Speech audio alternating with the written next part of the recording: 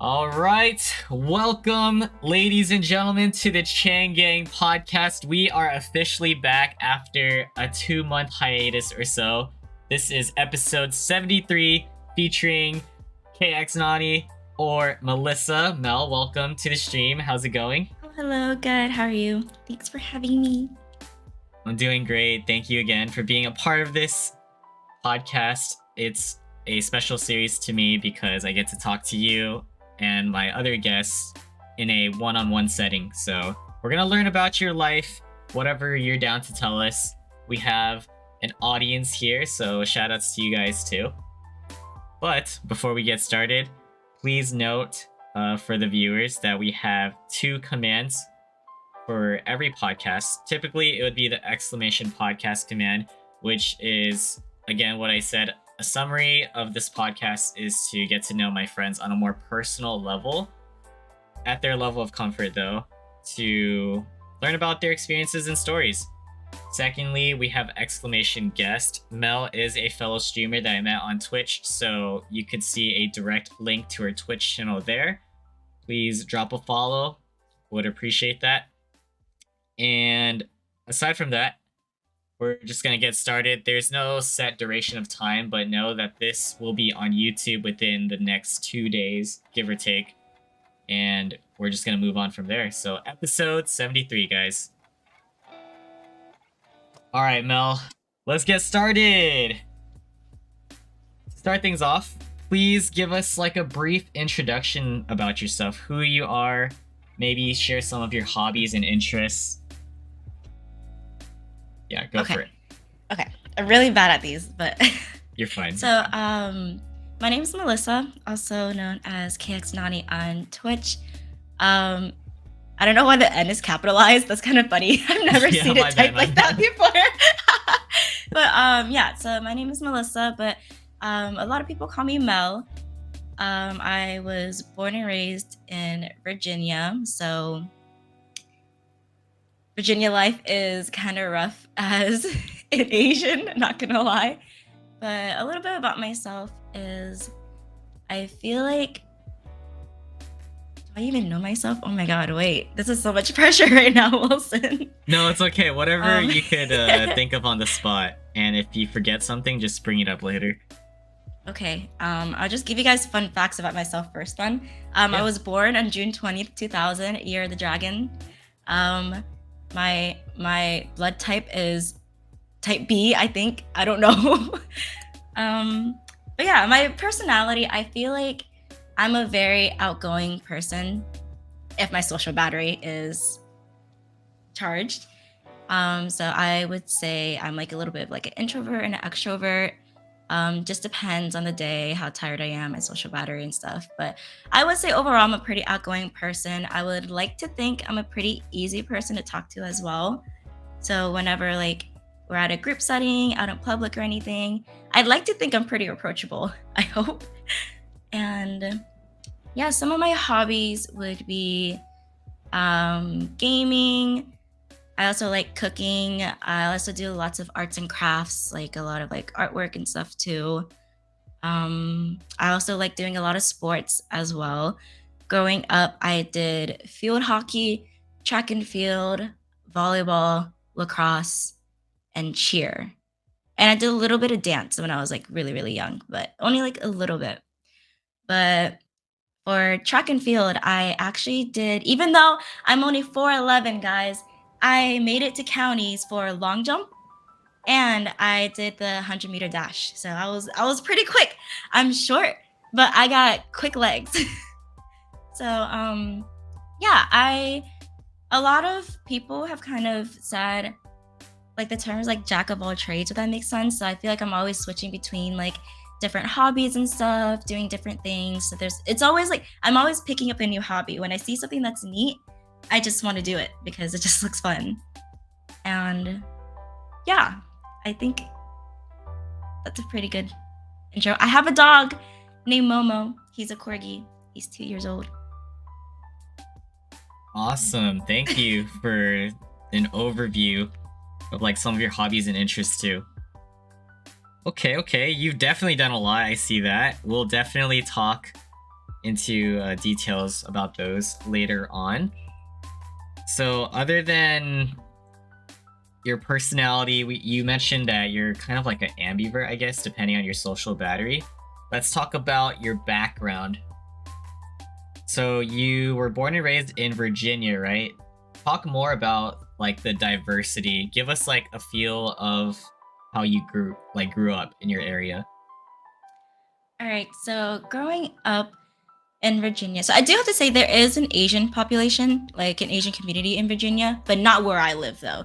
That community is more so like an hour away from me, like an hour or two. So it's pretty far. So where I live, majority of the population were white and African American and Hispanic and stuff. So I would say growing up, every time I was in school, the only other Asian person I would see is maybe like one other person, like in the entire school. And they might be on my grade or they might not.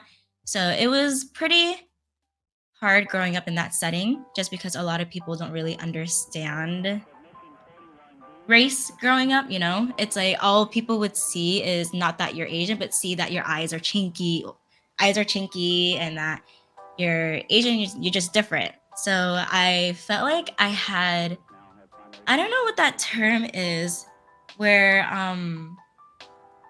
I couldn't really embrace my ethnicity, so being Asian. I felt like I had to be Yeah. white to fit in with everyone. I forgot what that term is, but basically I felt like I had to start changing myself. Like even though my parents, like my first language growing up, I spoke Vietnamese. That was my very Mhm. first language, but now I barely speak it because I was always forced to speak English here. And when I was put in elementary school as well, it was like it was some scary ass classroom. They put me in ESL, like English second language, but it was some like raggedy ass empty classroom in the back of the school, like way back. Like, it Oh was no. so far from everywhere. A teacher would come to the class and get me like, Melissa, it's time. And I'm like, time for what? And it's like, we're gonna teach you English. So they just like took me just all the way back to the classroom. But I remember though, every time I got an English word right, they gave me candy. So Wow. I feel like I changed a lot of myself to try to become white and fit in with everyone just so I wouldn't get made fun of. Yeah. So I started pushing away Vietnamese. I didn't want to speak Vietnamese. I didn't want to really eat Asian food or anything. All I wanted to do was be American, be white. I wanted to be like everyone else. So that was pretty hard growing up there. I would say I didn't embrace being Asian or well being who I am until after I left high school. And that's when I started getting time to really figure myself out Mhm. along with meeting other Asian people as well. I met a little more Asians when in high school because my parents would have like family friends and stuff. So I would like meet them through there. But same thing with school. In my high school, there was only like one or two other Asian people. And their last name were Tran as well. My last name's Tran. So of course everyone in the whole school like, oh my god, you guys are Asian. Your last name's Tran. You guys have to be related. I'm like, no, but like we are Asian, so woo. Yeah. But yeah, so that was kind of what it was like growing up in Virginia Mhm. with that kind of population. And as far as the question, me being more of like an ambivert, I feel like my personality really depends. So once again, on social battery, but also with people I'm around. I feel like if people are able to kind of like keep the same energy, keep the same vibes, I'm able to put myself out more and be more comfortable with just talking to people more, hanging out more, and kind of initiating more conversations. But definitely growing up, I was more of an introvert. I was a lot more scared of approaching people, making friends, starting conversations. I was kind of more to myself. I actually, it sounds really bad, but I actually did not have like any friends growing up. I was always just kind of like that one loner, or more so, Mhm. I kind of floated between friend groups too. It's like I never had permanent friends or long-term friends. I would make friends with a couple different people and I would be in like a different friend groups at different times, but none of them were ever really permanent for me except for towards the end of high school, like two friends is the only two people I still talk to from high school.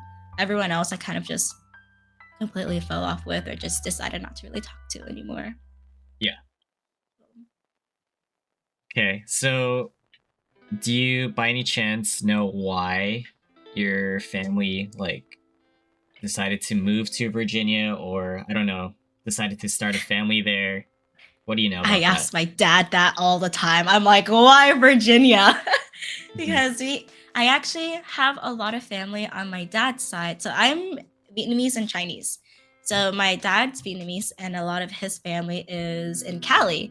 If I'm not wrong, they're in NorCal, near like Oakland area, the Bay Area, and stuff. So that's where a lot of them are at. Mhm. And my mom's side of the family, they're all of them are in New Jersey, and like one or two families like is in New York. And then later on down the line, I think one of my aunts moved to Cali. Either way, majority of my mom's family is in New Jersey. So like once I realized, I'm like, holy shit, I'm in Virginia out of all the states in the US. I would always ask my parents, I was like, why Virginia? Like, why? Like, it was so hard growing up. And my dad's biggest reasoning was that just it was more affordable. It was more affordable because my family wasn't the most well off. Mhm. So New Jersey is a little more expensive. Cali, as you already know, is very, very expensive. So Yeah. just looking around, my dad thought Virginia would be the best place as far as cost of living, schools, and weather actually as well. Because Cali, it's very hot, wildfires, very dry, hot everything. New Jersey, it's really fucking cold. It's really cold. They have like multiple feet of snow. It's like really bad. But I would say Virginia, you still get both weathers. Cold from winter, we still get snow and all that, but we still get pretty hot summers as well. So he kind of liked that balance in the middle there. Plus, no tornadoes, not really any hurricanes, not really any earthquakes. So he's like, this seems like the most safest place to Uh-huh. live out of the states. So that was his reasoning. But Okay. yeah. Okay, so speaking about family, we'll dive deeper into that again at your level of comfort. So you mentioned how your life was like growing up when it comes to like school and your surroundings, but how about your relationship with your family? Do you have any siblings? Or just talk about your relationship specifically with your parents growing up versus now. Yeah. Okay. So I actually have 18 siblings. And just kidding. Your face is so Oh, serious with that. I'm kidding. I don't have okay. 18. I mean, I But don't judge, so even if you did, that's it's cool. okay. My grandma had like 12 kids, so but I have two brothers. My oldest brother, his name is Henry. He's actually my half brother. We share the same mom but different dad. And then I have another brother. His name is Robinson. He's my full brother, so full Vietnamese as well. The age gap, I think my oldest is 29, and then my other brother is 25, I think. So, really not a lot older, but still older brothers. And so growing up, my my family was something else. It was pretty hard growing up with my family. My parents, as far as I can remember, they were never truly happy. That sounds really that sounds really depressing, but they were never truly happy. They were all the earliest memory I have is just them always arguing, and there's always just always issues going on. And I remember this one instance.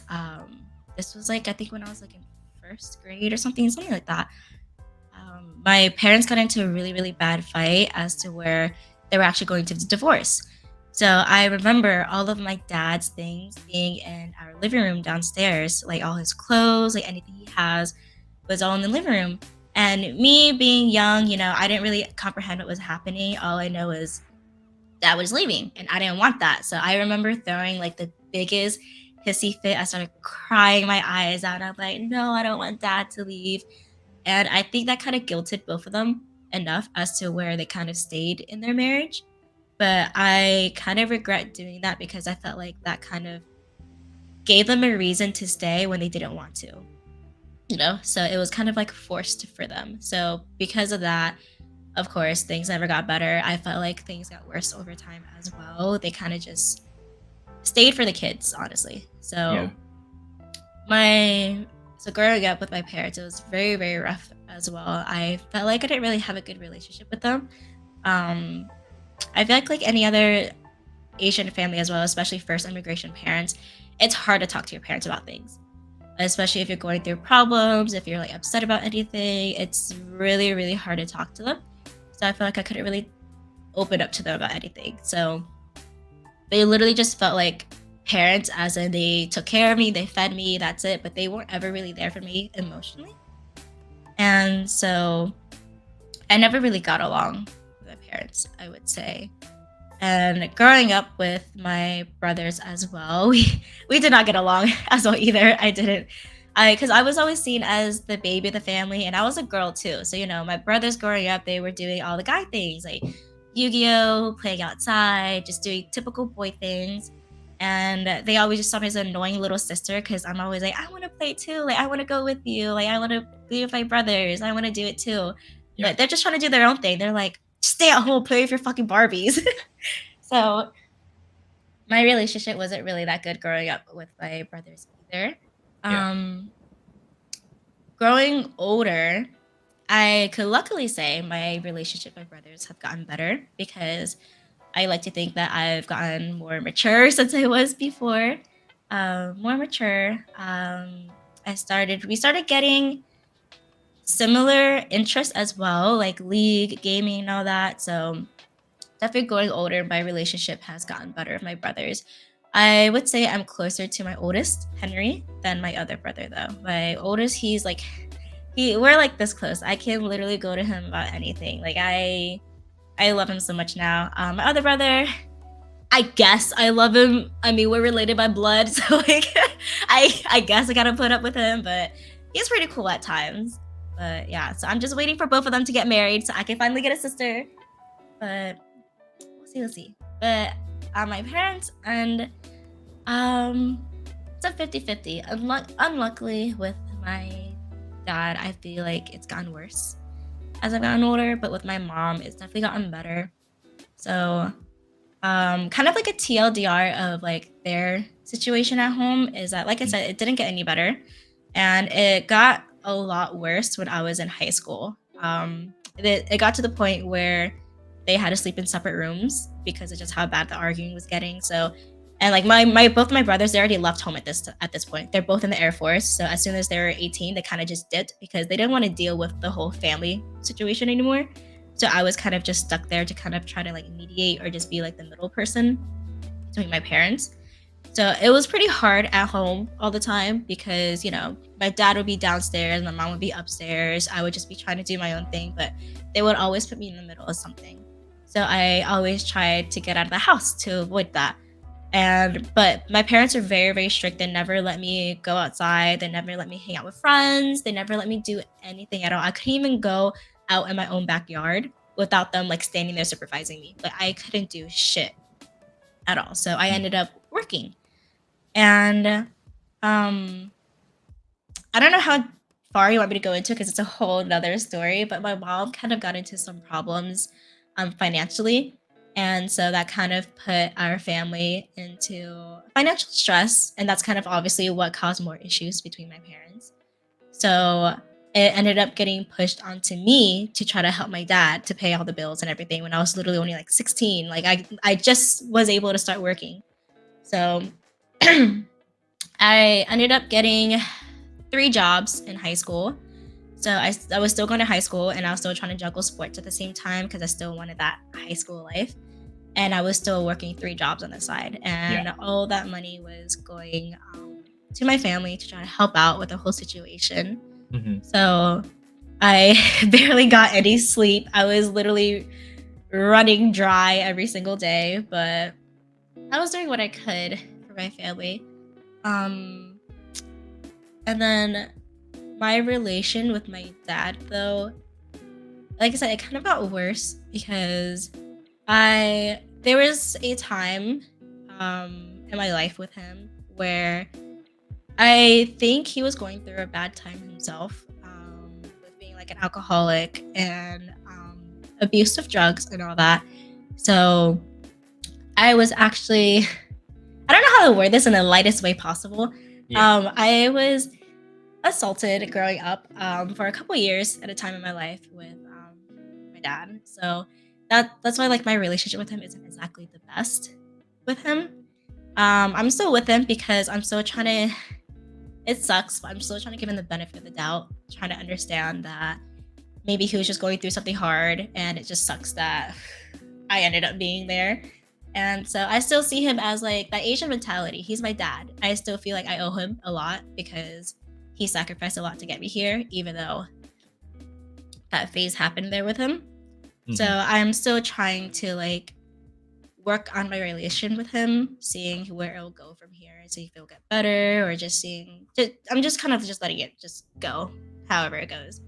But luckily, it stopped though. It stopped. It stopped. I would say a couple years ago, so I don't have to really worry about that anymore. But it's still just that mental thing of that happening. So honestly, I really can't be. I don't feel really comfortable in my own home like that anymore. You know. Yeah. Yeah. So, but with my mom, she actually ended up leaving the house like I would say halfway through my senior year of high school. My mom ended up leaving because she was like, I've had enough. I'm done. I don't want to like do this anymore. She was like, I'm sorry, Melissa. I tried holding out until like you graduated and left for college, but like I'm done. I'm out. And I'm like, honestly, I don't blame you. Leave. So Hmm. my mom left and she started doing her own thing. But I could definitely say my relationship got better with my mom with the distance because at home we always butted heads because there's always issues one way or another. There was always a problem. There was always just fighting. So we were just always fighting all the time, fighting, bickering. We never really had that mother-daughter relationship that I always see like other people have. But I'm happy to say that I have that now with her. With I feel like my mom's my best friend. I can go to her for anything whenever things get hard, whenever things happen. I would go to my mom. So Yeah. and so I'm really happy that my relationship with my mom got better. But yeah, that's kind of like a little overview of life at home. Yeah. Thank you for that. Um. Oh yeah. Also, your mic kind of like gets spotty at times because I don't know if Mm, you're speaking directly into it. So just like a I'm little not bit of a sure. heads up. It's not like bad. I could still understand. I'll move it closer to me. That might help. So, a few questions based on what you've told us already. I appreciate the details, by the way. You said your mom moved. Is she still like in Virginia or? No, so with the situation that kind of happened with her, since Yeah. a lot of her family was in New Jersey, she actually hopped around a bit in New Jersey and New York just with her different sisters and everything. And mostly because my grandma was still alive at the time as well, but she was nearing that age. So she was mainly helping take care of my grandma because, everyone else, they're all working adults. They have jobs, they have kids, they have families. But luckily, my mom, she was free at the moment. So she was just a caretaker for my grandma. But then after my grandma passed a couple years ago, she actually moved down to Florida to start over and kind of start a new life for herself there. And yeah, so she's been living in Florida since. She actually has a boyfriend she's been dating for a couple of years now. So she's really, really happy. And I would say she is in a really good spot now, better than she was here in Virginia. That's good. And Mhm. you're able to keep in Mhm. touch with her from time to time. Yeah. Sounds like. Yeah. Okay. I always just call her whenever I can text her whenever. Literally like she lives like near Orlando. So anytime I want to visit her, I can just fly down to Florida, stay with her. We could go to Disney, just anything we want. So I always have a way to contact her. Yeah. And ever since she left during your senior year, you've been with your father ever since? Hmm. Just me and my Got dad. it.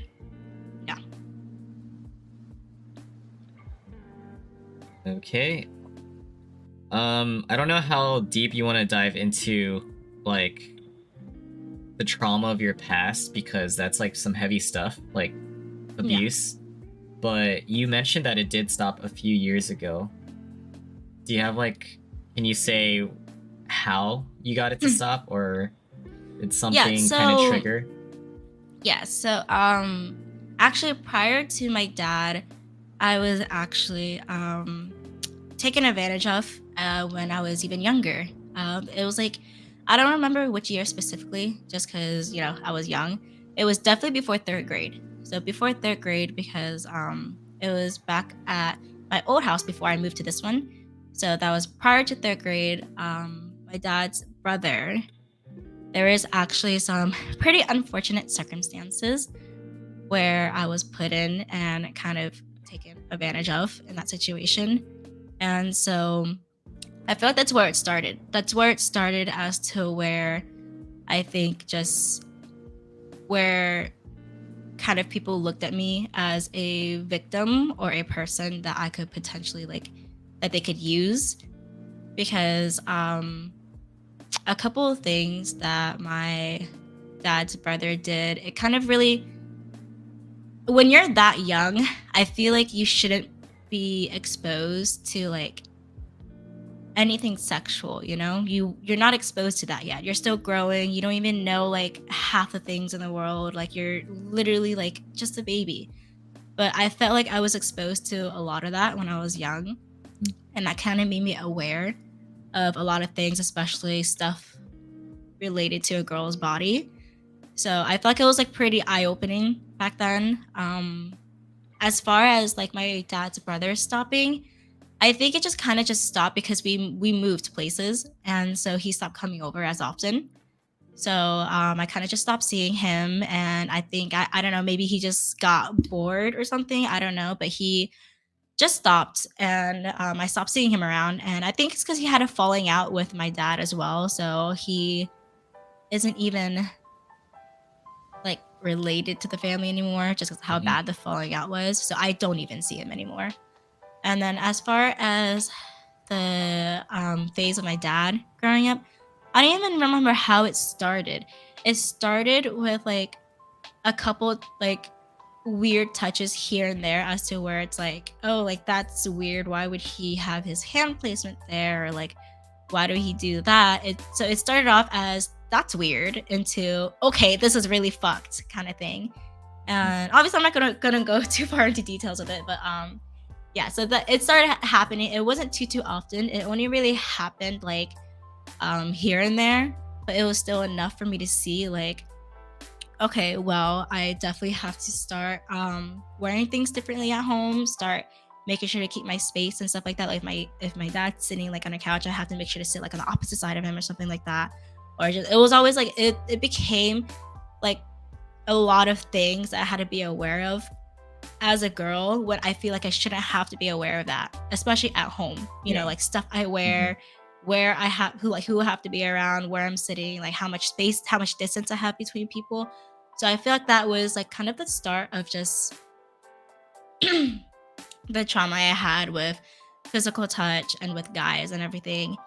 And so with my dad, I same thing. It just kind of just phased out. It kind of just slowly stopped happening as to where, like I said, I don't know if like same thing with him, if he just got bored or whatever, or if he just got tired of it, or maybe because he saw that I literally noticed what he was doing and he saw that I was trying to be more aware to like avoid him. Hmm. But he stopped.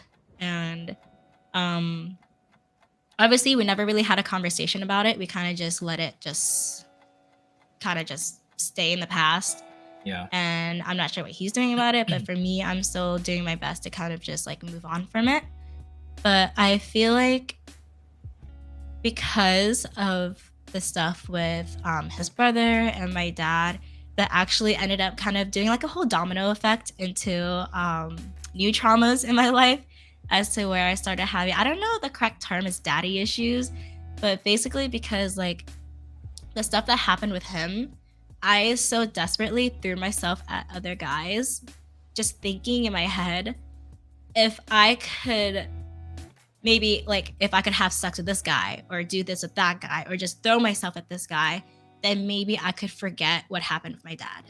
I don't know if that kind of thought process makes sense, but it's kind of like the just the feeling of it in my head, just knowing that it happened and literally still like being able to like feel it in a way, I was like, I don't want to feel it anymore. I want to forget it. I want to move on. Like I'd rather feel something else. So that kind of started into a whole like me throwing myself at guys. Ended up causing, and you know how that happens when I throw myself at guys, it just starts a whole bunch of other issues. So Yeah. it's like it kind of just like snowballed into like more bigger things and stuff. And I actually, fun fact, I actually ended up going into a mental hospital, like an inpatient unit, for Mm. about like a week or so. And I was kept there on watch for a little bit of something, yeah. So I was there for a bit, and the only reason I got out was because I lied. I lied to all the doctors there. I was like, doctors, I'm great. I'm so happy. Nothing's wrong with my life. I want to live a long, happy life. I'm perfect. So they let me out. But if I was honest about everything, I don't think they would have let me out. But yeah, so I would say that's a little bit on that. But yeah, like I said, like with everything, luckily it just phased out and just stopped, and I didn't really have to do anything myself about it to try to like make it stop itself.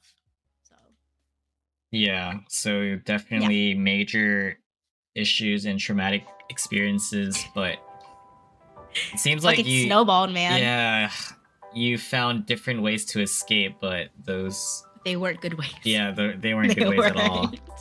No. I see. When you mentioned the like the mental institute, Hmm. how did that like become a thing for you to end up there?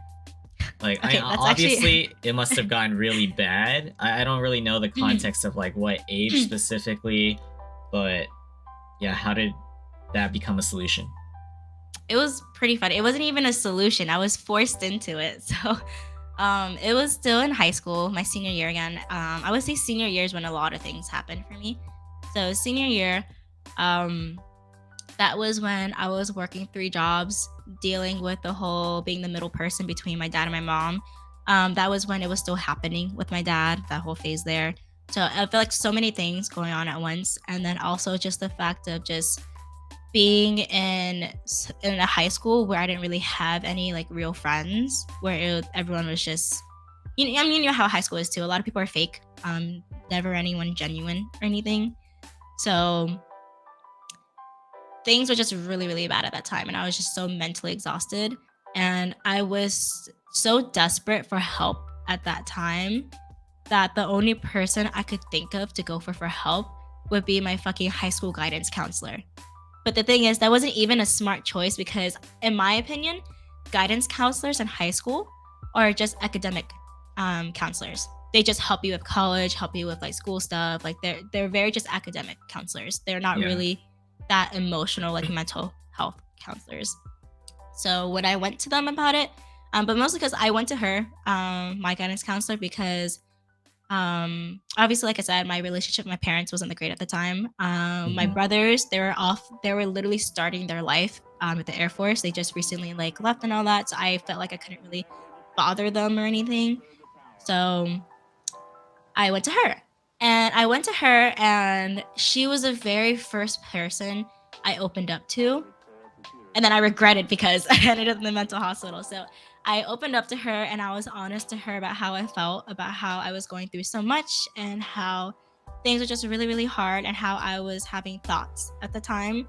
And the moment she heard that I was having like thoughts, she was like, I don't get paid enough for this shit. So she she made a phone call and she's like, yeah, like, I'm gonna call someone in here. So like, it's the deputy on campus, because you know how they always have a cop on campus.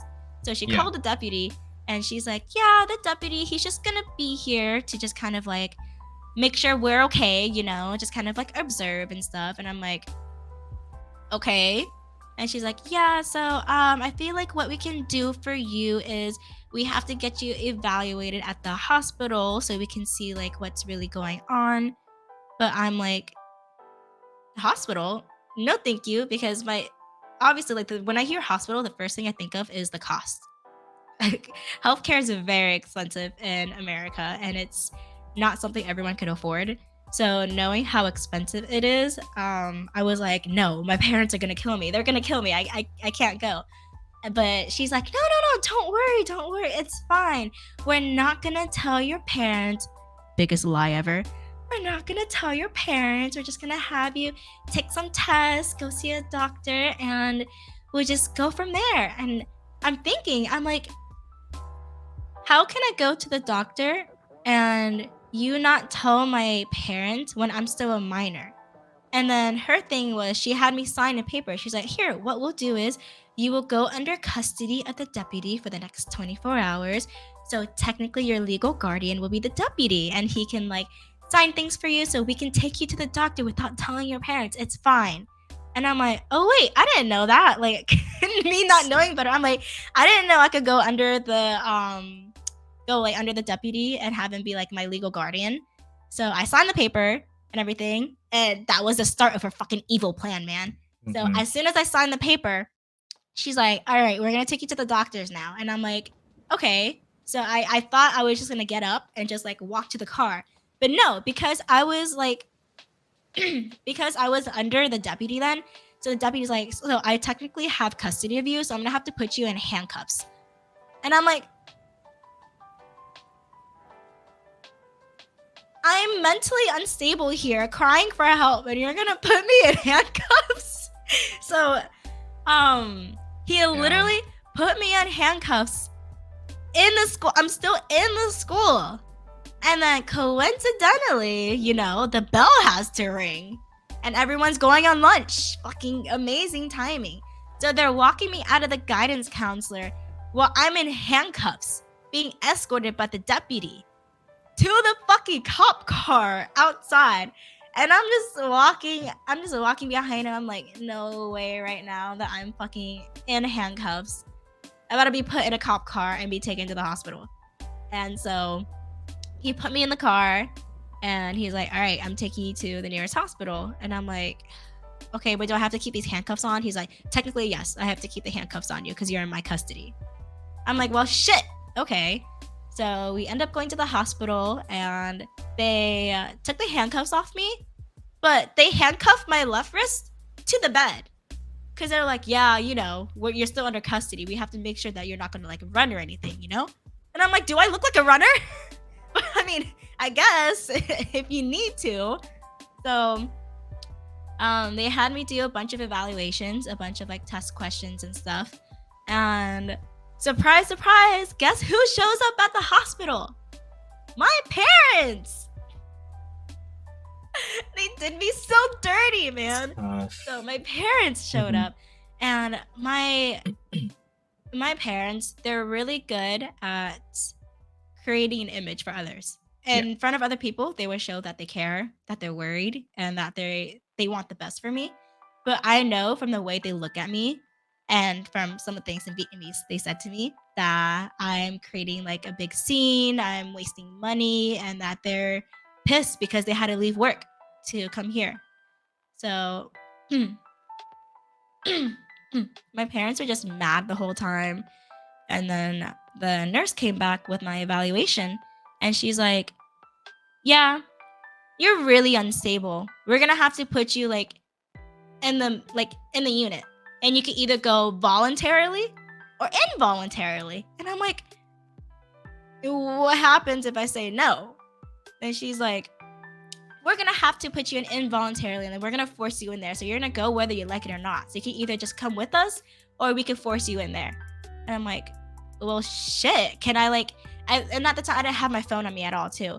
So I'm just like, can I at least have my phone? Because I had 3 jobs at the time. I can't just leave like that, you know? So I was like, okay, can I at least have my phone so I can like message my managers and let them know what's going on? They're like, if you go voluntarily, we'll let you do that. And I'm like, okay, I guess I'll go, but like let me contact my managers because I have jobs. So they let me like contact my managers, and 2 of them were fine. They were understanding with it. I just told them that I'm being hospitalized. That's it, because they don't need to know more. I was like, I'm gonna be hospitalized for maybe like a week or so, and I'll be back. So two of them were fine, but I actually lost my one of my jobs because she was just a bitch. She's like, "Oh, you're calling out last minute? Well, that's against our store policies, so just don't come back afterwards." I'm like, "Well, shit." So this is not making things better. So, yeah. So after that, I ended up getting processed into inpatient, and since I was still under 18, I was put in the juvenile section rather than the adult section. So I was with other kids, and they were a lot younger than me, which was like really surprising. But Mhm. yeah, that's how I ended up in there. It's it was actually like a fucking movie, man. They did me so dirty. I hate them for that. Yeah, and then when you went through with it and finally came out, like, how did that specifically change you as a person? I know you had like Um, huge trust issues, especially with like the counselors and stuff, but yeah. what did you actually learn from being at the institute? So I would say in the institute, I in my so from my personal opinion, they didn't really help with much. Their their way of approaching it was just to figure out what you have and just assign you medication for it, rather than actually trying to like figure things out.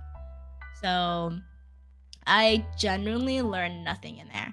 I was I mean, they put me in a room with like 8 other mentally unstable kids.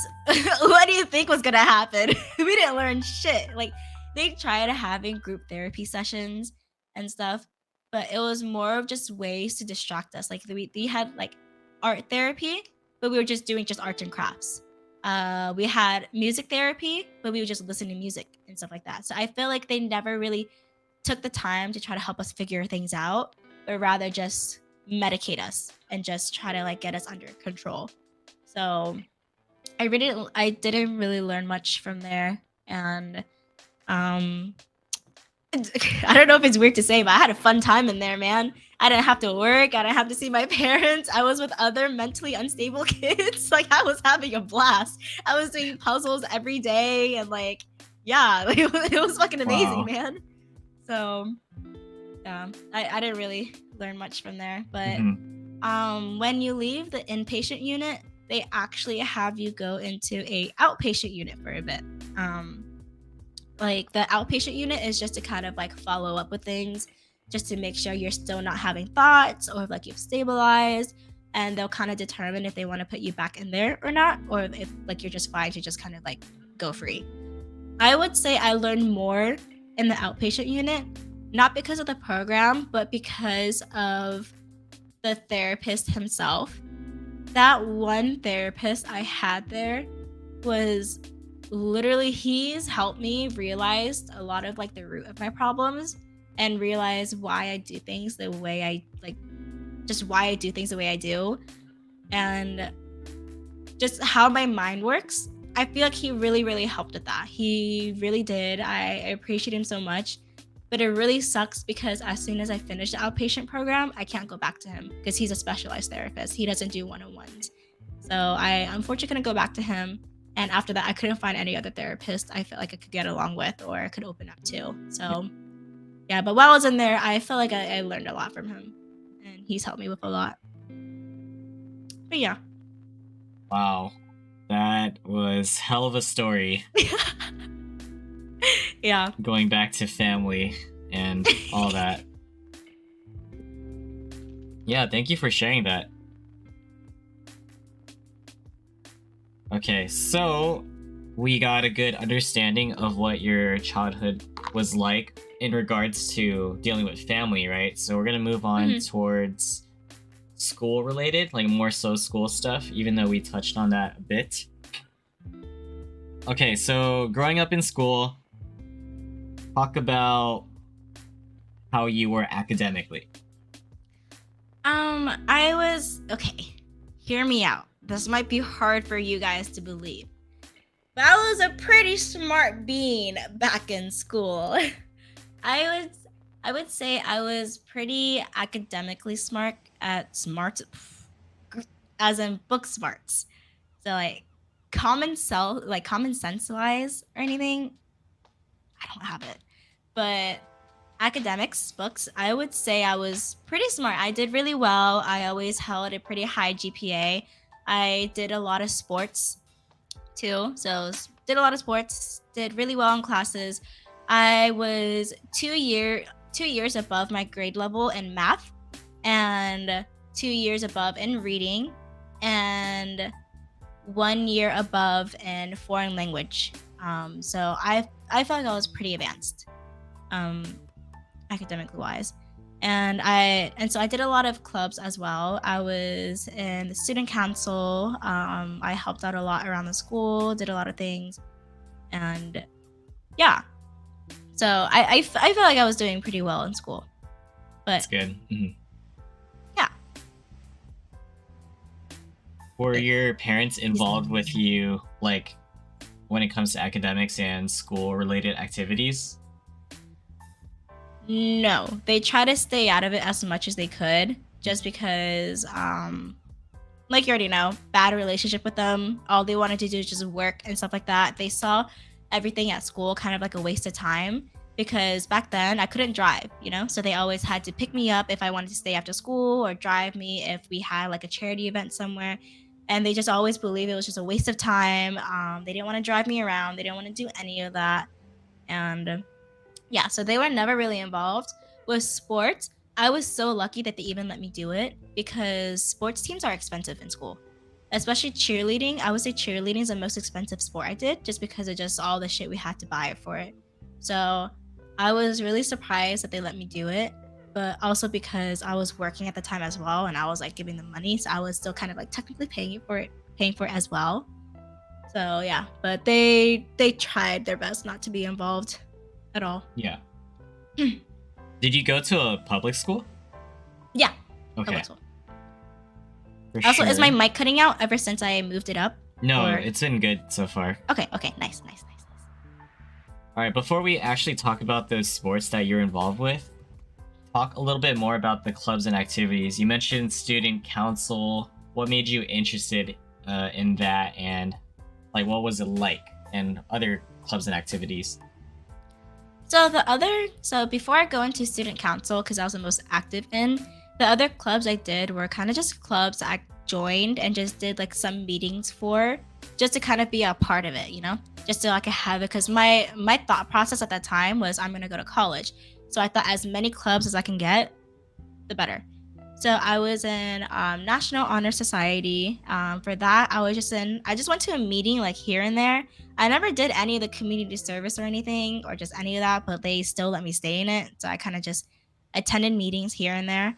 I was in I forgot the correct term for it, but it was the National Honor Society, but for Spanish. So like Spanish Honor Society or something. So I joined that club as well. All that one was just like a initiation meeting, and then you just go to a couple meetings here and there afterwards. I also tried to be a part of Key Club, but same thing. I just went to a couple meetings here and there. I never really did much for it. I was also part of like art club as well. Never really did much, but just attend and just did some artwork after school. So the only one I would say I put a lot of time in was student council. I was actually the historian for my student council because me personally, as you already know, Wilson, I love taking photos. I love capturing things in the moment and just really just taking photos of everything and just be able to document everything as well. And, preferably I wanted to try running for like president or vice president, but with how I was in school and it kind of sounds weird to say, but it's like they would choose like the white girls that are like more known in the school and stuff like that as like the president and stuff like that. Yeah, So I social kind of status, yeah. so I kind of just like left it because I was just kind of like people knew of me, but I don't think I would have gotten president. So I kind of just like settled for historian, but I was still part of the student council though. And if anything, I like taking photos and just documenting all that. But the reason why I wanted to join was because I always liked being able to kind of like lead things, like I liked being able to host things, host events, plan out events. I liked speaking for people that didn't really have a voice either too. So it was just something I was just really, really interested interested in and thought I could really excel at. And yeah, I was in a student council from late middle school all the way like through high school. Okay, so those are some of the clubs and activities you were involved with. But for sports, when did you realize you had like an interest or passion for these sports? You named quite a few, so I'll let you kind of give us the timeline. Yeah, so the very first sport I did, it wasn't an official club because it was in elementary school. I was in choir in elementary school, and we never really because there wasn't really any dance teams in elementary school, you know. Mhm. So our choir team, I remember it was like our winter concert, and just like winter songs and stuff, or just anything that they wanted to do, like, cute little dances for it. So they actually had one of the teachers volunteer to like choreograph some like easy dances for us. So I just did. That's when I first started doing dance, elementary school there, and I thought that was really fun. I was like, oh, I've never really like done anything like sports related other than just playing outside as a kid. So I was like, oh, like, this is pretty fun. I really like this. I really enjoy this.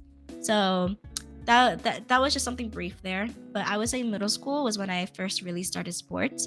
That's when I was like, I my thought process was I was doing clubs, but I was like, I want to do something more. Like sports looks fun. Like I feel like I would do well in them. I've never done them at all like, outside of school. But I was like, I feel like it would be fun. I feel like I could do well. So I said, fuck it, we ball. I tried out for field hockey and it worked out. I only made JV though. I didn't make varsity. But I played field hockey and that was pretty fun. It hurt my fucking back, man. I didn't realize how hunched over you had to be the whole time for field hockey. But that was the very first sport I did. And then I did track and field in middle school, which was the long jump, 100-meter dash. And I totally forgot. I skipped over it. But I did discus and shot put as well.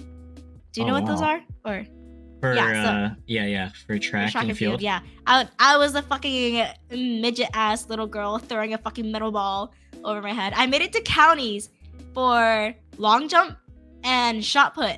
I made it to counties for those. What So the... it was pretty fun there. I really enjoyed it too, and that's when it started. Like that's when it started my interest in sports. I would say track and field mostly. It was like because I started realizing I liked the way working out made me feel. It made me feel like more active, more energized, and I just liked it. And I liked the idea of having teammates that you're close with. Because since I never really fit in with people like normally, my then thought process was, oh, if I joined a sports team and I'm on like a team of others, they'll become my close friends. Because I always see other people in sports team, they're close with their teammates. So I'm like, maybe I can make some friends if I join sports. So that was my biggest reasoning I would say for even wanting to join sports. Yeah, so you kind of you wanted more, I guess, in your life to experience these things, so you kind of took that step on your own with that intent. Okay. At one point, did you realize you're good to be able to even go to county? I mean, honestly, it's just during practice, whenever I was like trying it out, like trying out the different things, I knew I couldn't do hurdles because of my fucking legs. So I was like, what are other things I could do? So I tried out long jump. I liked it and I saw that I was able to jump pretty far. And I was like, oh, I bet. So that I started practicing that more and I started seeing like progress. And I saw that I was able to jump pretty far compared to some of the other girls at the time. And then same with shot put and discus. I don't know how, but I mean, every time I did shot put and shit like that, I was able to make it pretty far. I don't know, like my coach said it was my form that was able to help me get like the most distance compared to other girls where they kind of just like were just throwing it. But so yeah, I was able to make it like kind of far compared to other girls on the team. So I guess it was more of like I never really looked at it and said, holy shit, I'm amazing at this. But rather I'll do it and I'll kind of look at my coach for validation. Like, was that fine? Like, was that good? And my coach will usually say, yeah, that's actually like really good. Melly, like keep practicing, and then you got it. And then I just kind of did that. And then they, when the time came to choose like 3 people to go to counties like per event. My coach just chose me as like some of the 3. So Nice. yeah. Okay, and what was your like height compared to everyone else though? I know you're like 4'11", probably since high school then you're talking about. How Yeah, about so the other girls for I the remember sports? still, actually no, just kidding. It was elementary school that I remember I was still kind of similar in height to everyone else. Mhm. But middle school, that's when I started realizing everyone's growing, and I'm just kind of like, am I growing? But no, I didn't. So luckily, the height difference wasn't too big back then because it was still middle school. So I would say the girls, they're probably like around 5'3" at the time, or like 5'4". Like some are still growing, some are like just around like that average height for a white person. So Mhm. they were like usually like a good couple inches taller than me. But then high school was when people started towering over me and I started looking like a midget. Okay. Yeah. I don't remember when I hit my peak height though. I don't remember when. Yeah. Just, I've been 4'11" as far as I can remember. Mhm. Gotcha. Okay. Yeah, feel free to continue with like your sports journey. And then okay, so that was everything I did in middle school. Outside of school, I did volleyball. So I did just like recreational volleyball here and there. I didn't do travel because that was pretty expensive. So I just played recreational volleyball for fun at the county gym. Excuse me. And so that's where I did volleyball at because I wanted to do volleyball in high school, but in high school, one of my friends at the time, she approached me. She's like, so I didn't do cheerleading in freshman year. So freshman year, my friend was like, Mel, like you'll be such a great cheerleader. Like you should definitely try out. And I'm like, me a cheerleader? Because I had intentions to try out for volleyball. And volleyball and cheer, they were during the same season. And Ooh, you can't do okay. 2 sports at Yeah. the same time. So I was like, I don't know. Like, I want to try out for volleyball. I've never done anything cheer related at all. Like, I'm not flexible. I haven't done any flips or anything. I was like, I don't know if I would like be a good fit for it.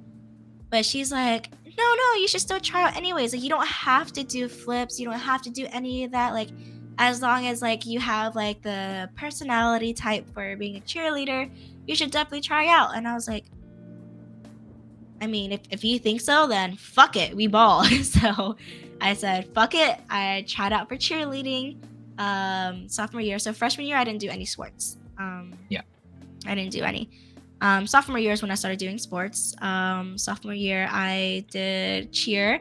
I actually made it to varsity right off the bat when I tried out for cheer, which I was genuinely shocked about because, like I said, I couldn't do flips or anything, so I couldn't tumble. I've never done any stunts before where you're throwing girls in the air and stuff like that. I've never done that before.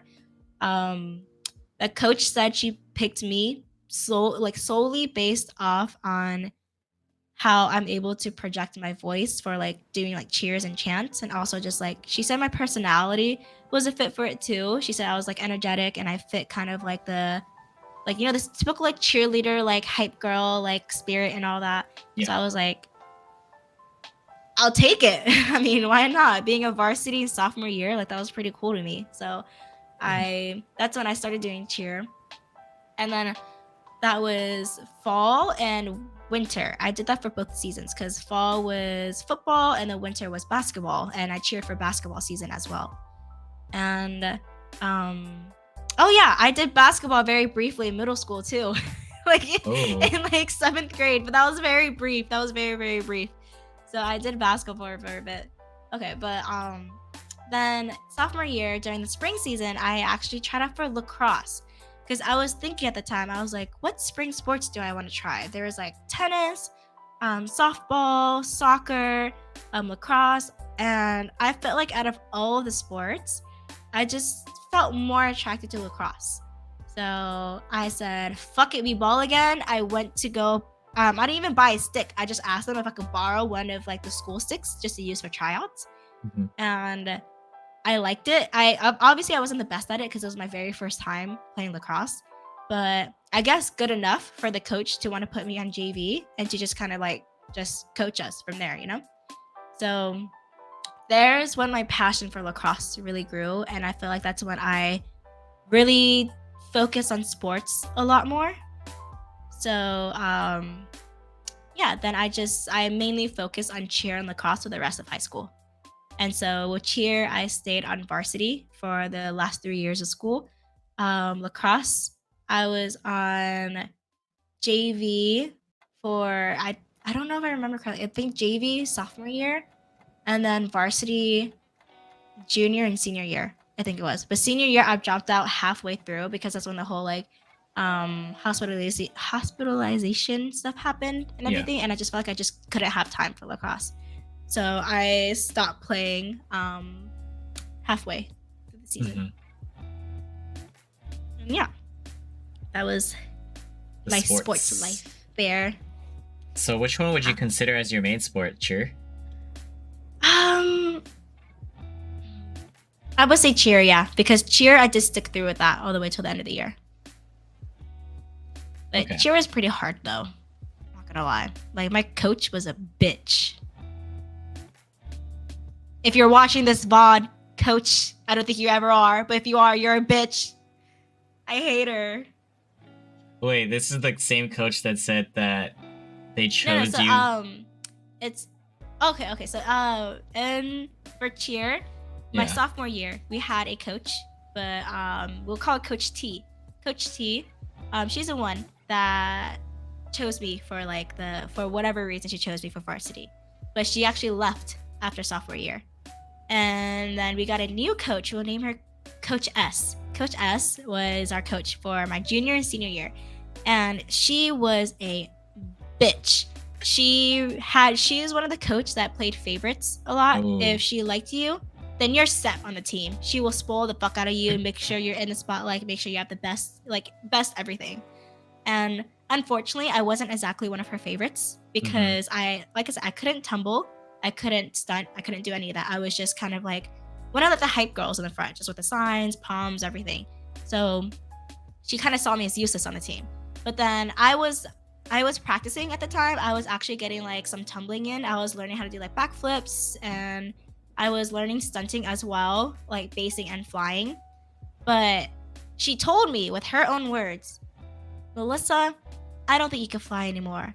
I'm like, why not? I feel like I'm progressing in my skills.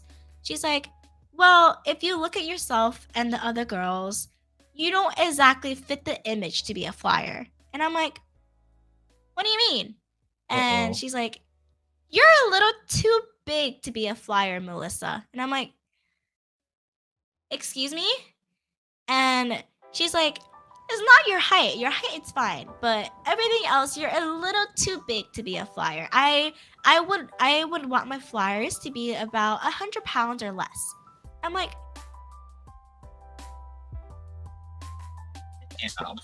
okay then. All right. Tell me you're a bitch about saying you're a bitch. So I got grounded. I couldn't fly anymore. And then I was like, okay, maybe I could just like keep basing. But you know, my height, there's not many girls my height, you know? All the bases, the ones that like, you know, lifted the other girls, they are taller. So if I tried to base, I'm not sure if you're familiar with how like stunting works with cheer. Are you? So there's Yeah. so there's 3 girls on the bottom. The girl on the back, so it's like kind of like a point of a triangle. Yeah. The one in the back, she's the tallest. While the ones on the side, they should typically be around the same height, so that when they lift the girl up, it's like equal Level, elevation. yeah. You know, that makes sense. Yeah, you know. But because I was a lot shorter, there was really no one like similar to my height that I could base with. So every time if I try to base with someone else, the flyer's legs would be so uneven because of our heights. And our coach was like, yeah, that don't look right. So I couldn't base anyone either. So I was literally just stuck, just doing signs and palms and just completely ignored at that point by my coach. And every time I did say I want to fly, I did have some girls on a team that were that I was friends with that were bases. And they've based me before, and they told the coach it's like a big thing when flying is there is a difference between being dead weight and being weight where you kind of like know how to tighten your core, tighten different muscles, and just know how to lift yourself to feel lighter than just completely dead weight. So the way that I've held myself before, like other bases, they've said that they can base me and that they want to base me, but they don't want, but my coach just doesn't want to, Yeah. like at all. So, so other girls have tried getting me to like try to go up in the air a couple times. My coach just would refuse because even if I felt light enough to the girls basing me for them to lift me up, because I I'm a little bigger compared to the other girls. Other girls, like if you're 100 pounds or less, you're really, really thin. And I'm not built like that. I'm not that thin. So just image wise too, she's like, Mel, you look bigger compared to the other girls. So I don't want you in the air. And I was like, damn, okay then. You're big yourself, bitch. I didn't say that. I didn't say that, but I was thinking it. Interesting thoughts. Okay. Yeah, so that was cheer. But I still had a good time though. I still had fun. Just cheering, especially basketball. I had more fun cheering. Actually no. Football season was a lot of fun. But yeah. Okay. And finishing off with cheer, what would you say is like the biggest good to know about cheering? Because I'm sure a lot of people don't really know much about it or may think, for example, it's like easy or something. I don't know. I'm just like making something up. But what to you is good to know? I would say the biggest thing is that when people hear cheerleaders, honestly, they just think of preppy girls and skimpy uniforms jumping around with pom-poms. That's it, you know? It is what it is. That's what a lot of people think when they hear cheerleaders. They just think of just girls and just skimpy uniforms. But I would say that high school cheerleading, yes, it is more of a joke. Not really a joke, but it's not as intense because you're mainly just cheering at football games and basketball games, you know, where you're just like cheering to the crowd, doing chants and stuff like that, doing dances.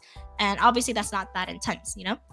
But I would say if you ever looked into competitive cheerleading, I would say it's one of the most, if not the intensive sports out there because of how much you're doing the whole time. It's like, and the pressure it takes too.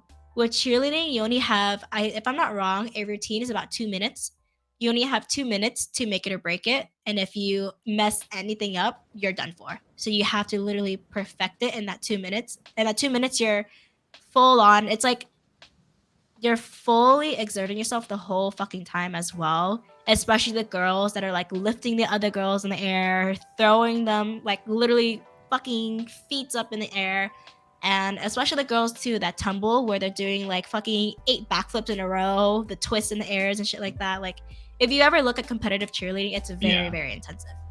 But high school cheer though, I would say it's a little more like as like a joke kind of thing, you know? I would say that's the only thing with cheerleading. Okay. So out of all the sports like you've been a part of throughout your years, what would you say is like your favorite memory that you've made out of those? One you could recall.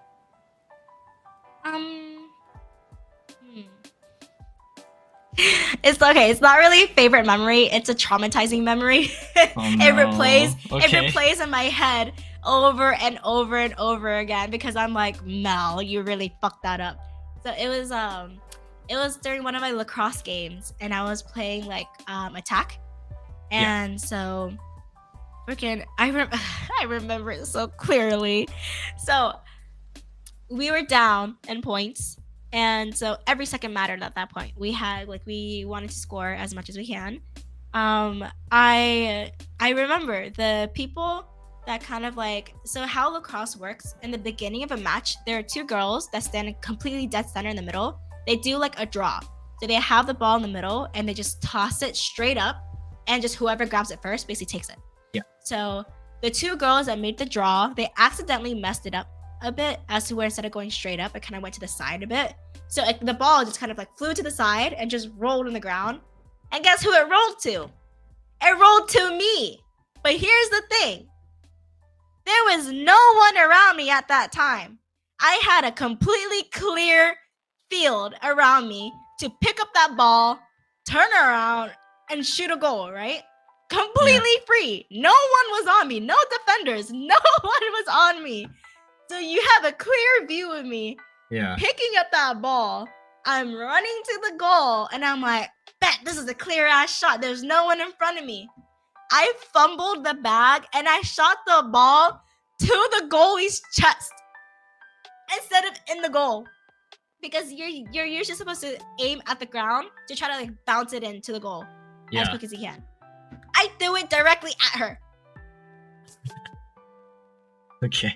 And I look over at my coach, and I just see him just... And I'm like, no fucking way right now.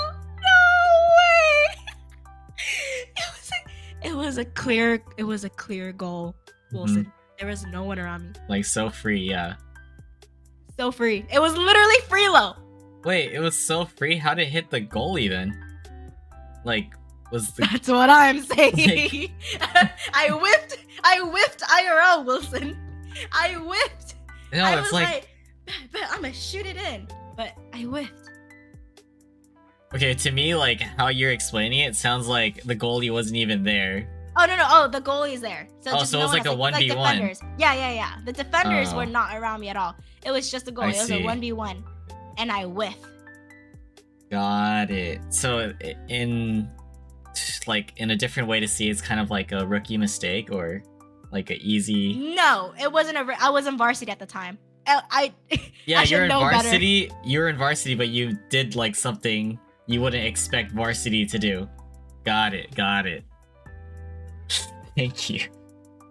That sucks that that's the most memorable experience. Sometimes I lay in bed and I'll just that will just replay in my head, and I'll see the disappointment on my coach's face. Yeah. And I'm like, oh shit. No That way face is right in your now. core memory. It is. Gotcha. Oh my god. Okay, well, there's that.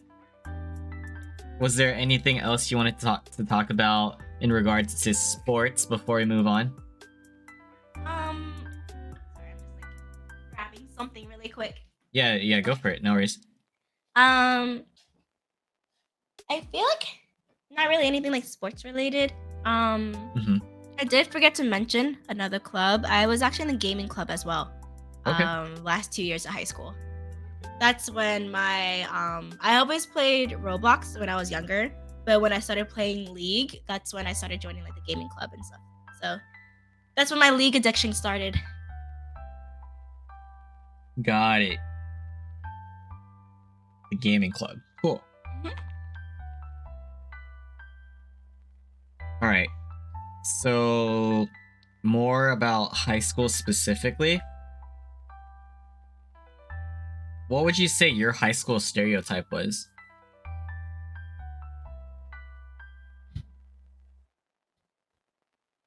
Oh. So Seems kind of like like you how know it. other people saw me, Okay, yeah. right? Yeah, is that Yeah. what you're asking? Like what other people saw me as? Mm-hmm. Okay, so a lot of people saw me as they for some reason people saw me as the one who has like lots of friends, that I was like well known, I was like popular and stuff, because like I said, I was always between different friend groups. Yeah. I was Floater. hopping around different friend groups, and like I said, I would like to think I'm a pretty approachable person. I'm really not mean to anyone. Just if they're nice to me, I'm nice to them. And then, yes, I had a lot of friends. So I feel like a lot of people saw me as the known, approachable person. And also because I'm Asian as well, too. So a lot of people just knew me as that one Asian. Mhm. So that was basically like my main title. Just, yeah. And then honestly, so I was a little more developed in high school as well compared to my other girls at the time. So I don't know if you heard the term, but jugs, like juggers, or like Mhm. boobs. So people will always say, "Oh yeah, that one Asian with the juggers," and I'm like, "My name's Melissa," but that's what a lot of people knew me as. And then the main thing, but then I would say a lot of people. So another reason why I never really had permanent friends, or that a lot of people kind of like talked bad about me a little bit as well, is that you know how I briefly mentioned the whole like with the trauma handling, I kind of threw myself at different guys to try to cope with stuff at home. Yeah. So because of that, that did give me a bad image. Near the end of high school, people saw me as just an easy person to get with, like Hmm. just someone easy, someone to just easily get with, and that it got to the point where guys knew to approach me, and they knew that they didn't even have to treat me as a person. They knew that they could just get with me, and that's it. So that became another image for myself at school. So that's something I'm not really proud of, but Mm. it's what happened. It's I feel like I had not really a valid reason, but like a reason as to why I did all that, you know? I wasn't just doing it just to be like a hoe or just like to sleep around. I did that to try to cope with things at home. It just Yeah. unluckily had a negative image on me with other people at school. Okay. But yeah, that's kind of like a side image though. But like the main one, my stereotype was basically people just always saw me as just the one Asian Mhm. around school. Okay. With the Yeah. side image you're talking about, I feel like we'll revisit that topic in a different conversation. So yeah, we'll keep that in mind. But that's your stereotype for high school. Just out of curiosity, did you end up going to your school's homecoming or prom? I went to so of course I went to all the homecomings in middle school because you know at that time everyone wasn't really like um an asshole. So Hmm. I went to homecomings in middle school, but they were just like, you know, just school dances.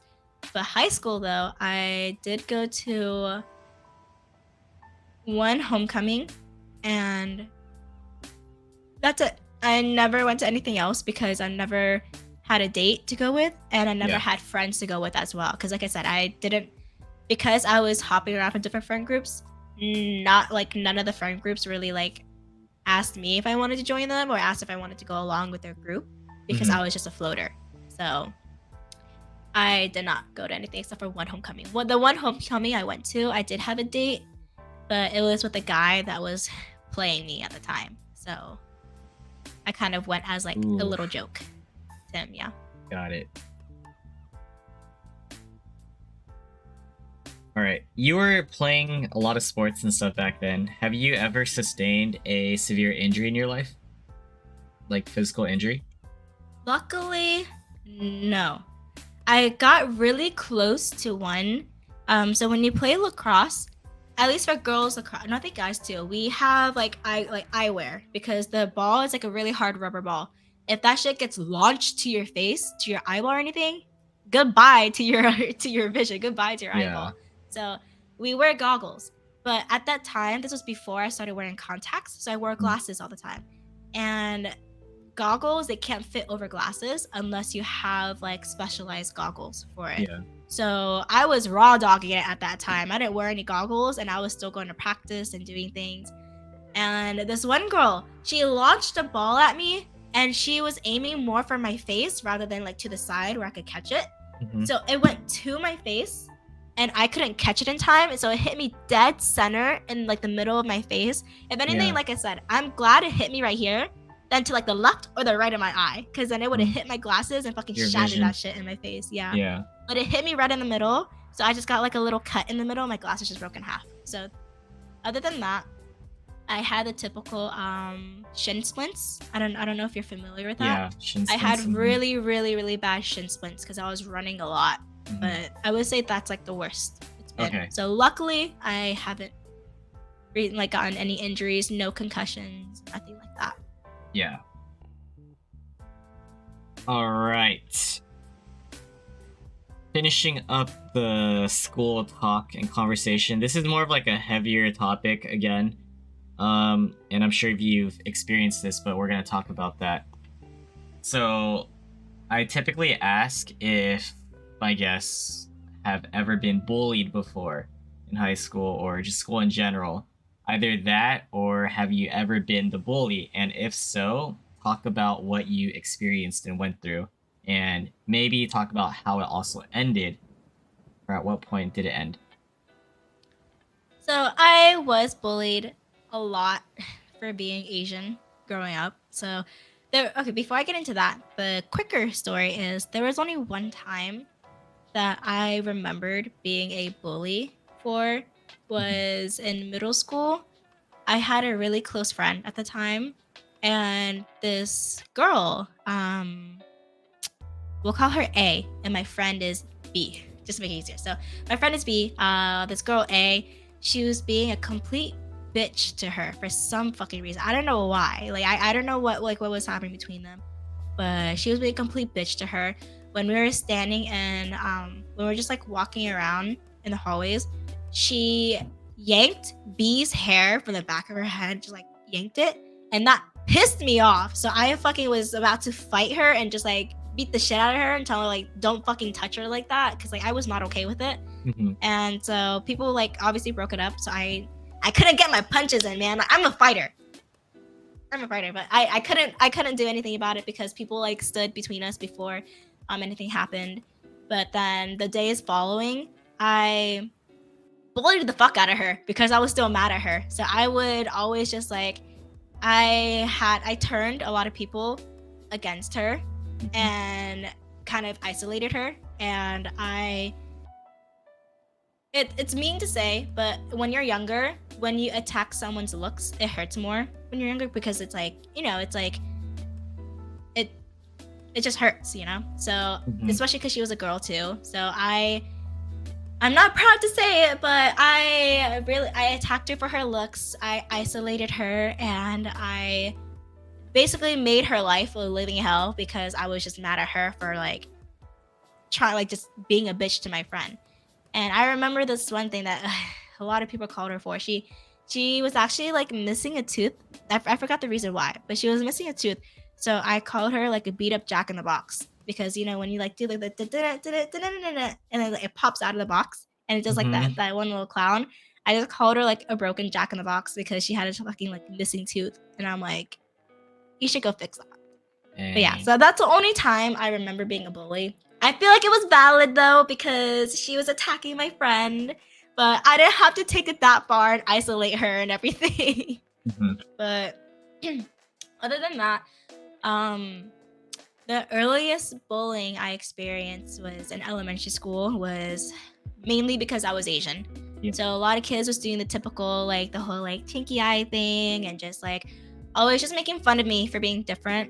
And that was the main thing they could only make fun of me for because there's really nothing else they could like attack me for, you know, because I would like to think, like I said, I would like to think I'm a nice person.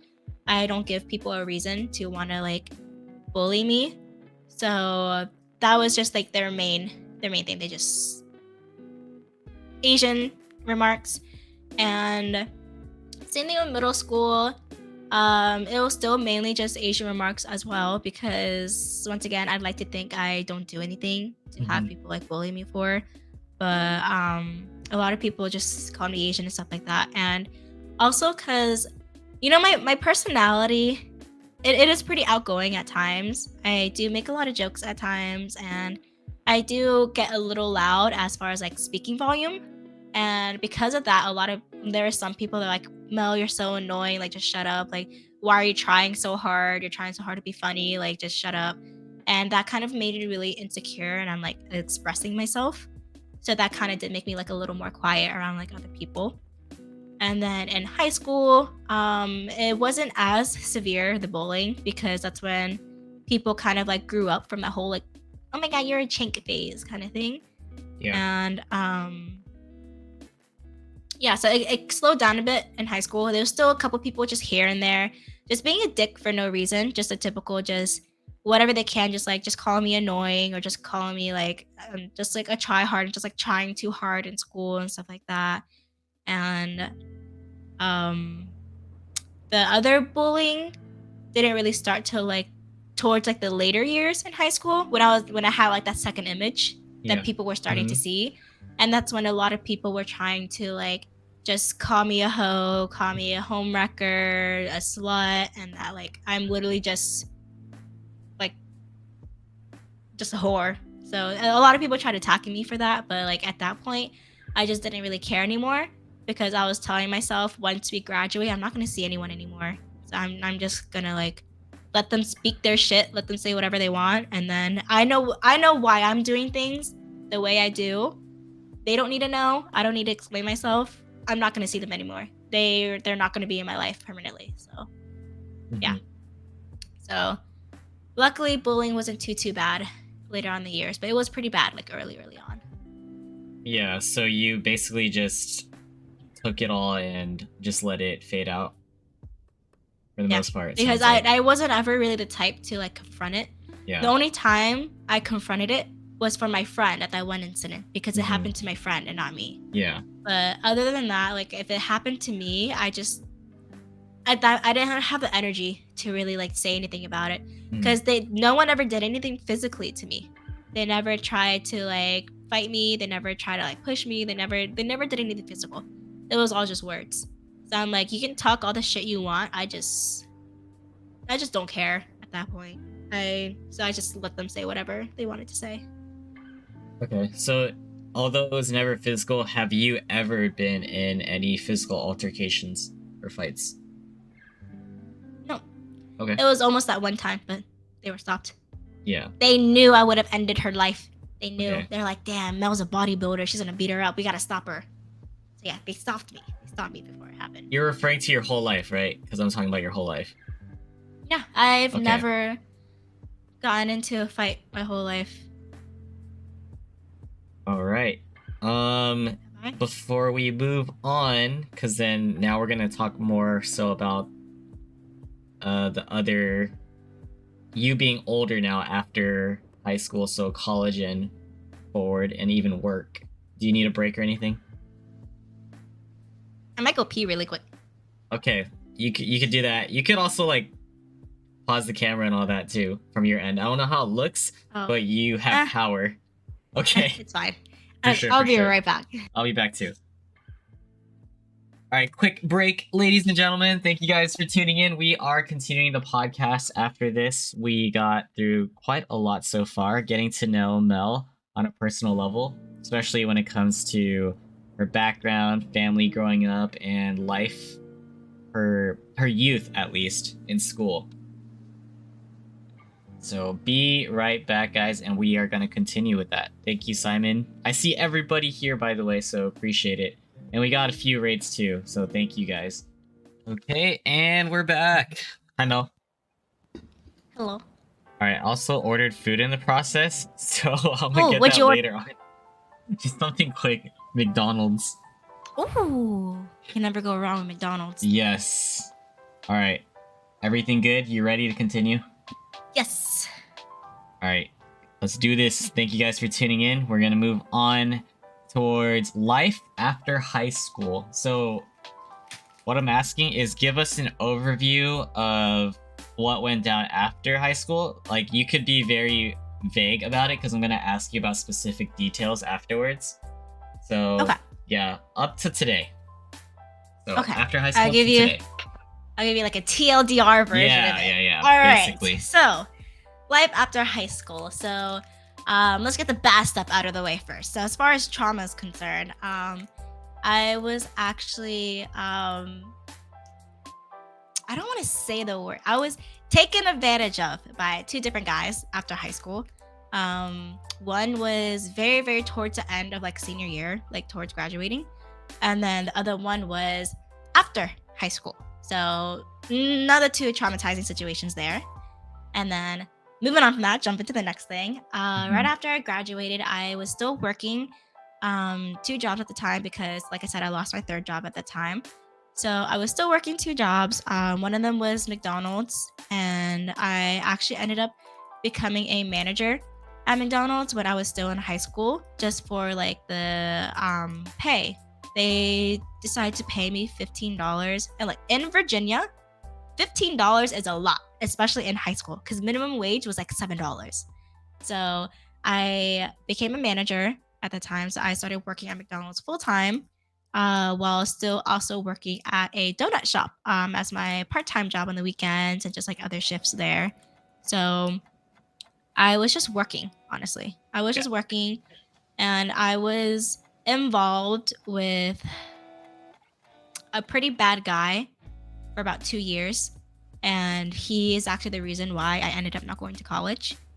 And after that guy, I jumped into a relationship with another guy that wasn't so great, and he financially put me in debt and mentally ruined me even more.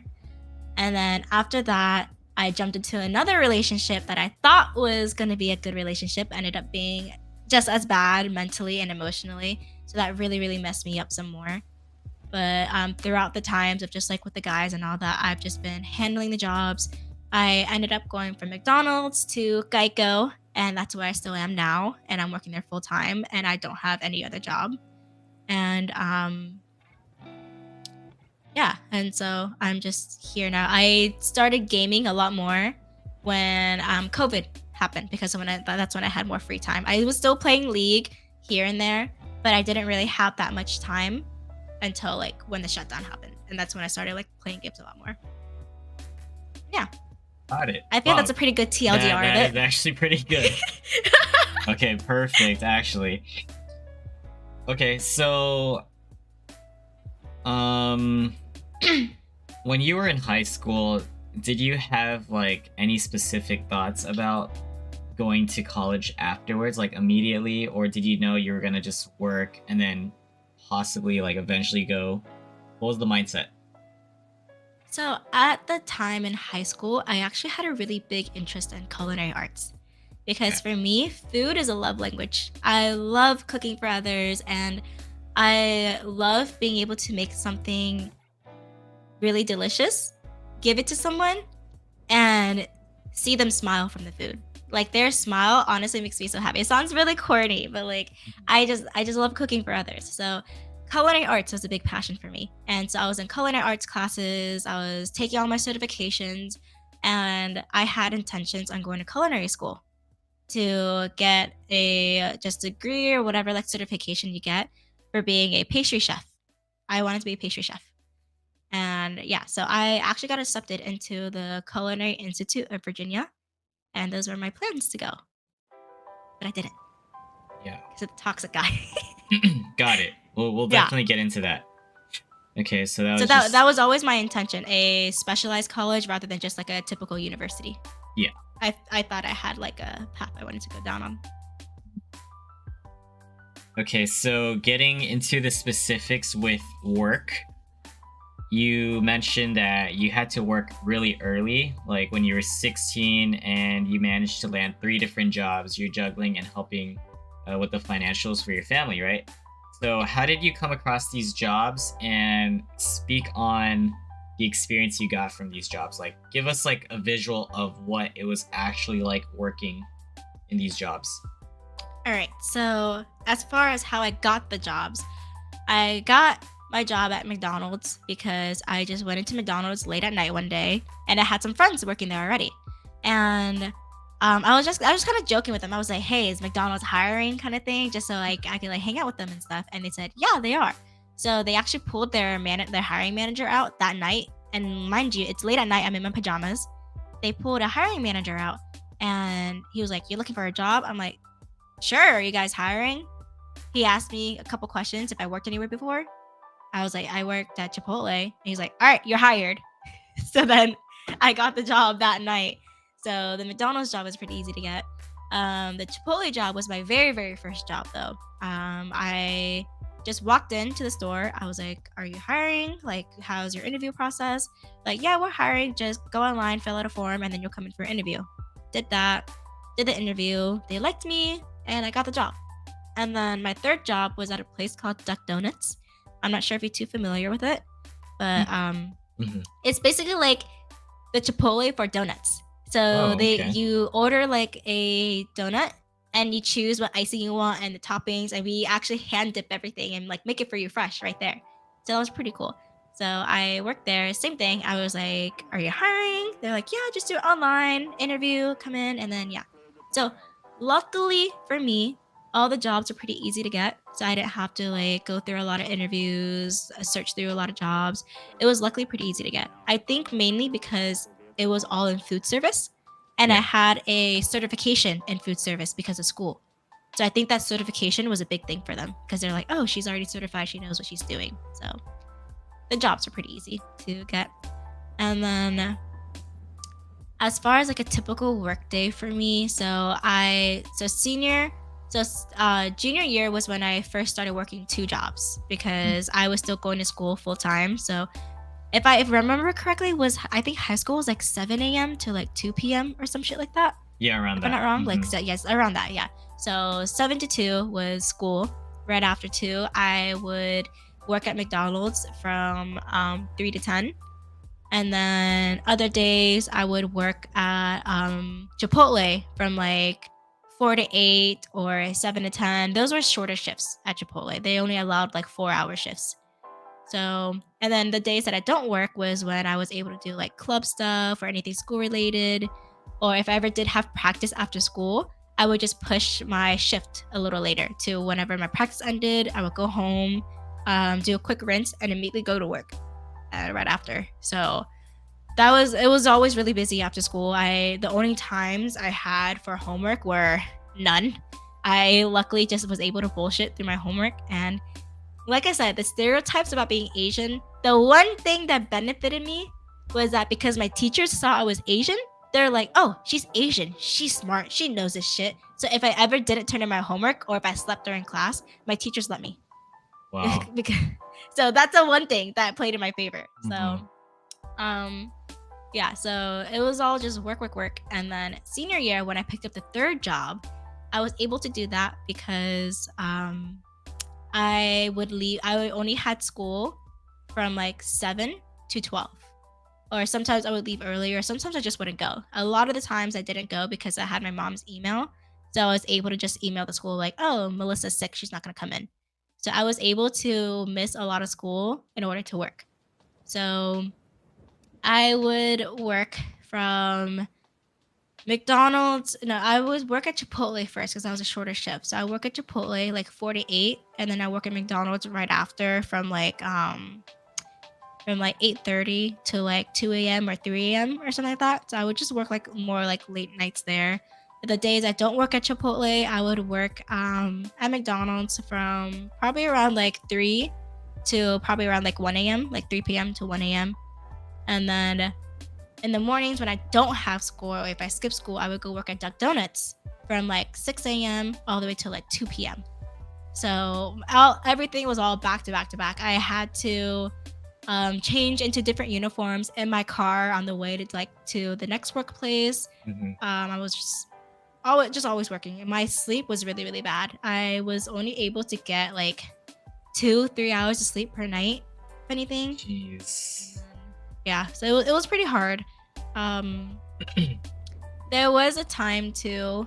I don't know how deep I should go into it, but money wise, working wise, I guess you could call it working like a job too, because I was trying to make income from it.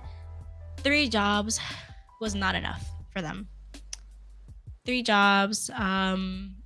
They always needed more. They always needed more for me. There's always still something they needed to pay it off, and it all got put onto me.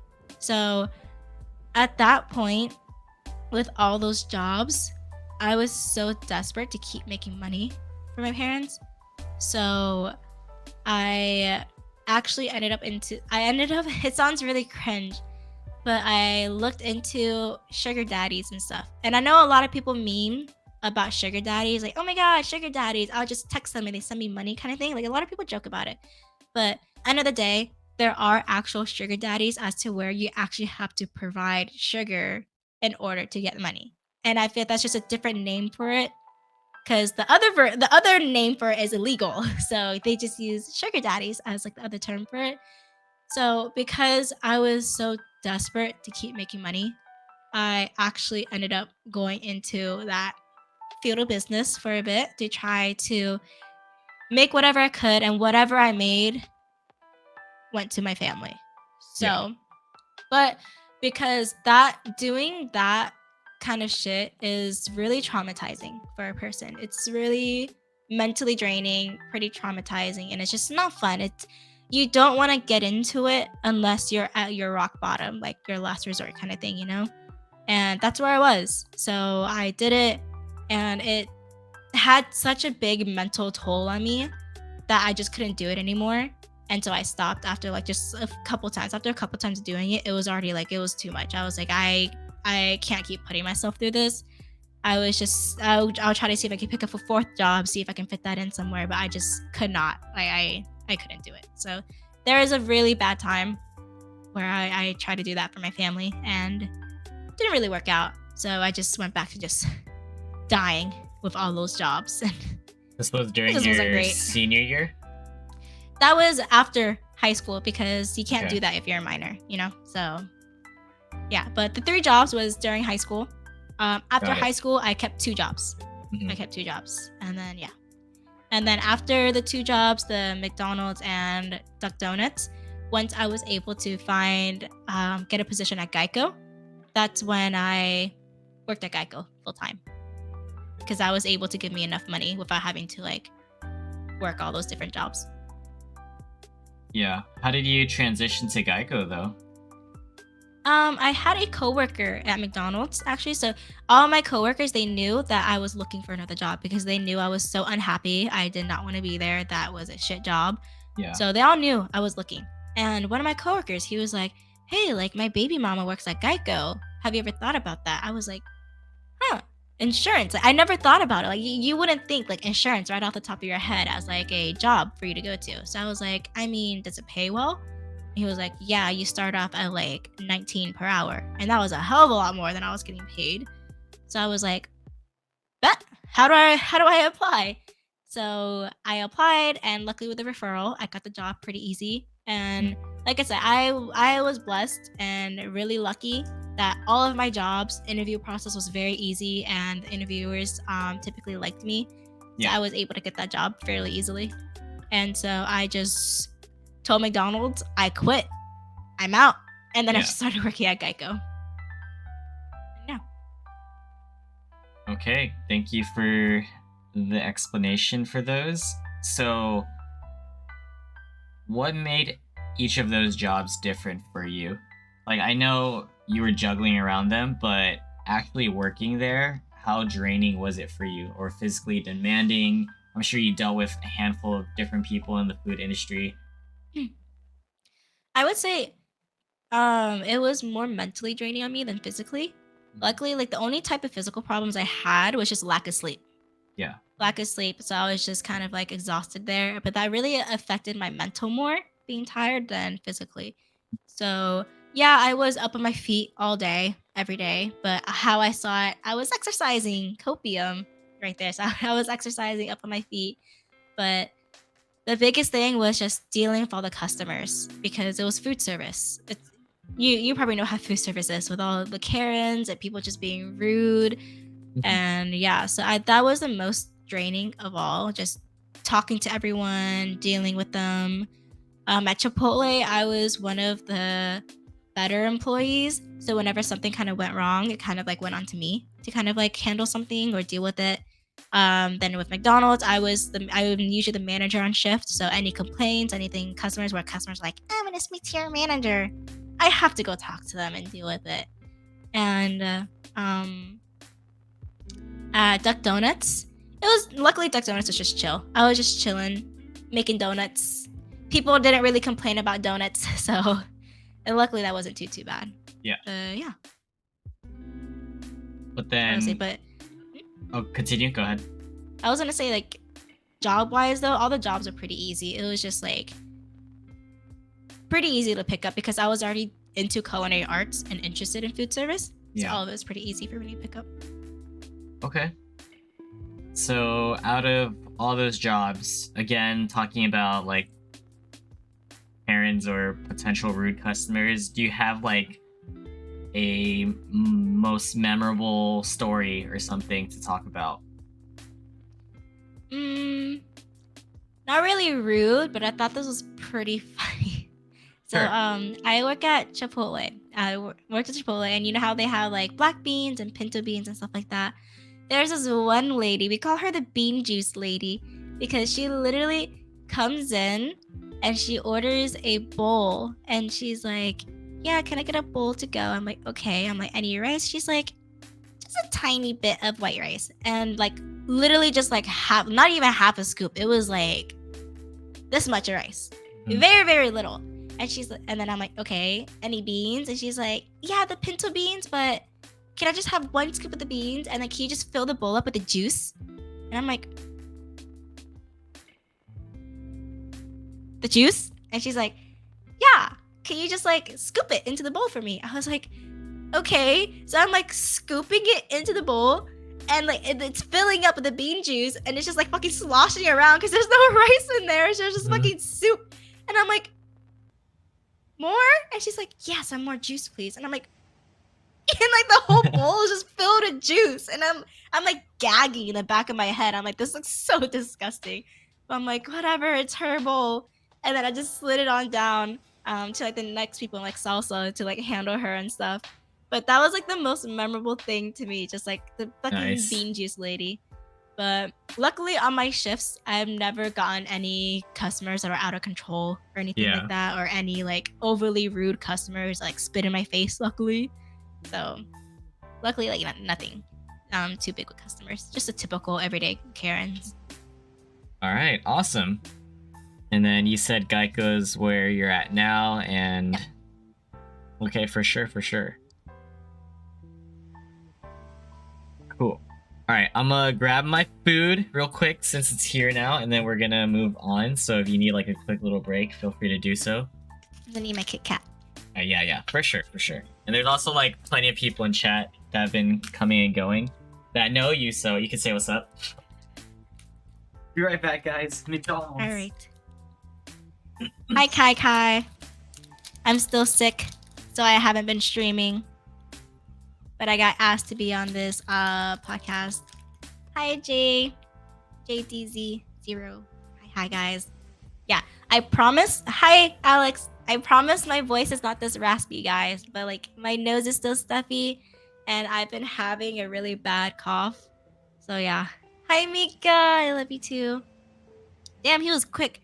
Here, you guys want to see something really disgusting? Watch how I eat this Kit Kat. Ready?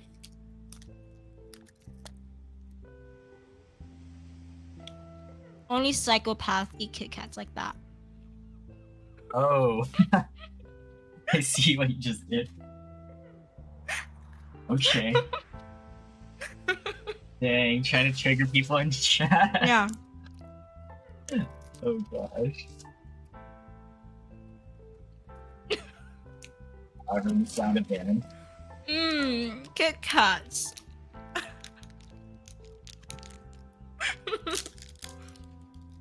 What's up, everybody? Thanks for tuning into the podcast, learning more about Mel's life experiences. Yeah, again, don't, like, feel free to just snack and whatever. As much as I'd like this to be super chill and stuff, it's hard for me to do that personally. I feel like I, like, try to maintain, like, professionalism, at least from my side. No, it's fine. I can talk while you're having a mukbang. Oh my god, 2-in-1, a podcast and a mukbang. Exactly.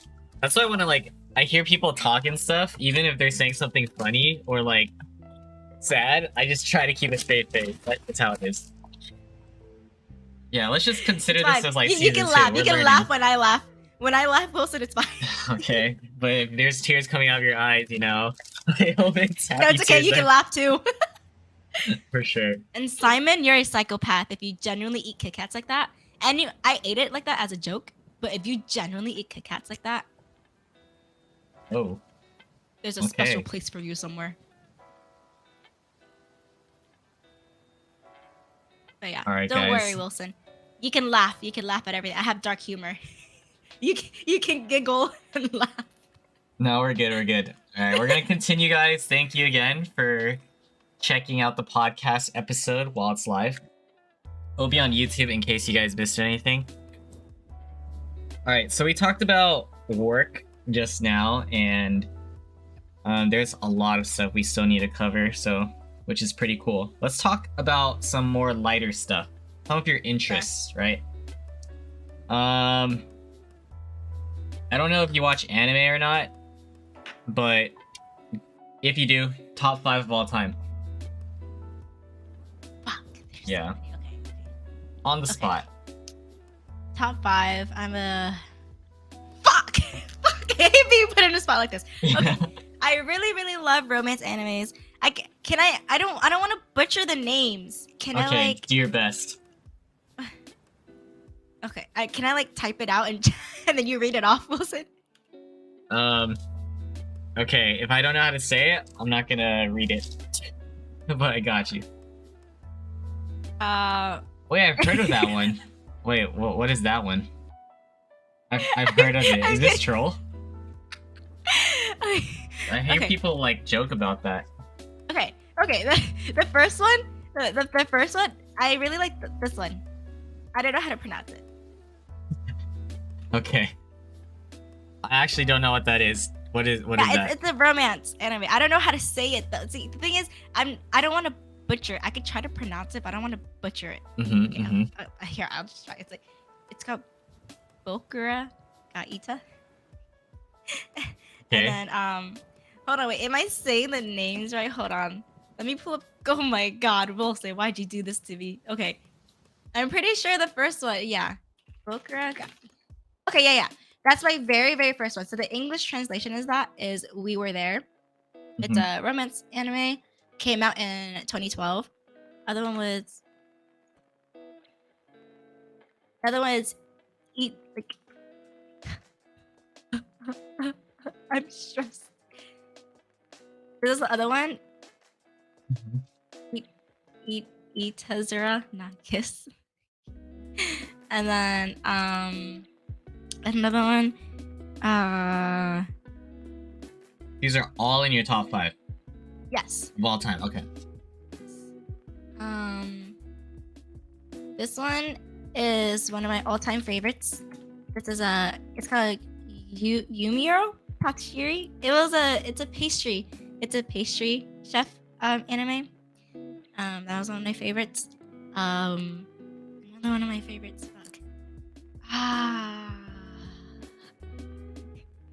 Fuck. Can we just leave it at my top 3? Okay, hold on, wait. It's like other animes. Like, fuck, I watched too many, Wilson. I watched too many. I'll go pretty basic. I like Asobi Asobase. I like that one. That's really fucking funny. If you ever want a good laugh, Wilson, every single episode of that one made me die. It was so fucking funny. I haven't heard of any of these, but that's totally fine. The more you know. Really? Mm-hmm. Yeah, I mean, I like a lot of romance animes. Yeah. And then another one that I like, fuck. What was that one called? I'm trying to find the name right now. Oh, here's another one of my favorites. It's called Kimi ni Toroke. So 4 of them are romance animes, but their prime time was back in like early 2010 kind of thing.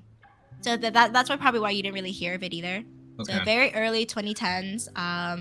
They're my favorites because they were my very first animes I've ever watched, and it really left a mark on me, and I really enjoyed it. Yeah, and it's one of those animes where I always rewatch it for like reminiscing and everything. So I still love it.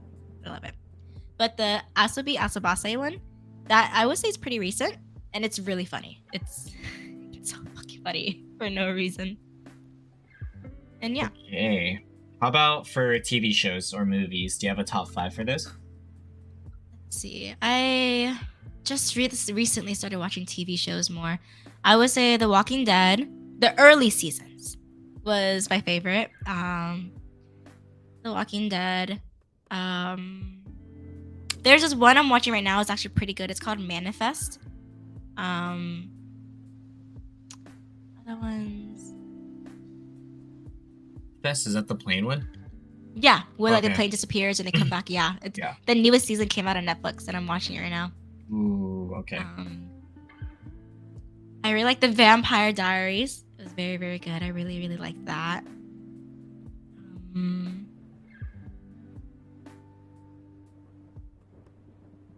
Can I do like a movie? Yeah. Crazy Rich Asians. I really like that one.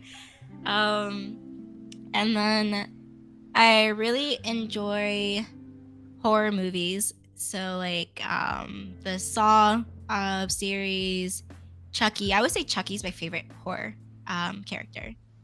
Yeah, so Chucky movies and yeah.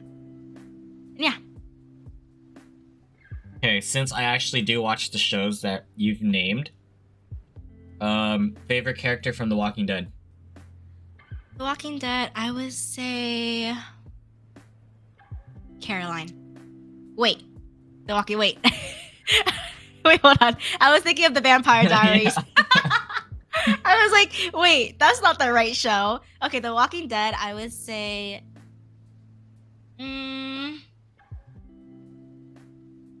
I really like Daryl. Hmm, I really like Daryl. great choice. Yeah. And for The Vampire Diaries, Stefan or Damon? It's hard. They both have like good things to them, but I would say Damon just because of the eyes. Okay. But if you told me to base it just off personality, that would have been so hard because like I feel like they're both amazing in their own ways. Okay. And Manifest, so I've only watched I think I'm only on the second season, around there. In your opinion, does it get better? Yes. Okay. I really enjoyed the series because I'm really into the whole like mystery things too, kind of like urban legends and stuff and like creepypastas, but also like the whole like Bermuda Triangle disappearances, like the whole mystery and everything. I'm really into like conspiracy theories. I'm really big in conspiracy theories. So that's why I really enjoy Manifest because I feel like it's like feeding my conspiracy theory like side. Do you like watching shows that are in different languages? I'll be down to, as long obviously there's subtitles, but I'll be down to. I watched a lot of K-dramas, Chinese dramas. That's really the only ones I've watched that were in a different language. Okay. I'll recommend one to you later. Okay, bet. All right. Do you like boba? Is that even a question? Favorite boba, like go-to order? Wintermelon milk green tea. Huh? That's like my go-to. Do you like it with toppings? Yeah, with boba. Okay. Sorry, you said boba, so I thought it like already like assumed that there's boba. True. I was just making sure because some people like just the tea, without toppings.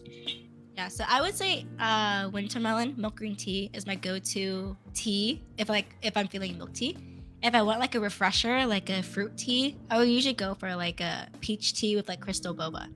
Nice. Do you have a favorite boba chain or store? I would say Bengong's. I don't know if you have that in Cali. Sounds familiar. But I really like Bengong's. Their milk teas are Okay. fucking amazing. Wait, is that like an international chain too? Like, is it in Canada? I'm not too sure, actually. Okay. I'm not too. I'd have to look that up. I mean, Simon looked it up for us. Thanks, Simon. Yes, it's in Canada. Okay, yeah. Got Simon it. said it's in Canada. All right. Favorite dish to cook?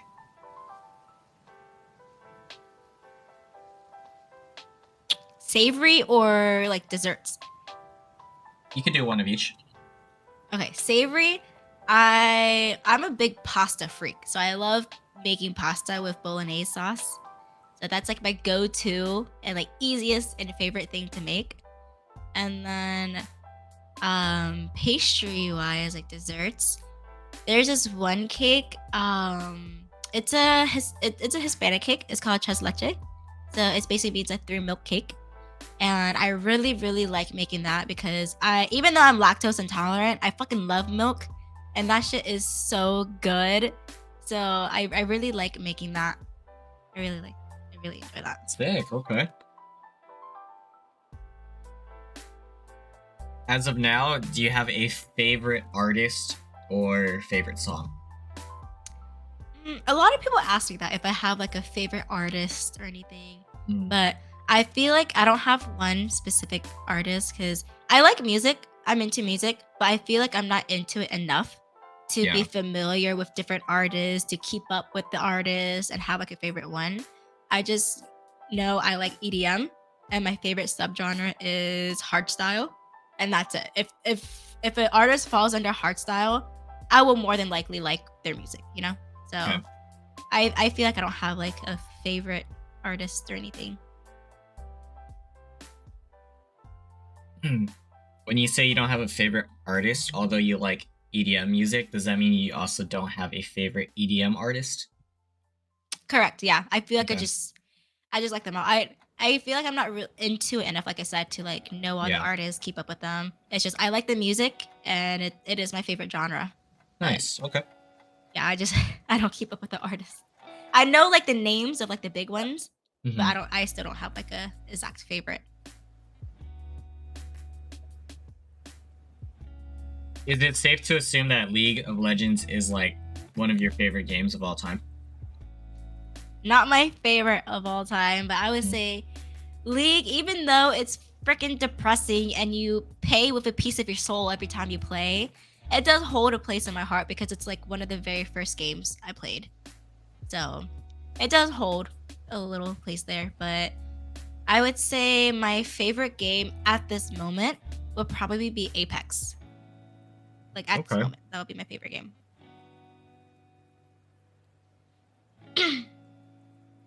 All right. I'm gonna ask you some social life kind of questions now. All right. A little bit of a transition. Still on the topic of like your interests in a way. Are you into clubbing or raving? I've only been clubbing and I really enjoy that. Obviously, like the people you go with make a big difference. So if I go with some pretty good friends, I do enjoy clubbing. And I've actually never gone to a rave before because where I live, I don't really have friends that are interested in EDM. So the rave we have next to us, it's called Echo Stage, and they have pretty big artists perform there, like Steve Aoki, Zed, Seven Lions, a pretty big artists have performed. But I never really got to go to any of their sets because I don't have any friends to go with, and I've been too nervous to go by myself. So I've never gone raving, but my very first rave will be Countdown, so I'm really, really excited about that. Yeah, so there you go. I do like that life. Yeah, you are too, with the over 100 likes. I guess I'm going. You can't back out on it, Wilson. Someone screenshot it. Everyone screenshot the tweet. Actually, I'm gonna screenshot the tweet right now before you delete it, so it can be proof. It has to be proof. Anyways, okay. So talk about your clubbing experience as a whole. Like, how did you get into clubbing? What's it been like for you? Any stories that stand out to you? Okay. Before I answer that, I just screenshotted it. It's blurry, but guys, everyone screenshot it. Send Wilson a countdown. He got over 100 likes. All right. So, my most memorable experience going clubbing, it's more of like a funny moment as well too, is that this one time we went clubbing, there was this one girl who was like standing up on on one of the speakers trying to dance and stuff like that, but she like tripped because she was like drunk and she was in heels. She like flipped off the speaker and fell onto our table and like broke our table and then fell onto the floor. And I was sitting on the couch just watching it. I didn't even try to catch her. I was just trying to process that she just fucking flipped off the speaker and just fell onto our table on the floor. So I sat there and I'm like, "Are you okay?" But her friend helped her up, so it's okay. She's fine. She's fine. I would say that was the most memorable moment because it was pretty funny. Mhm. But my experience clubbing, they're all enjoyable. Me personally, I'm not the type that needs to be drunk to have fun because I feel like I'm a crackhead in general. So it's like when I go, if it's good music, good vibes, I can have a good time. And I'm usually the one that kind of like urges my friends to go on the dance floor as well. So I'm usually like just trying to like hype up the mood, get everyone comfortable, and yeah, just have everyone like vibing to the music and dancing. And yeah, as far as like guys are concerned, we usually just go as girls together in a group. If any guys ever approach any of us, we always like play bodyguard for each other. So if any guys approach my friend and she looks at me, she's like, I don't want this guy. I will like kind of like steer in a different direction to get him off of her. But luckily, like nothing serious has happened every time I've gone clubbing. Luckily, nothing bad has happened, nothing serious. It's always been a good time, and I enjoy it. Okay.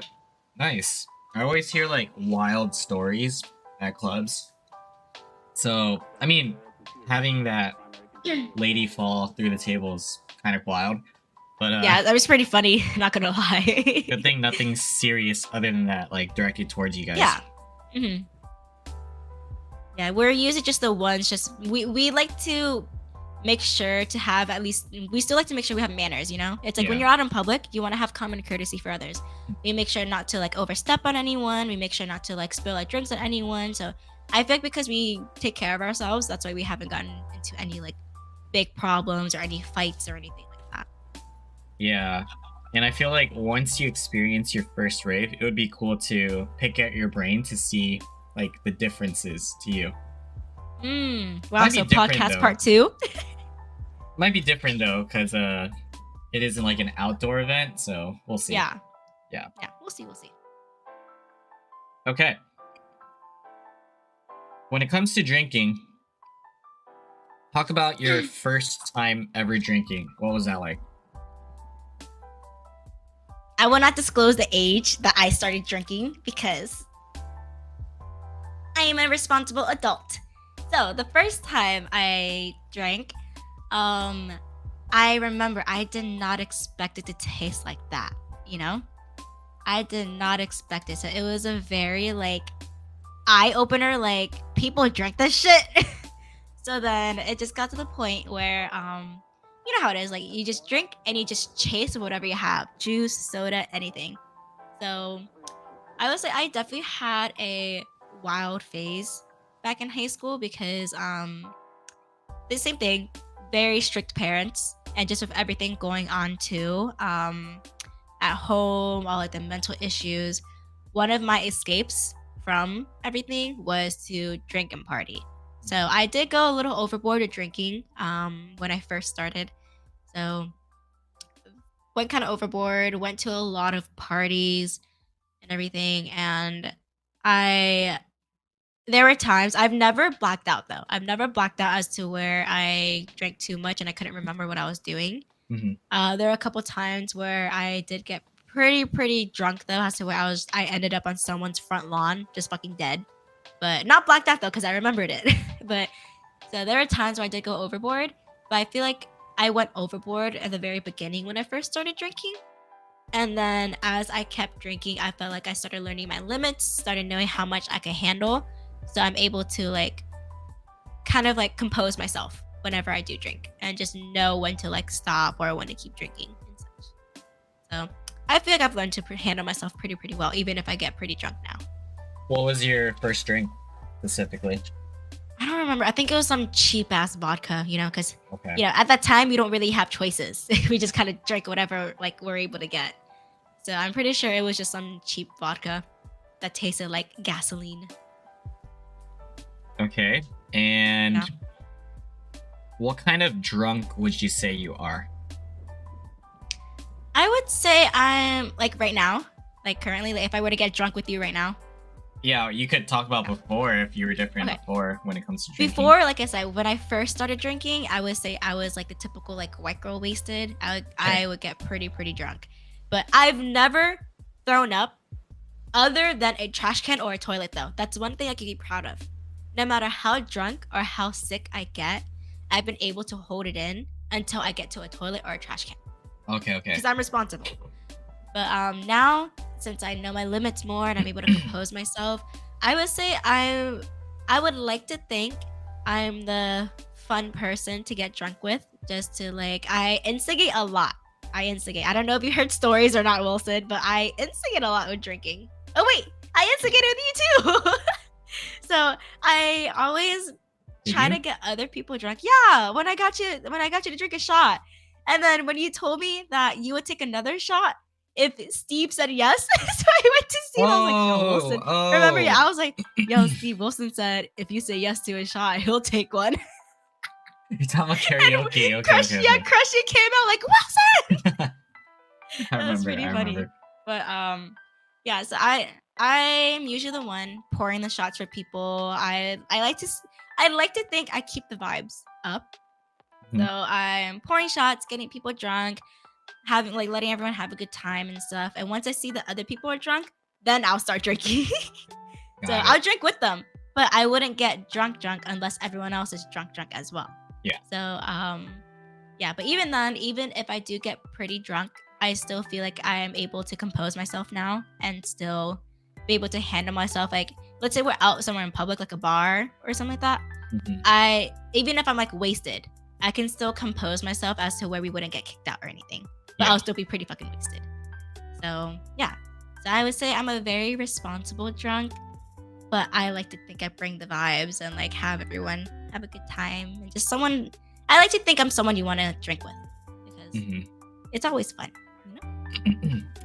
What would you consider as your favorite drink or go-to drink, and what would be the worst? My go-to drink, you say, Wilson. Oh, you have it on you? Okay. I do. All right, please go ahead and share. It is Malibu. It's so great. It's great. That's a pineapple version, but I usually drink the original version, which is it's a coconut flavored rum, and I think it's a very tropical drink. So it's used a lot in tropical cocktails. So it's a very fruity drink, and I always chase it with or mix it with pineapple juice. So favorite drink of all time. Nice. Okay. My worst drink, I have so many. Pink Whitney, Fireball, Smirnoff, Tito's, Grey Goose, Henny, Crown Royale. You were kidding. They're all so bad. I have so many bad memories with them. Yeah. It's yeah. So those are all bad drinks for me. Do you have like a personal like story to tell, like how wild you've gotten? Or maybe even parties. Like I was gonna ask you about that too. Like you in your party phase, what's like some crazy stuff that has happened? Okay, so which one do you want me to start off with? With yours. Your own self. Okay, so I'll start with the party and like the crazy scenario. So the craziest scenario I've had at a high school party was it was like one of those parties in someone's basement, and it was like really late at night, and we ended up getting like a noise complaint or something, so the cops came to bust the party. And that was the very first time a party has been busted that I've been at, so I honestly didn't really know what to do. And so I was kind of just standing there like, do I run? Do I go somewhere? Like, what do I do? Are you gonna run in the basement? Before I could make a choice, the cops came down and like busted us. They wouldn't let anyone leave. So I think, no, the reason why I was contemplating if I should try to leave or not is because they had cops circling the back entrance too, to make sure they could see if there's any runners or anything. So they had us there. The thing is, we were smoking, we were drinking, we were doing a lot of things that we shouldn't be doing. So we're just like, shit, they're here. And yeah, didn't really know what to do. The guy I was with at the time, he was one of like the main people there, so I didn't want to ditch him either. And plus, like, I couldn't have the image on him of me just like ditching out, so I just kind of had to stand there and just kind of like take it with them. But yeah, so they just busted the party. They got everyone's like names. They found out if they're like over 18 or not. And the people that refused to give their names and give their like the parents' number to like come pick them up, because luckily those cops are lenient enough. They said if you give us your number, like your name and number, we call your parents, we talk to them, tell them to pick you up, we'll just let you go. Just go home. But if we refuse to do that and we don't want to tell our parents, that's when they would take us down to like the holding shed, wherever they fucking take you. Yeah. And just have you there. So obviously I'm just like, I don't want to fucking go to jail. So I looked at the guy. I was like, I'm just gonna call my mom and tell her to come pick me up. I just want to go home. I don't want to deal with this shit. So I just had to call my mom. She came. She was pissed, but she picked me up and then just left it. Then we just never spoke about it again. But that was the craziest thing that happened at a party, because most of the time I'm usually not involved in any of the fights or anything. I'm usually just there to just drink, get drunk, have fun. And so I've never gotten into anything like too crazy. The only other crazy thing that I had was like a New Year's party. That's when I ended up on someone's lawn. I was gone. I was fucking wasted. And so I remember I just wanted to go somewhere cold. So I just went outside and it was cold as shit. And I just laid on the grass, face down onto the grass. And I was just dead there. And next thing I knew, like people were leaving the house and they're like, Melissa, and they all thought I was like dead or something, because I was just like face down on the ground. But yeah. And then a story related to one of the drinks that I hate. So Tito's vodka. I was getting drunk with some friends down in Florida.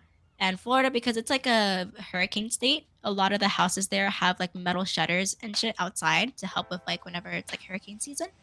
So one of my friend's shutters were broken outside, so it was just a fucking jagged metal bar sticking straight out of the window, which is so fucking dangerous. It was just a metal bar right there. I'm drunk as hell off Tito's and Red Bull, and I'm like gone.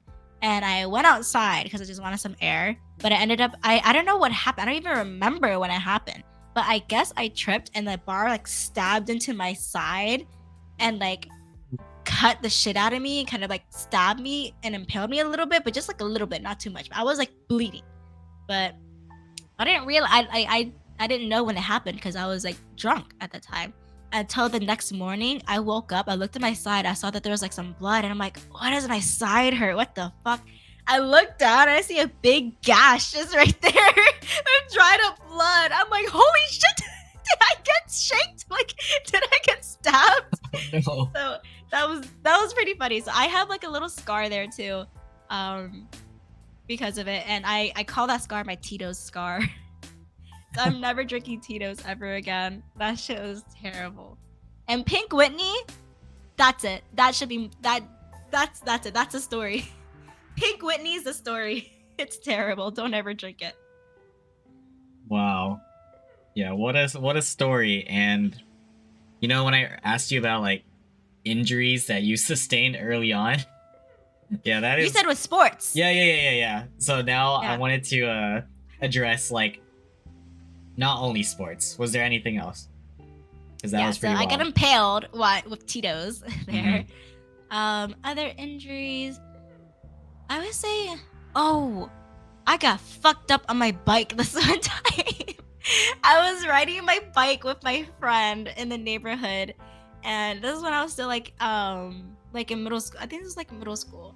I was riding my bike and we were going downhill, and we were just riding next to each other like side by side. And then all of a sudden, I don't know, she like swerved a little bit and that like scared me. So I was like, oh shit. So we both started swerving. Then we hit each other. And mind you, we're still going downhill. So we fucking smacked into each other. I don't know how she felt, but how I felt like the side of my face on the concrete and my elbow. So I was like on my side, right? And I was literally scraping down that hill on the side of my face and my shoulder and my arm and my leg. I was just scraping. Like concrete. When we got up, my friend looked at me and she's like, "Mel." I'm like, "You can't feel my face." And the whole side of my face, especially like my cheekbones and like my forehead, was like scratched up and bloody. Like it was like scraped against the concrete. And then same with my shoulder and right here on my elbow. All of that was just completely scraped raw on the concrete. So that was pretty bad. And then when I got home, my mom just lost it. She was like, "What the fuck happened?" I'm like, "I fell on my bike." And she called me stupid. So That is such an Asian parent type of thing to do. You get hurt. Yeah, she was stupid. just calling me stupid. She's like, "If you weren't riding your bike recklessly, this wouldn't have happened." I'm like, "I'm sorry." Can you help me now, please? So, that was an injury I got. Other than that, I think just a typical just scrapes here and there, just like typical trips and stuff like that. I've never gotten any fractures or broken bones. Nothing like that, luckily. So. For sure. Okay. Yeah. Thanks for the stories. All right. Do you need to take a break before we get into much more deeper conversations? I'm fine unless you need a break. Okay, cool. No, I'm good right now. Okay, I'm good. All right. So this is probably going to cover some of the side stuff that we mentioned earlier from your high school life, or you were depicted as. But let's talk about the relationships that you've been through. Starting with the very first one, or whatever you consider as a relationship. And you could talk about what went down and how it just, you moved on, you know? All right. And then I'll ask you specific questions if anything comes up. Okay. I need some water for this. You're in for a roller coaster, Wilson. Yeah. You also have the other drink, so whatever you need to get through it. I'm not taking a shot. No. Okay. So I did have a couple of relationships back in like very, very early high school, but in my opinion, relationships in like freshman year, sophomore, at least the ones I had, I didn't really consider a relationship. I just considered it just a fucking like school crush, school phase. So the very first guy I remember I was interested in, it was in middle school. Honestly, I'm gonna say their names because I really don't care. His name was Matthew. Okay. I had the biggest crush on Matthew, and we were in the same friend group. I had a best friend at the time, and she was interested in a guy, and then I was interested in the guy's best friend. But like the guy, like Matthew liked me too at the time. So we kind of like became a thing, and this was where I was supposed to get my first kiss in middle school. I was supposed to get it. We were in art club, and we were just doing a little like art shabazz thing, just like doing our own thing. And it was just me and him sitting in the room. It was just me and him. And I remember we're just like, you know, typical like while we're young, we're just like nervous and everything. Like, oh my God, we're like alone with our crush. And so I guess he got enough balls to try to kiss me. But the thing is, so my head was facing down because I was doing artwork, right? So I'm like, my head's down, like just doing shit. And then this guy, this fucking genius, he tried kissing me, right? But you know, typically if a girl's looking down, you would try to get her attention, or you would try to like move her face kind of, just a little thing, right? Yeah. But okay, so my face is down. This is him. He's next to me, right? This is him. Okay. Yeah, trying to get the angle right and stuff, yeah. He tried just breaking his neck to kiss me while I was fucking like facing down. Like he didn't even like, I thought he would like call my name or something, you know, so I would look up. But no, he thought he would just try to kiss me while I'm just like looking down. So I saw him breaking his neck to kiss me, and I started laughing in his face. Oh no. It was so funny. Like he was just trying so hard, and I saw him in the corner of my eye, and I just went. He immediately backed up. Mm-hmm. Oh my god. But yeah, I honestly I don't remember what happened after that. I think he just got up and left or something, or we just kind of sat in silence. I don't remember. Yeah. But I kept laughing. So you know, after that we didn't really work out. Okay. we didn't really work out. So that was the end of Melissa and Matthew. Damn. Yeah. So Poor Liv. oh gosh. And then now in high school, I forgot who was first. It's either Cesar or Edwin. Just say his name is Caesar, but some people call him Cesar. But they both of them, I would say they're just very someone I had a crush on. They had a crush on me, and like, oh my god, let's be boyfriend and girlfriend. But at the time, I wasn't allowed to go anywhere after school, so no dates, no going to each other's houses. The only times I saw them were in school. Mm-hmm. And then our alone time was walking to class with each other, you know? So just because it was very just in school only, nothing outside of school at all, I don't really consider those real relationships. I just consider someone I just was interested in, they were interested in me. And yeah. So there were two guys there, just very brief. Like I said, so I didn't really learn anything from them. Those weren't really relationships I had lessons from or anything that I grew from. Just guys. And then here's where it starts going downhill.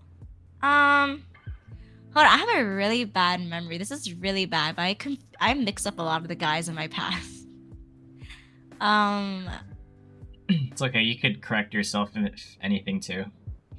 Yeah, I'm trying to remember like what order they were and like if they had any importance to me. Mm-hmm. I think that was the last relationship I've been in because after that was like the whole phase I told you about where I was just throwing myself out there. So all of those guys, none of them were relationships. None at all. They were just flings just here and there. And the only things I've learned from any of the guys I've messed with like that is like if I were like me looking back on it now is that I'm able to know my worth more and know not to just like throw myself out like that anymore, you know? So I understand that I did that to cope with trauma, and yeah, it happened. It wasn't the best coping method, but I know not to put myself in that type of situation anymore.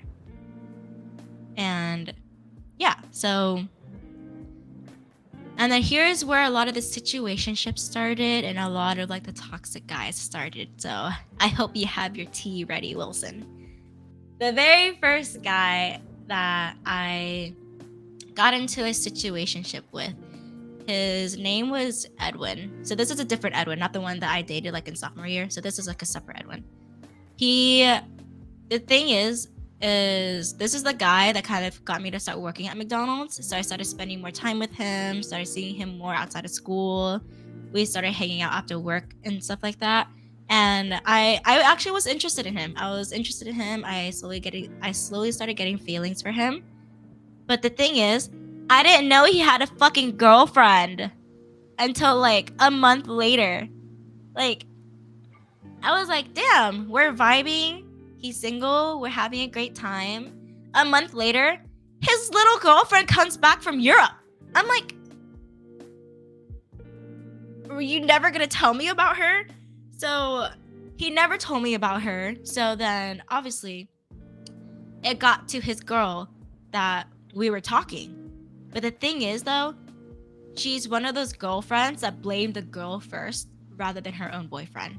Oh, no. So she started attacking me for it, saying that I am a homewrecker that I should have known that they were together, even though she wasn't even there when I first started talking to him.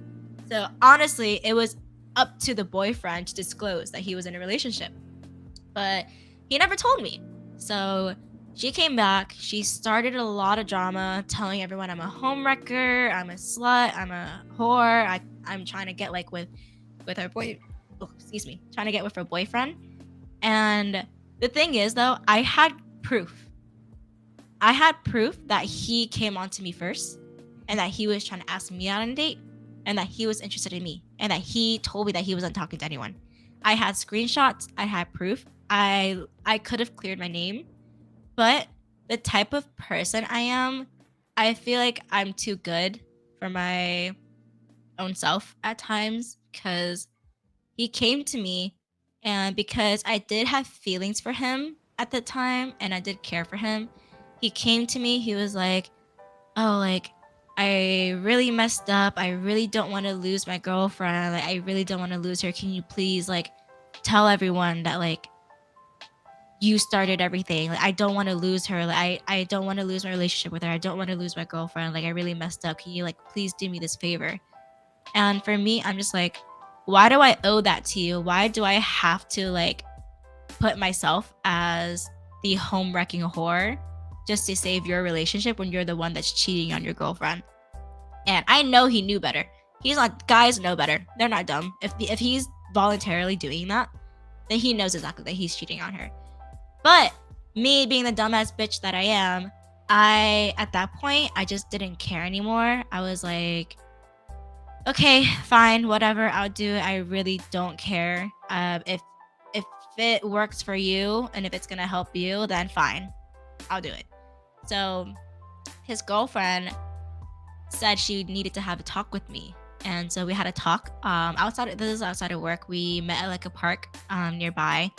We had a talk. She's like, "I'm gonna need you to be honest with me." Because I'm trying to decide if I should either break up with Edwin, because if he was cheating on me, I don't want to be with him. I will break up with him.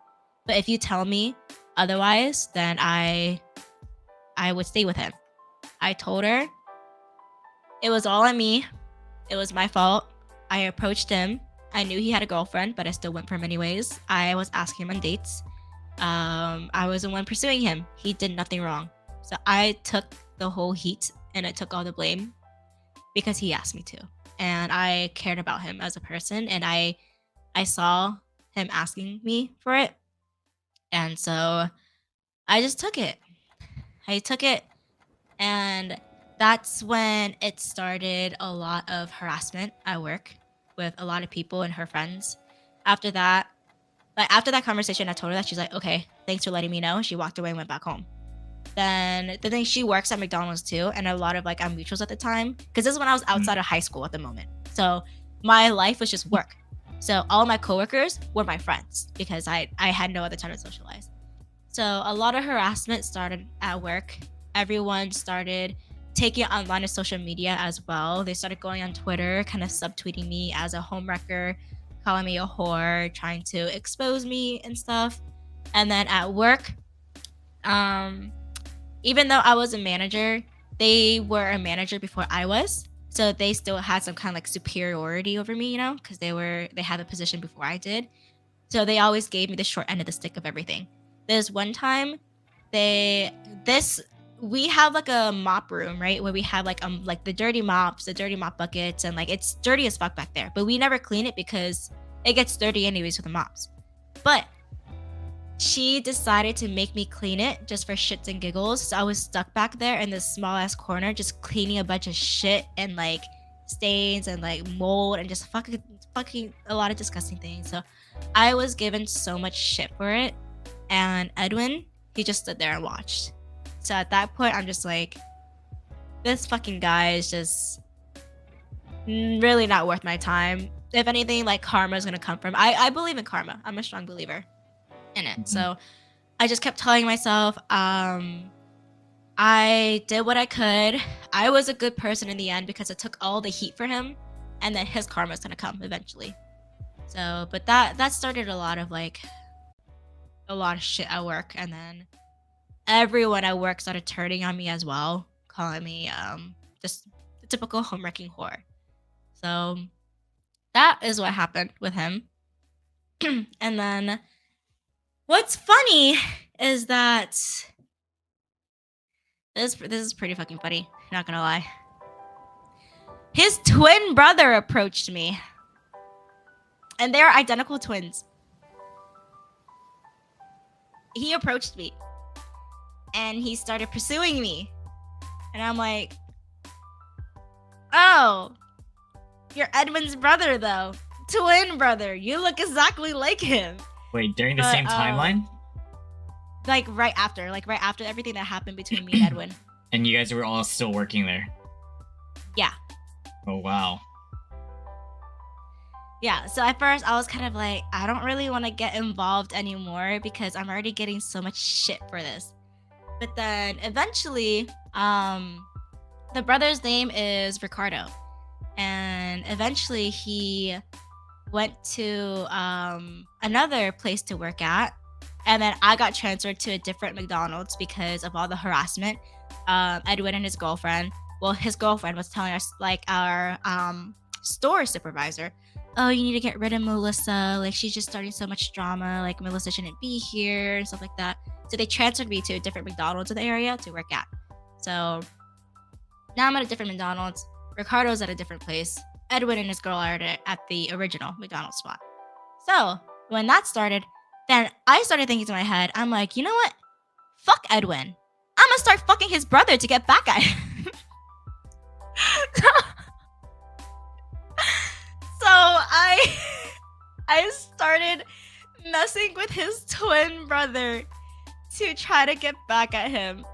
And what's funny is that Ricardo would invite me over to their house and everything too at night and all that. And so they both stay in the basement, but they have separate rooms in the basement.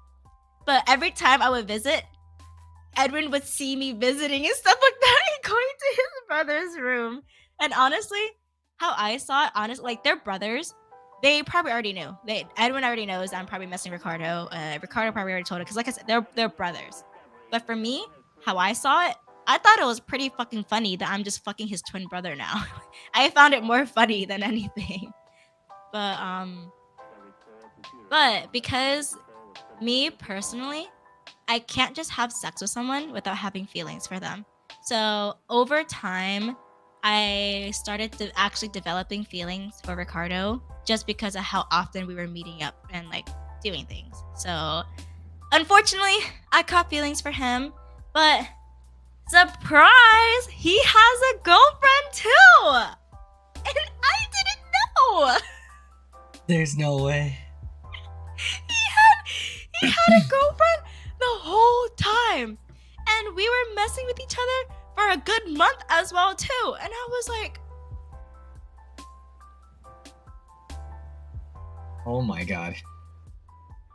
and the funny thing is, she works at McDonald's too.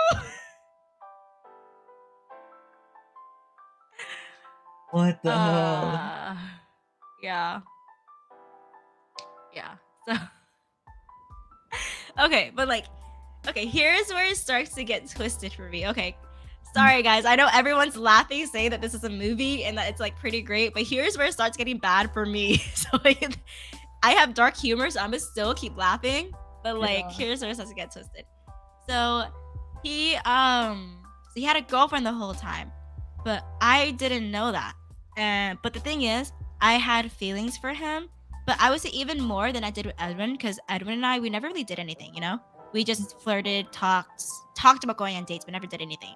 But with Ricardo, we did a lot of things, obviously, like I already told you. So I felt very attached to him.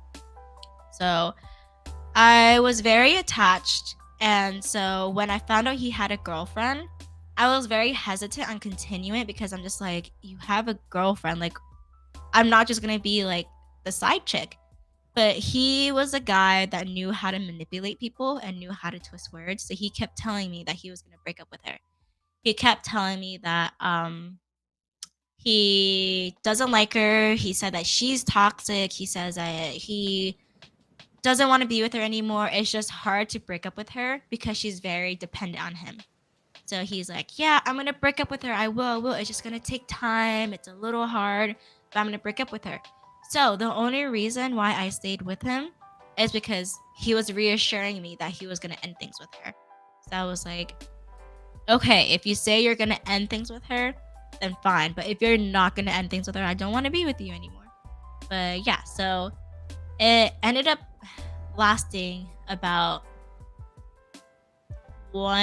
almost 2 years of me being in that situation there. And the whole time, me being a dumb bitch. And like I said, I just always try to believe whenever people tell me things because I like to think that people don't have a reason to lie to you. So I always try to believe him and trust his words whenever he tells me that he's trying to break up with her, but he can't, or he did break up with her, but she's like retaliating and stuff. And that lasted like a whole year, almost 2. And that was very hard on me because I feel like that is where a lot of my insecurities started, as to where I always saw myself as the second girl. I always saw myself as I wasn't pretty enough for him to want to be with. I wasn't a good enough person for him to want to be with. I'm not worth someone. I'm not worth it to be someone's like first choice. I'm never gonna be someone's first choice. I'm always just gonna be the side chick. I'm always just gonna be the one that the person wants to fuck but never wants to be with. So that started the whole cycle of just me thinking so negatively about myself. And it was just a really, really bad time for me too. And it was like I already had really bad depression and anxiety and the dark thoughts at the time too. So he actually used that against me to make me so emotionally dependent on him that I was literally wrapped around his finger. If at that time, I generally felt like if he left me and he cut off all contact with me and I did not have him anymore, I probably would have just kind of thing. That's how dependent he made me on, like he made me like to him. So it was very, very hard. And I know when people hear about it, they're just gonna be like, "Oh, Melissa, just don't be dumb. Just leave the just leave the situation. Like, just walk away. Like, you deserve better. Just find someone else." But it's a lot harder to do than to say, you know, especially with how he's manipulated my emotions and my mentality. So it was very, very difficult, and it was a pretty like dark time too. And so that was the start of when I started thinking negatively about myself. Yeah. And here is where this new character comes in. His name is Roberto. And but wait, before you get to Roberto, right? Like with the Ricardo situation, yeah. just to like be sure, how did you find out that he had a girlfriend the whole time though? I found out because other people told me. Because okay. Yeah, so I had some friends that I told about like the whole Ricardo and I, as in like coworkers at McDonald's, and they're like, "Yo, like, you know he's dating someone, right?" And I'm like, "What are you talking about?" Because I'm not at the same store as him too. Yeah. So I'm just like, "What are you talking about?" They're like, "Yeah, like he has a girl," and I'm like, "Oh shit!" So I confronted him about it, and then that's when he finally told me about her. Yeah. Okay. All right, go for it. All right, so the whole thing happened with Ricardo, so I was stuck in that negative cycle for a year, almost 2. And that's when I met this person named Roberto. And he was a really good friend. Like, I got really close to him. He was someone I could rely on, someone I could confide in, and just kind of get close with. But okay, I already knew he had a girlfriend. I know Roberto had a girlfriend at the time, so that's why we were just strictly friends. We were coworkers, and we were friends. I was his manager at the time too, and while he was just like a regular, just like crew member. So I was very like on it. I'm just like, I just want to be friends, especially with what was going on with Ricardo. I didn't want to get involved with another guy, so I was just staying as good friends with him. But, yeah, what's the timeline from there? Like, this is like this is like a so the whole Edwin thing happened like right after like high school graduation. Yeah. So like a month after like high school graduation, and then so this is like about like a year or so after, so around like close to like 2019ish. Because I think the whole Ricardo thing is only about like excuse me like a year, I think actually. So it was like around 2019ish. This happened because I started working at Geico soon after Roberto. Yeah, so But then, around 2019ish. but you're basically saying that things ended between you and Ricardo. Not entirely. Yeah, Okay. so yeah. Got So Roberto was helping me through the whole like Ricardo situation, Yeah. right? Okay. So he was like I confided in him, and he was telling like I was just like telling him how hard it is and how much like it hurts and how much like I'm being manipulated. And Roberto, he's trying to do his best to like help me like move on from it, because like I said, he's being a good friend at the time. He has a girlfriend, so he's just being a good friend. He's trying to help me out in a situation and just get me out of a toxic situation. And so basically what happened was he ended up helping me being able to cut off Ricardo. So I stopped talking to Ricardo and I started getting closer with Roberto. And here's where another twisted cycle happens again. Roberto's like, yeah, I have a girlfriend, but I'm not happy with her. I want to break up with her. I'm like, okay. And he's like, yeah, but I'm starting to get feelings for you, so I don't know what to do. And I'm like, well, if I've learned anything, I know not to mess with people that have a girlfriend. So I literally told Roberto, I was like, I will not pursue anything with you unless you break up with your girlfriend. Like, I will not pursue anything. Like, we won't even start a talking phase or anything at all until you break up with her. And so I gave him that choice, and he actually ended up breaking up with his girlfriend. So he broke up with her. She's now his ex. And now him and I are talking. So we're talking now. And like I said, he seemed like a good guy. It seemed like he cared. It seemed like after I told him everything that happened with Ricardo and Edwin, I was hoping that he would know not to treat me badly like that, you know? Because like I told him about everything. I told him about how like mentally fucked and twisted I was at that time. So I was trusting Roberto to not do me dirty like that. So we end up dating, and things are going fine until he started becoming really toxic, as in he started cheating on me. But I stayed with him because I thought he would change. But no, they don't change. PSA to everyone in Wilson's chat, they do not change. They don't. So he cheated on me with his other ex-girlfriends. He had 2 ex-girlfriends, and he was consistently trying to like message them or hit them up, go on dates with them. And even though he didn't physically cheat on me, I still consider that cheating, because that's emotional cheating, and that's him trying to go on dates, meet up with his ex-girlfriends. And so that's when a lot of the emotional cheating started, and I still stayed with him because I wanted to believe that he was going to stop when he told me he would stop. And that started giving me more negative thoughts, as in thinking, oh, am I not a good enough girlfriend? Is that why he's trying to go to his ex-girlfriends? Like, what am I doing wrong? I saw myself as the problem rather than him. And that was my biggest mistake too. I saw myself as a problem, and I was thinking, what do I do to fix this? Rather than what should he do to stop fucking cheating and treating me like shit. So I started taking up a lot of like the responsibilities myself by thinking I'm the problem, I'm the issue, I need to fix things, I need to do better. But then he saw how desperately I was trying to like stay with him and like believe that he would change. So that gave him the bright idea that he's gonna use me financially basically now, because I had a good job at the time. That's when I started working at Geico. I had a good job, I was making good money, and I had a good amount in my savings, and I had a fantastic credit score too. I had like 2 credit cards, but I didn't have any debt on them. Great credit score, a lot of money saved up, and he knew all of that because I was open to him about it.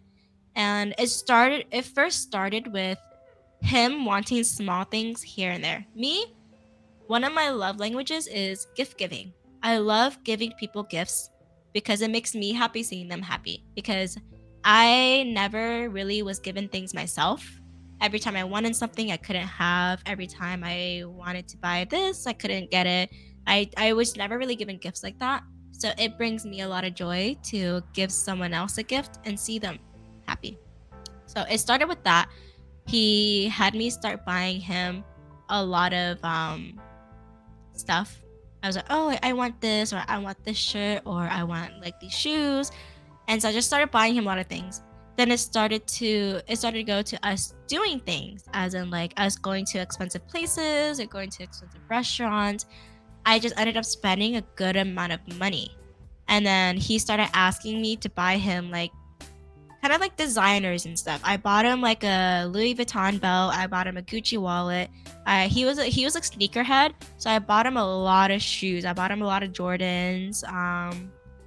They were fucking expensive, man. Jordans are so fucking expensive. So I bought him like a shitload of Jordans, a lot of Nikes, and then just designers, and just got him so much stuff. Like anything he wanted, I got it for him because I knew he wanted it, and it made me happy at the time. It made me happy to see him happy with the present and stuff like that, and I just didn't really think twice about it.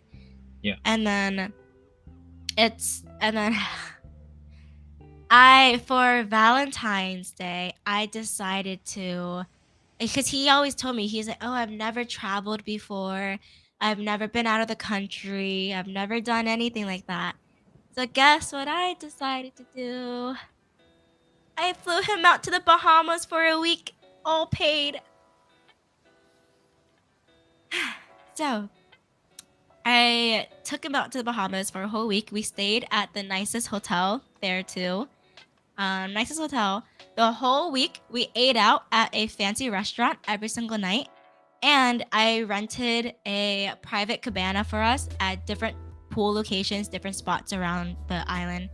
Um, they were really, really nice. We had private service. We had like he could get like whatever he wanted to drink, whatever he wanted to eat, whatever he wanted to do.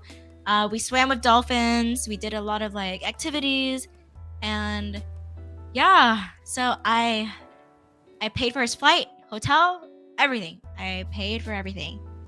So we spent a week in the Bahamas there. And then also like I ended up buying him like a PS5. I bought him like a Nintendo Switch. I bought him like a bunch of games too.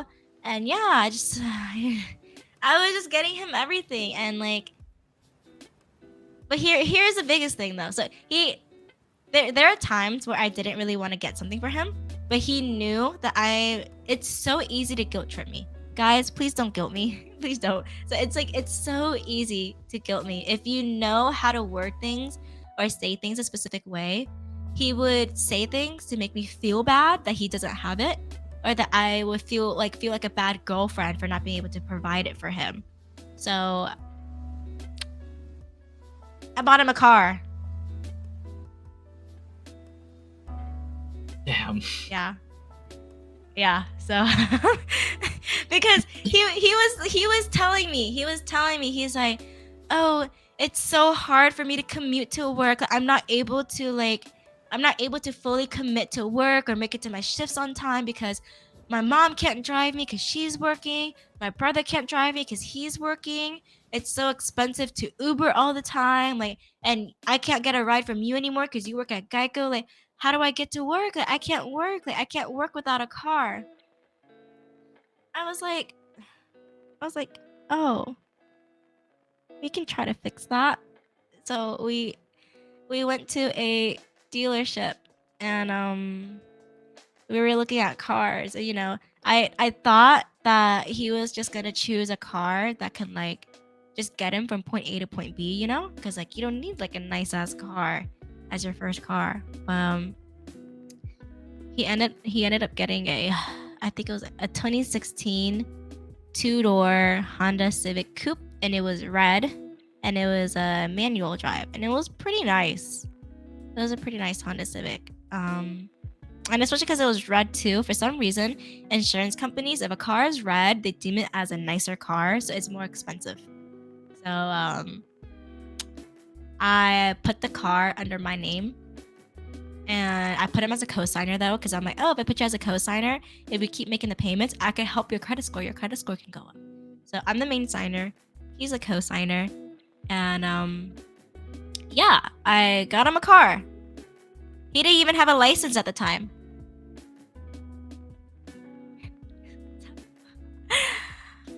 Yeah. So, and mind you, while all of this is happening, he was still cheating on me and being emotionally abusive to me and making me feel like shit all the time. And always just like, yeah. But like not as bad though, because like, you know, he knew not to really push me over the edge because he was using me for money. So he knew not to really push me or go too far with anything whenever we got in a fight. So he knew exactly how to play me. And I mean, he did it well. He got a fucking car, got a bunch of shit from it.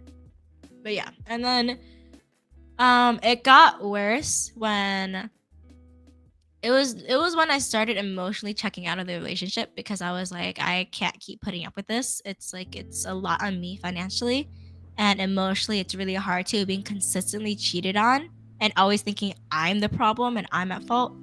So the very last time, it was funny because this is when I started streaming more. I was streaming and his ex-girlfriend texted me. She sent me a screenshot of him hitting her up again. And I'm like, what the fuck? So I messaged him. I was like, I thought you stopped. Like, what the fuck is this? Why is she messaging me again? And he's like, oh, she told you? And I'm like, do you not have anything to say? He's like, what can I say? I'm trying to meet up with her. And I'm like, I'm done. At that point, I was finally able to say I'm done. And this was less than a year. This was less than a year. I've been with it, but I think around like 8 months or something like that. 8-9 months, I would say. All So that in 8 to 9 months. yeah. So I finally said I was done. So I finally ended things with him. But that really tilted him off the edge because he knew that he lost his fucking like free money wallet. So when I broke up with him, at first he didn't care. He was like very nonchalant. He's like, oh, whatever, I don't need you anyways. But then the next couple days he realized he does need me, and he started being a complete dick though, because rather than trying to win me back, he was just a complete asshole about it. He was claiming that I was a whore and hoeing around again. He claimed that I was having sex with both Edwin and Ricardo again as soon as I broke up with him. He was like, oh, you would, like, I heard that you're back with Edwin and Ricardo. You would go back and fuck them again once you're single again. Like, that's why you're a fucking whore. That's why I always try to talk to other girls while I was with you. And he just resorted to just berating me and making me feel like shit. And at that point, I'm just like, okay, I was gonna try to end things civil, even though he treated me like shit. I gave him back all his shit, all the designer I bought for him, all the shoes, even the car. I was like, keep it all. I don't give two shits. I just want you out of my life. Just make sure you send me the money each month now for the car payments because I'm not gonna pay it. You're gonna pay it. So I told him to send me the money every month for it, but he gets to keep everything. But then he stopped sending the money because he kept being toxic and kept berating me more and kept like harassing me over texts and calls, that I was like, okay, give me the car back. Just give me the fucking car back. You don't deserve the car. You really don't. Just give me it back and I'll just handle it myself. But he got mad that I asked for the car back. So over like a week or two of me arguing with him, he finally decided to give the car back. But after he stripped the car of all the parts, he had his friend tow the car back to my place with all 4 of the tires slashed, the lights and the headlights missing, the car keys were missing. I'm pretty sure he took the clutch out. He stripped the car of a lot of shit. And so it was unrunnable. I couldn't drive the car. I couldn't sell it at that point because it was fucking just in horrible condition. There's dents and scratches everywhere on the car too. The front bumper was like halfway off. I'm like, what the hell happened? And like, yeah, it was just like, it got like the car, I just couldn't do anything with it at that point. But oh, also stuff that happened between me getting like me asking for the car back and me getting the car. He actually started threatening to kill me and my family, saying that he knows where I live. He's gonna he's gonna ruin my car. He's gonna attack my family. He's gonna go for me. He literally knows where I am, and he's just started threatening me. And I couldn't get a restraining order on him because the county was no help at all. I went to the county. I was like, I need to get a restraining order on someone. There's like, do you have his address? I was like, no, because he recently moved. I was like, no, how would I have his home address? Like, he's a fucking psychopath that's threatening me right now to attack me and my family. So like, why can't I get a restraining order? They're just like, sorry, you need his address so we can serve him. If you don't have his address, we can't get a restraining order. Sorry, good luck. I'm like, what if he fucking does something? Like, what am I supposed to do? And they just shrugged their shoulders and they just did not help at all. So I was like, what the fuck? And then another night, I had my best friend at the time, and her boyfriend and her boyfriend's friend. They were all just over just to kind of like help cheer me up and stuff like that. We were just playing like Nintendo games, watching movies, and just chilling. Roberto pulls up to my house at like 3 a.m. and threatens to fight me and my friends, like especially like the guys there. He was threatening to fight the guys because he found out that there was guys at my house and he wasn't fucking with that. So he pulled up with 5 people. And mind you, we only have 2 guys, my friend's boyfriend and his friend. So they fucking pull up at 5 a.m. to fight them. At 3 a.m. with 5 people. 3 a.m. with 5 people to fight them. And our guy friends, they just spot them because they weren't bitches. They was like, oh, they're gonna pull up, we're gonna fight them, like we'll show them what's up. But it was so stupid because like it was a 5v2. Like what are they supposed to do, you know? And my dad was about to call the cops on them because they were being loud as fuck. I mean, they're fucking fist fighting in the middle of a neighborhood at 3 a.m. So my dad was literally about to call the cops on them, and they're just being fucking reckless. And what's funny though is that sometimes we have cops just sitting in our neighborhood just to see if anyone runs like a stoplight, like a stop sign late at night or anything. Yeah. These fucking dumbasses, because they don't have their fucking licenses, they're trying to look all tough and badass by pulling into our neighborhood like really fast in the cars. You know, like in movies when people pull up in cars fast as shit. They tried doing that, but the car in front and the person in the back didn't realize the car in front was trying to reverse somewhere. So the car behind him was speeding. So he reversed and they actually ended up hitting each other on the way into the neighborhood. And we saw that shit. And we saw a cop stop them and give them like a ticket and everything. And we're just like, no fucking way they got a ticket right now. And then after they got the ticket and the cop left, that's when they pulled up and they're like, oh, you guys set us up. You guys told the cop to sit there. You guys called the cops on us, huh, you pussies? And we're just like, no, you guys are fucking dumbasses. Like, what? But then that's when the whole fist fight happened and then all of that. But yeah, so that guy's just a psychopath. He used me for money, emotionally manipulated me as well. And then started becoming like a fucking just a maniac, threatening to like harm my family and I and to like damage like my car, my property, everything. I was like, holy shit. But luckily, once I started threatening him by saying that I was gonna call the cops, take him to court, and start suing him for everything, that's when he stopped because he was afraid of going to court because he knows he was in the wrong. That's why he was scared. He was like, oh shit, I don't want the cops called. I don't want to go to court. So he finally stopped and I stopped talking to him. But then the car got towed and like the car got repoed because I couldn't make the payments because I didn't have the money for it and he wasn't giving me money for it either. So car got repoed and I'm like, okay, whatever. But then time flies as to where like current date now with him. The county finally reached out to me with a warrant for like debt collections, saying that, oh, like this car that you had, you need to pay it off. And so I'm back in contact with him, but luckily under very strict supervision with his like mom and all that. And I'm luckily getting some money from him now to pay off the car. But yeah, so that was a whole mess with Roberto. Jeez. And then okay, there's one more guy we gotta go through, and this is where it really, really gets fucked. Okay, so that was the first time I really got like manipulated by a guy, especially financially. And then now, while the whole thing was happening with Roberto, my most recent one, and everyone in my chat knows him, Brian. I was friends with him near the end of my relationship with Roberto, because that's when I mentioned I was streaming. I started streaming. So I started playing games more. I started playing Valorant. I started playing League more. And so I met him through mutuals. I met Brian through mutuals. And so I started playing more with Brian and my other friend. And once again, Brian was just a good friend. He was there for me when I needed him. He was there to help me like really step away from the relationship with Roberto. But luckily, this guy did not have a girlfriend. So he did not have a girlfriend. I didn't have to worry about that. So that was a good sign for me. He didn't have a girlfriend.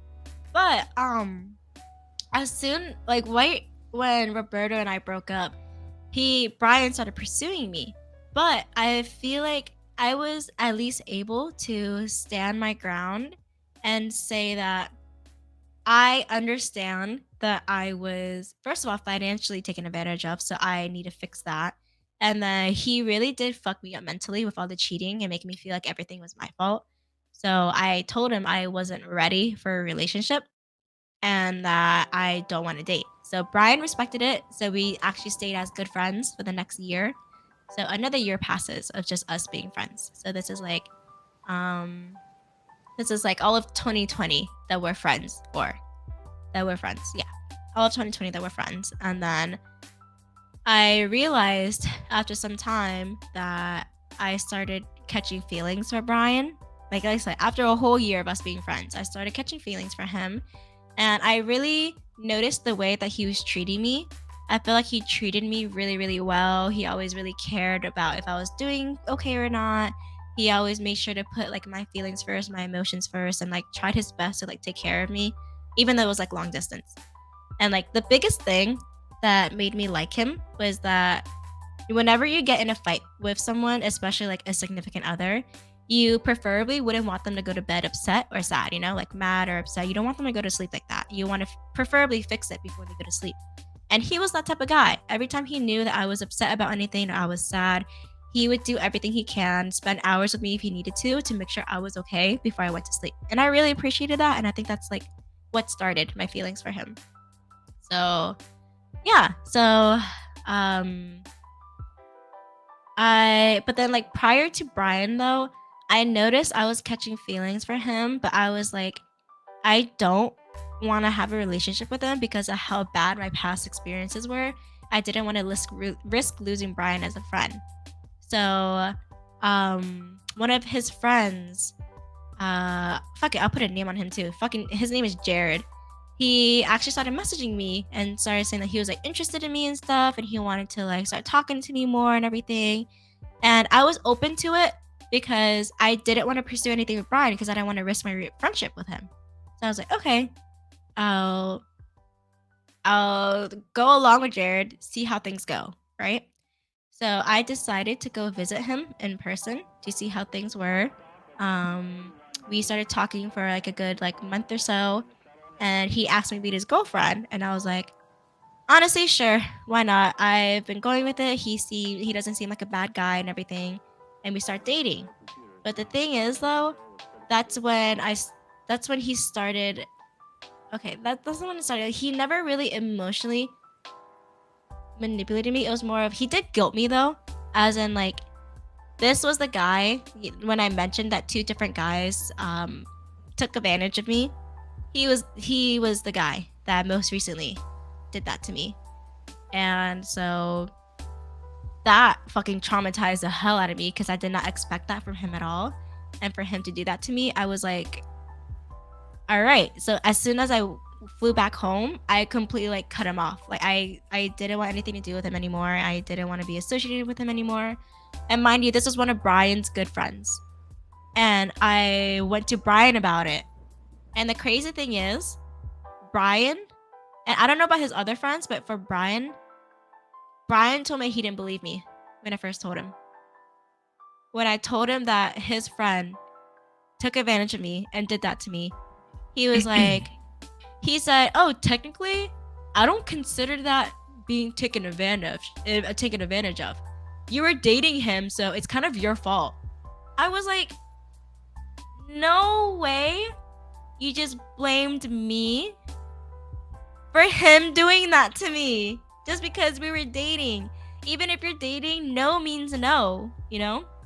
The moment someone says no, the guy or the girl, the moment no is said, you stop.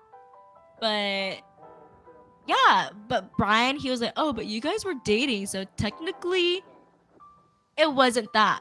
I'm like, no way right now. But what's crazy though is that I was gaslit into thinking that it was partially my fault that he did that to me. And because I was gaslighted into thinking that I'm the reason that he did that, that I just believed Brian when he said that it was technically my fault and stuff like that. So I continued to have feelings for Brian, and then fast forward some time, I started dating him, and then that's when a whole cycle of like problems start. It's a pretty long story. Do you want like the full story with Brian, or do you want a TLDR of it? Honestly, whatever you're comfortable with. Like, I'm in no rush. Okay. Okay. So Brian, I thought he was the one. I really thought he was the guy that was gonna treat me properly because he's never had a girlfriend before though. So I was his first girlfriend. But how he was as a person and how he treated me, I thought that he would treat me better, you know? Especially because I opened up to him about everything that's happened with Edwin, Ricardo, Roberto, fucking Jared, what he did to me. I told him, I was like, consent's a big thing for me. If I say no, like, please, like, don't push it. And then also, like, just everything else, like, financial wise, emotional, mentally, I was like, I told him everything. So at first, he was doing okay with it. But then problems literally started the first month we started dating. Because he is a fucking, like, Twitch simp. I don't know if there's something wrong with him or, like, what it is. But this guy, he would go on Twitch and simp for a bunch of, like, girl streamers. Not even, like, the big ones, but, like, the small ones.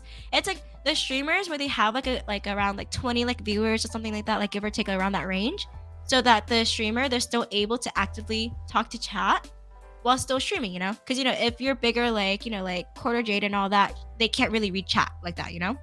But he would go to the streamers that are bigger but still small enough as to where they're still talking to every single person in their chat. So Brian will always go to all those girls and just keep simping for them, always talking to them, always simping for them. And prior to us dating, he DM'd a lot of them and like was flirting with them, and they like flirted with him back too. So he had a thing with like some of them. So he had a thing, he was flirting and all that, and I feel like it's pretty reasonable for me as a girlfriend if I told him. I told him, I calmly talked to him about it. I didn't just tell him like, cut these girls off. I told him, I was like, hey, I know we're dating now, but like it makes me a little uncomfortable that you're still actively talking to girls that you openly and actively flirted with in the past. It makes me feel uncomfortable knowing that you're still talking to them, because I'm uncomfortable. That's it. And I feel like that's more than enough reason to say. And I feel like that should be understandable for him, you know, because he's like so these girls, he's literally like flirting with them and sexually flirting with them as well. So I'm just like, I think that's more than enough reason for me to like ask him to stop talking to them. And so he refused to do that. He said that I was just insecure and that I just needed to just put up with it, and that he's gonna keep talking to them, he's gonna keep watching them, he's gonna keep like doing whatever he wants, and I'm just insecure. And I'm just like, but you know me, I'm easily taken advantage of, and I always just like take shit because at that point I feel like I don't deserve any better, and I just have to take what I can get. So I just put up with it with Brian. So I continue to let him walk all over me and step all over me and always make me feel like I was shit. And so our relationship lasted for about a year. And luckily he never took advantage of me financially, but because he always wanted to spend time together and I wanted to spend time with him, I was always flying back and forth to Cali. Like all of last year, I was actually in like San Leandro and like Oakland and Sacramento like the whole time, like all of last year. So it was a lot of money flying back and forth. And I did spend a good amount of money making sure he's fed, because he was one of those like, he's in university, he doesn't have a job, so he was like a little tight on money. So he was always just eating like struggle meals. And I feel bad when he eats struggle meals, you know? So I would always try to get him food, always make sure he's well fed, and just, yeah, so I spent a lot of money on food. And as far as mentally, I'm gonna try to do like a TLDR of it. So a lot of the shit he's did to me. So one big thing is every time we got in a fight and if I started crying, we would sleep in the same bed. So I always start crying because of the fight. He would just turn the other way and turn his YouTube video up louder to try to drown out my crying and just to completely ignore me. And I thought that was completely fucked because I'm just there like crying and he's just like facing the other way, ignoring me, watching his little YouTube video. And freaking what else? Every time we got in a fight as well, he was a type that he would not talk about things. He would just shut down and just like every time you would try to say something to him, he would just say, sure, okay, sure, whatever. You know what I mean, right? Like the fucking like stone wall, like a brick wall right there. So Yeah. he would never openly communicate as well. So he always just shut down. If he ever did communicate, it was to tell me that I'm crazy, I'm overreacting, I'm insecure, I'm the problem, and that it's my fault and that I should feel bad. So every time I brought something up to him, as in like this one time, I saw that he saved a video of a girl's thirst trap on like into his phone gallery. Like he saved the video of it, and I was like, that's kind of weird. I approached him. I was like, hey, it's kind of odd that you would save a thirst trap of another girl onto your phone while we're dating. It makes me uncomfortable and I don't like it.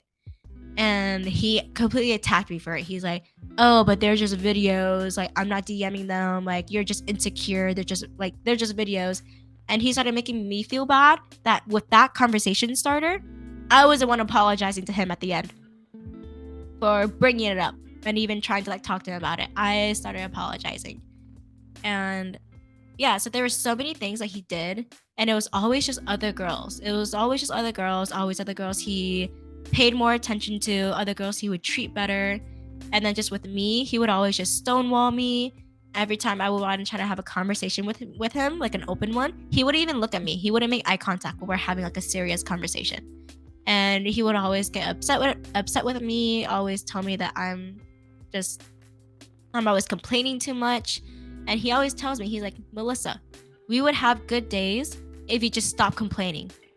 Our days are always bad the moment you start talking or complaining. So just don't complain, just don't talk, and then we'll be okay. And I'm like, what the fuck? So you literally just want me to like sit and stay like a dog then, essentially. Like you don't want me to do anything at all. And he didn't really want me to have any friends either. He didn't like whenever I did stream, and he didn't like whenever I played with other people because then I wasn't available for him whenever he needed. But the thing is though, he would always watch other girls' streams and he would always be playing with his other like friends and always just leave me alone. And he just wants me alone. He just wants me there waiting because he doesn't want me to do anything else. So I was very isolated at the time, didn't have any friends, couldn't really do anything. I literally was like a dog. I just sat there. I just sat and stayed for him. And as long as I didn't say anything, I didn't talk, I didn't complain, we wouldn't have any problems, because he just hated whenever I did call him out for lying or for cheating or for like just doing anything that I set clear boundaries of in the very beginning of the relationship. And he would always consistently cross the boundaries. And yeah, he really, I would say that Brian mentally fucked me up the most, as to where I'm still not okay right now. And it's like my insecurities and my trust and just everything is completely destroyed now because of him. Because of him, I it's hard for me to trust people now. It's hard for me to trust. I generally deserve I generally feel like I deserve the bare minimum or even less. I don't even think I deserve the bare minimum at this point. I don't think I'll have anyone out there for me that would truly love me for me, that would do anything for me. I am scared to communicate now and talk to people and all that, because like just all the times that he's turned it onto me and made me feel bad and manipulated it onto me, and just yeah, it was just a whole big issue with Brian, and it was on the whole fucking year. The whole year, it was just toxic. Just him, honestly, just ruining my mental day by day. And I guess the biggest thing for me too, like the biggest red flag, was when his friend did that thing to me, and he didn't even believe me, and he said it was my fault if it did happen too. I feel like that should have been my biggest red flag for him, but I just ignored it, hoping that he would be a better person and that he would change. But that was, once again, I'm blaming myself. It's my fault. I waited too long. I gave him the benefit of the doubt too much, and I was too trusting and too gullible, and I just got completely just dragged through the dirt, treated like shit, and just yeah, I generally feel like I it sounds really depressing, but it's like I don't know if I'm gonna be okay after him because of how bad it was. And it's gonna take a lot for me to feel like I can be the same person I was before. That's really hard to say. Like it was really, really hard. Yeah. I tried shortening it as much as I can. There's like a lot more fucked up things he did, but like that can be said like another time. Yeah, There's a lot honestly, to say. whatever you're comfortable with, but Yeah. I feel like I'm like blabbering so much. I feel like I'm just like talking so much, and I'm just no, you're like, this is good. I mean, we're learning more about you, whatever you're comfortable saying, but I do appreciate, your time and your energy for this. I'm like processing a lot, not gonna lie. Everyone has their own unique story, so yeah, whatever you're comfortable with, okay? Yeah, I mean, I feel like that's a basic like understanding to it. Just know that he's a really, really shitty person, and a lot of things he did ruined me as a person and me mentally. And it was just really, really bad. Yeah. A funny thing though is that one of the girls he simped for on Twitch. So you know how sometimes people use other people's voices as like alerts on Twitch, like a sub alert or follow alert, just because Yeah. it's something like funny, something funny or something cool. So this one girl, she was saying ew in her stream, right? But I guess she said it in like a cutesy, funny way or something like that. Mhm. So someone clipped her saying that, but Brian saved that voice clip and used it as his alarm. So he would wake up to her fucking voice saying ew, like to wake him up as an alarm. And I found out because we were cuddling in bed one day and he had set an alarm because he needed to do something later. We were cuddling and out of nowhere I hear that girl's voice just saying ew from his phone, and I looked at him. I was like, is that who I think it is? And he's like, yeah, I have her as my alarm. I'm like, that's weird, because she doesn't even know that he did that, and he didn't even ask her if he could do that. He just liked it and he saved it and he set it as an alarm. And I'm like, yeah. Wow. Yeah, that's pretty funny when I think about it now, but like it's fucked up. Yeah, That's what I'm saying. I think there's something. Like, there's something wrong with him. I don't know. He's insane. You know, I'm just glad you're doing you, focused on yourself now. You've learned a lot from these experiences. Yeah. Yeah, I would like to credit you, Wilson. If it wasn't for your game show and me meeting everyone here, I genuinely would not have had the strength to walk away from Brian. That's something I can like confidently say, and I really am grateful for. Like, I'm really, really happy I did meet you and everyone. Otherwise, I would honestly still be stuck in that whole like situation with him. And I probably would have never left. Dang. Yeah. Appreciate you too, and glad things worked out the way it did then, honestly. Alright. Moving on, still on the topic. You definitely went through a lot with the relationships, the heartbreaks. You mentioned some of the red flags you've came across, but knowing what you've been through, what are like major red flags to you in general?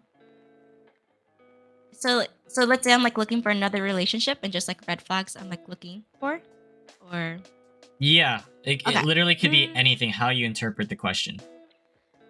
I would say with all of my past relationships, the biggest thing, like the biggest red flags I can confidently say that will be a hard no for me and a hard thing I stand for would be consent, because of just the stuff I've been through growing up and the two guys. Consent's a really big thing. If a guy cannot respect you when you say no, and vice versa too, if the guy ever says no.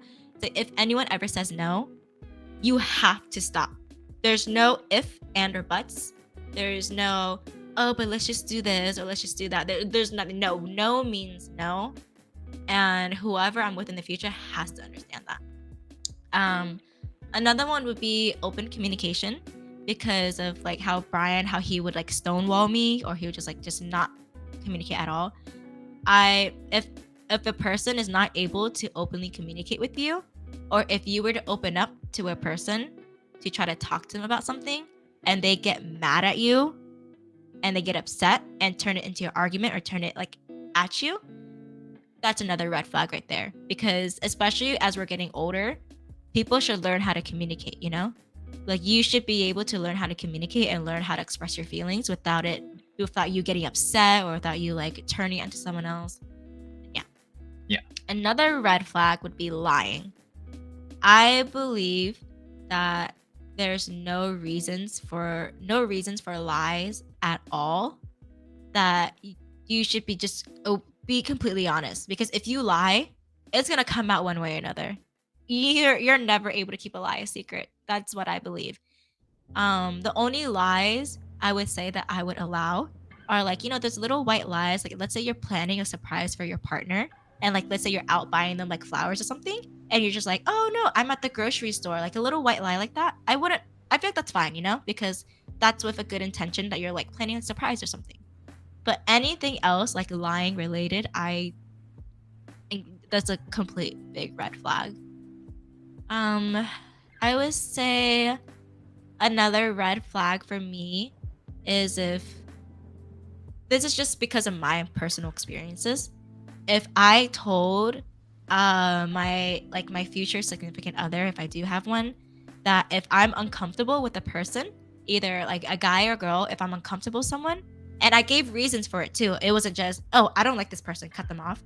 If I told them I didn't like someone or I was uncomfortable with them, gave them the reason why, I explained it to them, I expressed how I felt, and if my significant other is not able to respect that and to be able to stop talking to that person out of respect for me, then that's a red flag.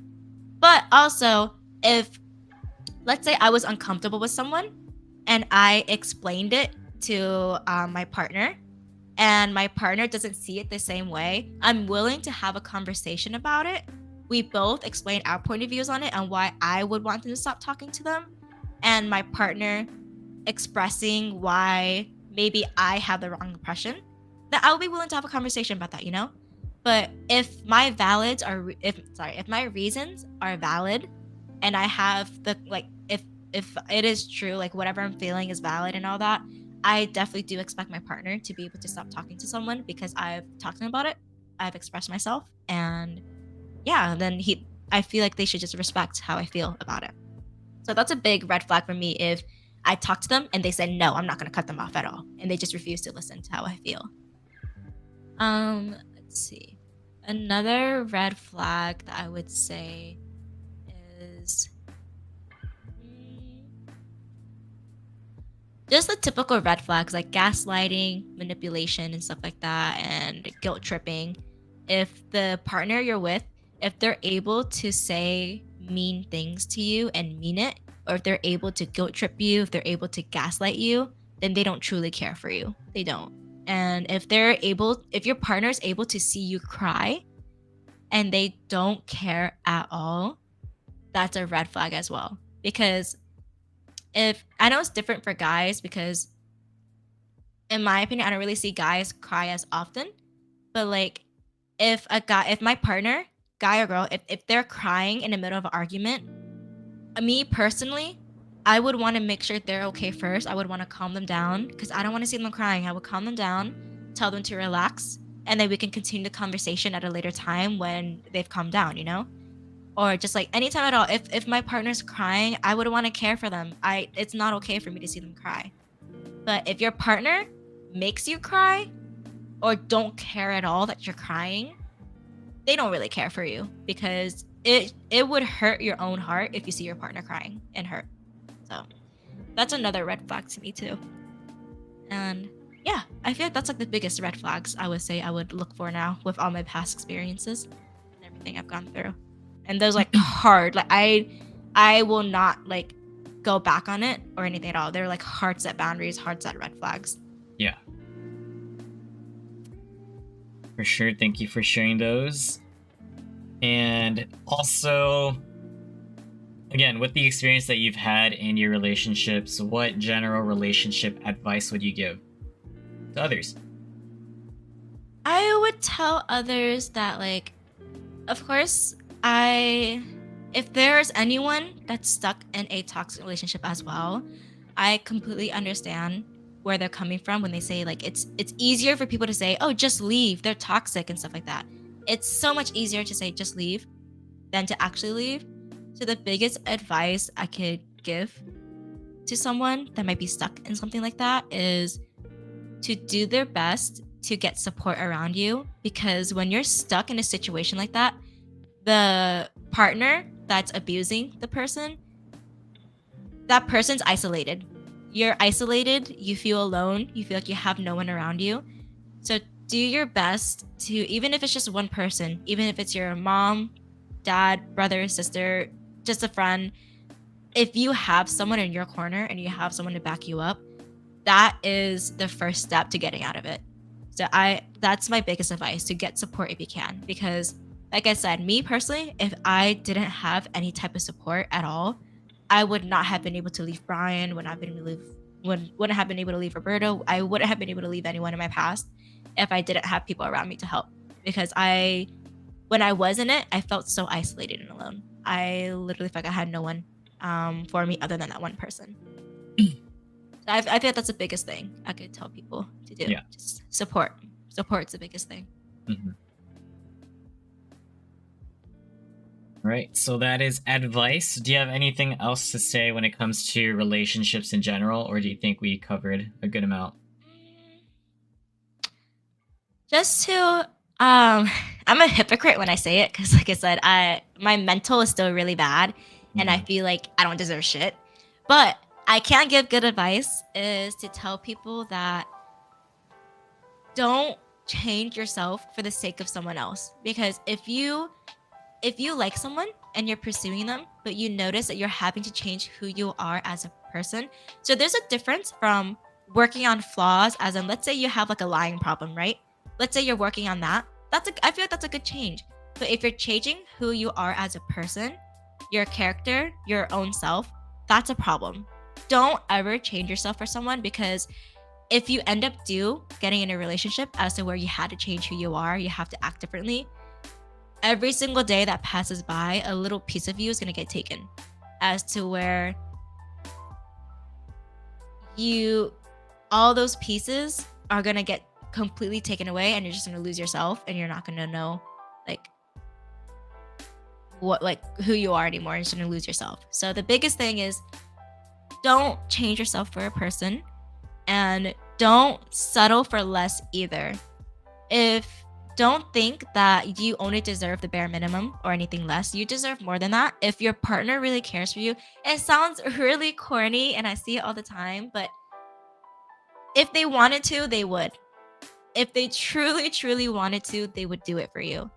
They would treat you amazing, make you feel like you're worth every single bit in the world, and you're worth every bit of love that you do deserve, because everyone deserves love. Everyone deserves to be treated like a person and to be loved for who they are. So don't settle for anything less, because those people, the toxic ones that are providing the bare minimum for people or being toxic or gaslighting, if they're the people that are the toxic ones, unless they change who they are and become non-toxic, they're never going to have anyone in their life. So don't settle for those people, because there are other people out there that are truly looking for people that are not toxic and want to be with someone. So just don't settle for less. Really don't. Otherwise, you're going to be stuck in a whole toxic situation and everything. And always make sure you have support. I'm going to stress that again. Support system. Make sure you have people around you, so if anything ever does start getting wrong, like going wrong, or any red flags, you're able to confide, and you're like the people you are able to lean on, and they could help get you out if you need to as soon as you can. But yeah, that's the biggest things I could say. Awesome. I feel like I trailed off from the question. I don't even remember what the question was.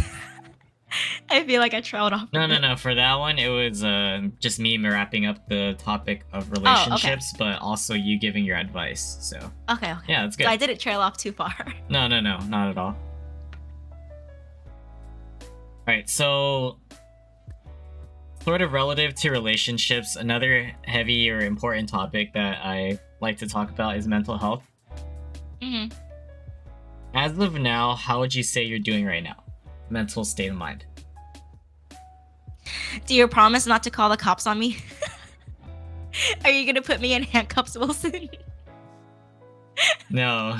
Okay, wait, that sounds kind of kinky, but I don't mean it like that. This is a reminder of what you went through in high school. Yeah, don't worry. I'm not a... Don't snitch on me, please. Don't snitch. Okay, so honestly speaking, and I'm being completely open because I'm a huge thing for honesty and being open about everything, is that I am honestly not okay. My mental is still really, really bad. I actually started having dark thoughts as early as 3rd grade. That's when they started, and they have not stopped. They're still there every day. I'm still thinking of it every day. I would like to say that I'm proud that I have not, I don't want to use that word again. I have not I guess like I said, I have not harmed myself within the last, I would say, month and a half. So I'm proud to say that I have not done that lately. But that was a big thing for me. I used that as a coping method. Back when I was with Brian, I was attempting at least like once, if it was really bad, then twice a week I would be attempting, because I just wouldn't want to do it anymore. So it's really, really hard. I'm still trying my best to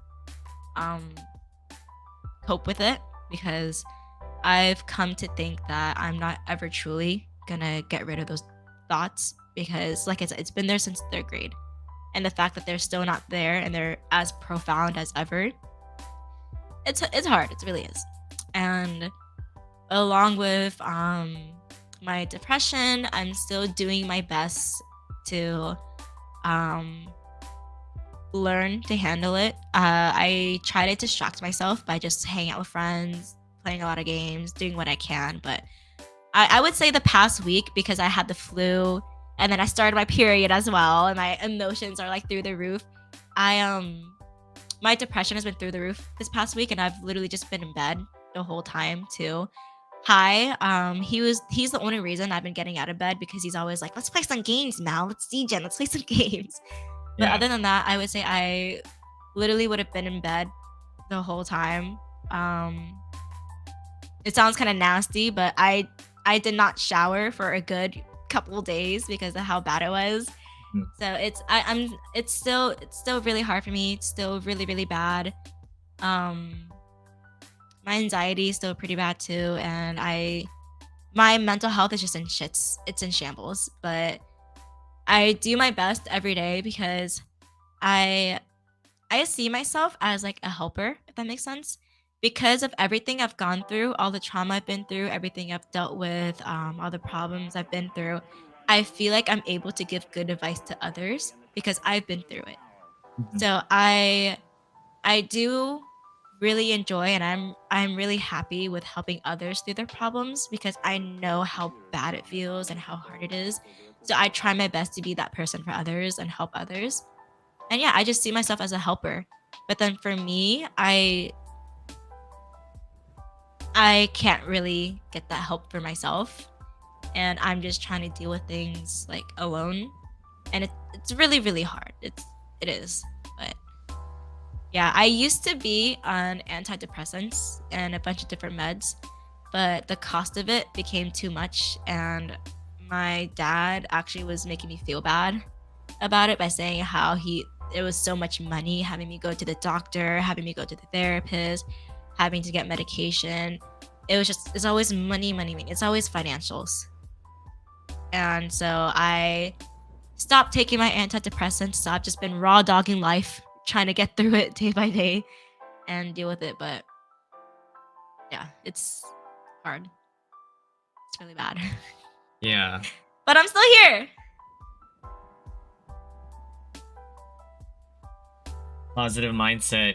You're constantly going through it, and I feel that. Just glad that you're managing your time somehow, and you're at least doing what you still love, you know? I still see you active around, playing games, keeping yourself busy. I'm sure you don't know what the solution is for yourself, but hopefully it comes around. Maybe. Yeah. Maybe. Hoping for the best. I'm losing hope for it. Because But it's like difficult though, because I feel like I know no one expects it of me, but I feel like with how I am as a person and how I portray myself on stream and how I talk to other people, I feel like people see me as the very energetic, sus one that's always making jokes, always laughing, always just being out there, like talking to people and stuff like that. And it's hard because it really drains me having to put on like that face every time yeah. I'm like on stream. I'm like talking to people. It's really draining, but I do it because I care for others. I want to make sure others are happy, others are in a good spot. And no matter how hard it is for me, I feel like the only reason why I'm still pushing through is just so like other people know that they have the support around them and that I'm always going to be there for them. I'm always going to be the one that's fucking just laughing your ear off and just smiling there, waiting to help if you ever need. Yeah. That's it. Honestly, I feel like all I could say is thank you for just being completely honest and for just being able to say that, because that's a lot. Like, we never know what other people are going through, so it's special for me to be able to have this one-on-one sitting with you, for you to say that. Like, you don't have to put on a facade or anything, because I'm not going to get anything out of this, and I just want you to be comfortable and to be yourself. So yeah, kudos Like I to said, you. Just I'm an tell us. open book. Yeah, just tell us who you are, you know? You don't have to be happy and bright all the time. Just, yeah, express yourself. No, guys. When my depression is really, really bad in that day, you don't want to talk to me. I am the most gloomiest, depressed person ever. And because I have a dark sense of humor, I would always make a lot of jokes about like my trauma in the past. But the thing is, the things I joke about are pretty traumatic. So when people hear about it, they're just like, Mel, are you okay? And I'm just like, no, but it's pretty funny, isn't it? But then it's not funny. But then I'm like laughing, and then it's like, yeah. So you guys truly don't want to see me on a really rough day. That's why I just don't stream if it's rough. Your own coping mechanism. Yeah. Yeah. Okay, well, I was gonna ask you, like, what would you do when you feel like you're at your lowest point, but it's pretty clear, like, how you've expressed you have a support system, and go ahead. So I was gonna say, when I'm at my low, nobody actually really knows. That's why I said I'm a hypocrite when it comes to my advice, because I don't take my own advice. I tell people to have a support system. I tell people to rely on others. I tell people to always trust that people around you do care. But I don't confide in anyone about all of this. Like, I would say that in the past couple months, like, you and everyone in chat are like, you guys are the first to hear it about how bad my mental has been lately. But the thing is, though, I'm not going to ask for help because, first of all, I don't want the help, because I appreciate when people do talk to me and people tell me they're there and stuff like that. But realistically, though, words only do so much for me, you know? And with how much I've been through and how bad in a place my mental is, words don't really help. I appreciate it, I really do, but they don't help. They don't really do anything for me. So that's why it's like, whenever I'm at my lowest low, I just have to try to figure it out myself. Either I just sleep the day away, or I just watch Netflix the whole fucking day just to keep my mind off of it. But I'm usually just in bed the whole fucking time and just not really wanting to talk to anyone, just wanting to like be alone. And yeah, but like I said, I haven't had a really bad low in a while because I've been clean the past like month and a half. So, but usually that's what I would resort to back then. If I ever had like a really bad low, I would resort to the action on myself, or I would drink, or I would smoke, and I would just like do something else. But I've been trying to find healthier coping methods. If anything, I would say watching Netflix is a lot healthier than the other thing I was doing before. So I'm trying to stick to that. So yeah, but I usually just stick to myself. I don't really talk to anyone. I think it's really bad. Yeah.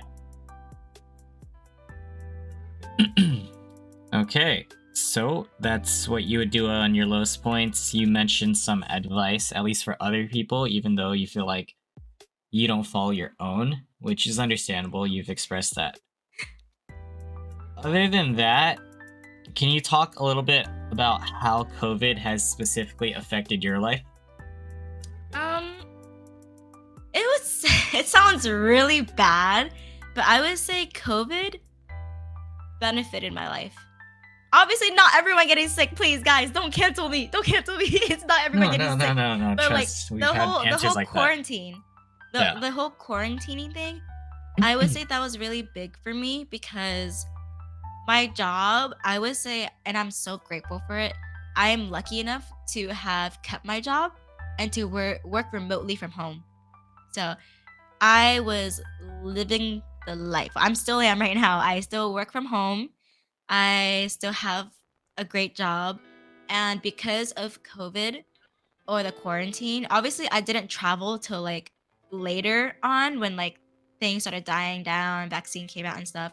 But once it was okay for people to start traveling again, I started traveling a lot more because of the whole quarantine. Because we're working from home, I just take my work with me.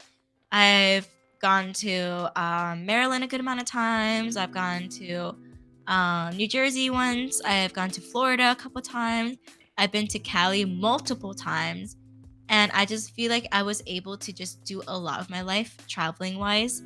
And then quarantining also gave me the step to start streaming as well, because I was like a COVID streamer as well. I started streaming when COVID first happened, and yeah, and it really brought out my passion for gaming, because like I said, I've always played Roblox when I was like in middle school and stuff. I played Roblox. I played like other online MMOs.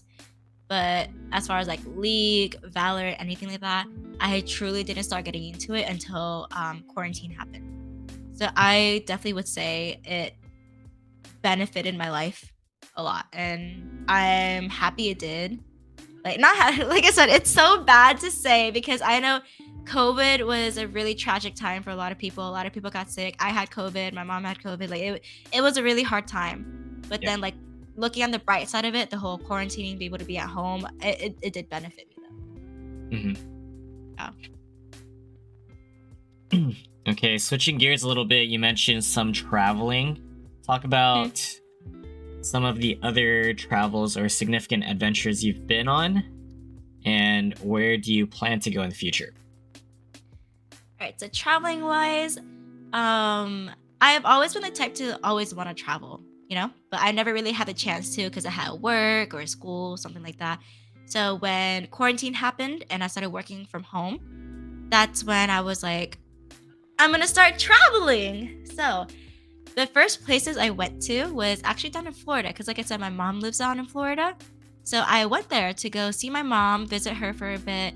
I actually have a group of friends down in Florida as well.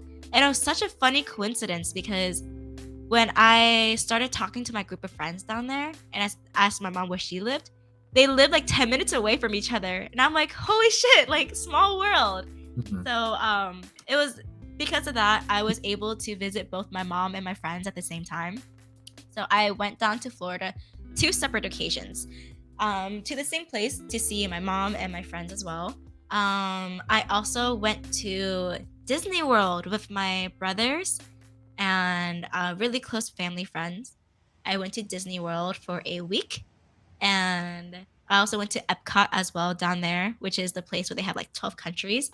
So I like drank around the world. And oh my, that was really, really fun as well. And after that, I went to New Jersey like once for a wedding, I think. I think it was a wedding. But yeah, I went to New Jersey just for like my mom's family up there.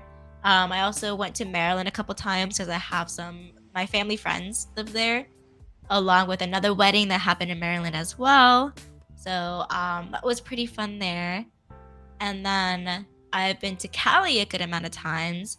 Unfortunately, going to Cali was to visit like Jared or Brian and stuff like that.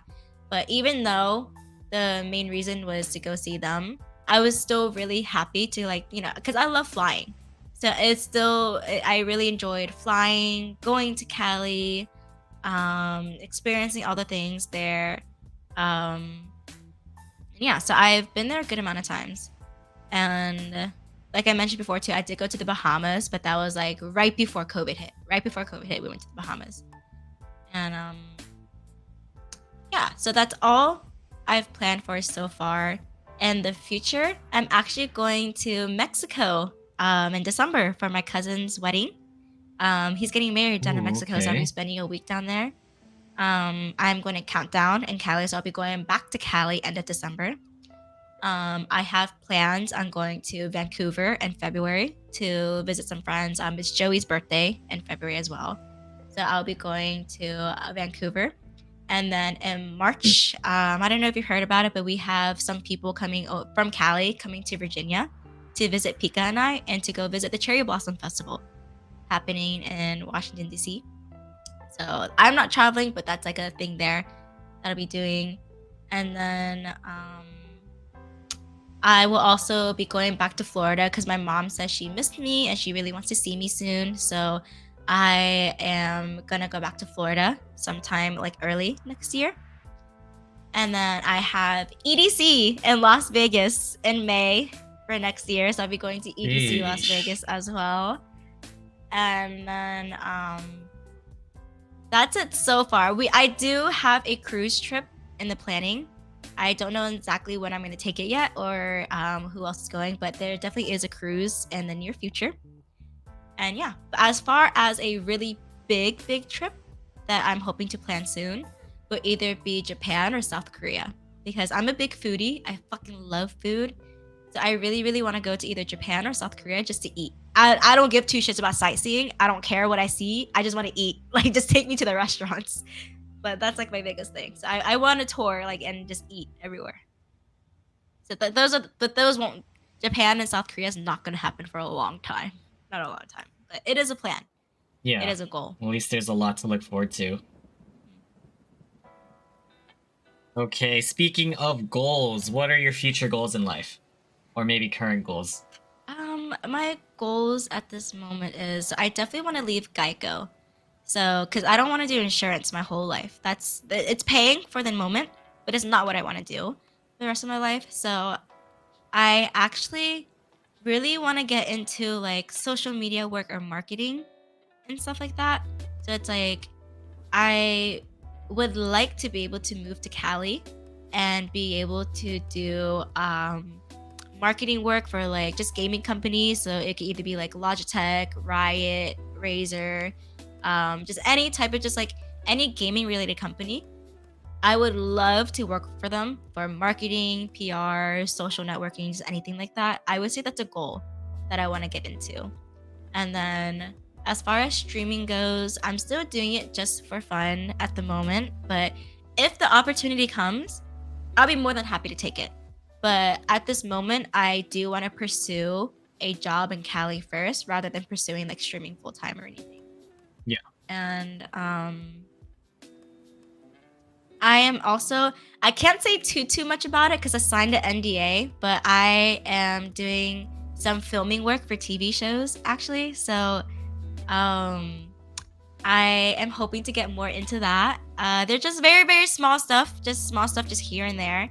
But it Nice, definitely okay. is a goal, and it would be really, really cool if I were to have like a nice role, So I can't say the name because of the NDA, but one of the shows I worked on is gonna be released next year.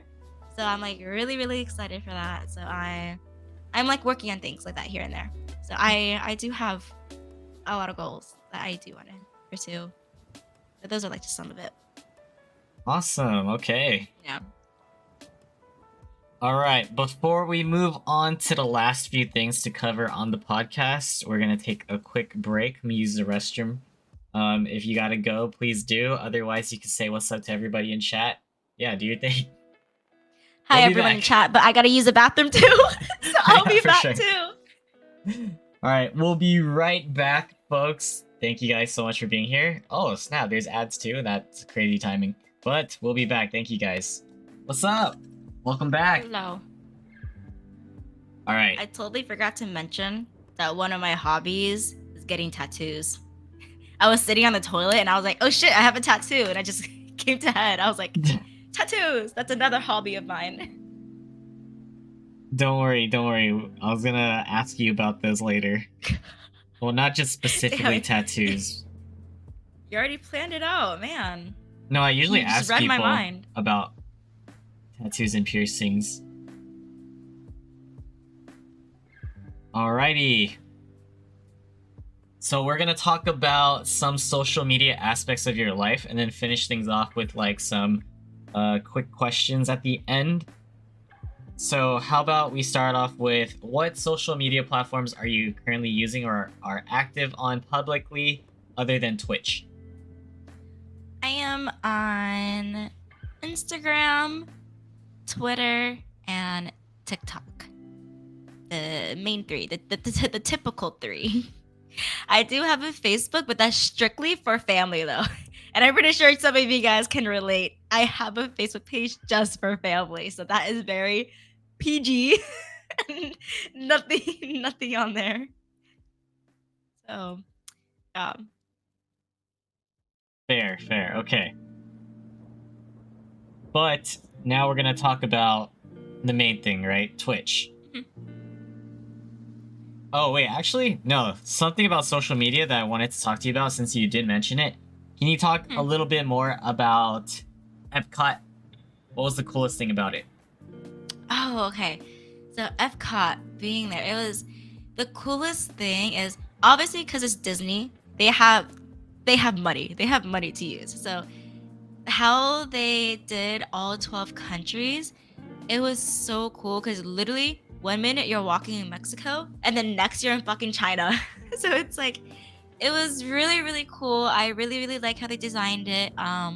Obviously, like any amusement park, the food was very overpriced, but fuck it, we ball. I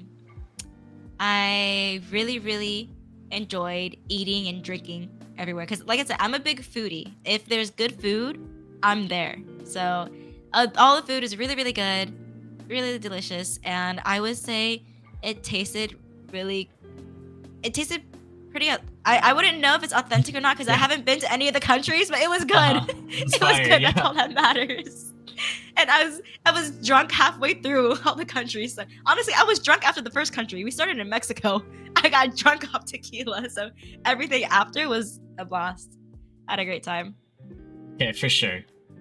So it's Epcot 2021. Talk a little bit more about Momo. Okay, so I got him. I honestly got Momo as an emotional support dog because it was right after Roberto and I ended.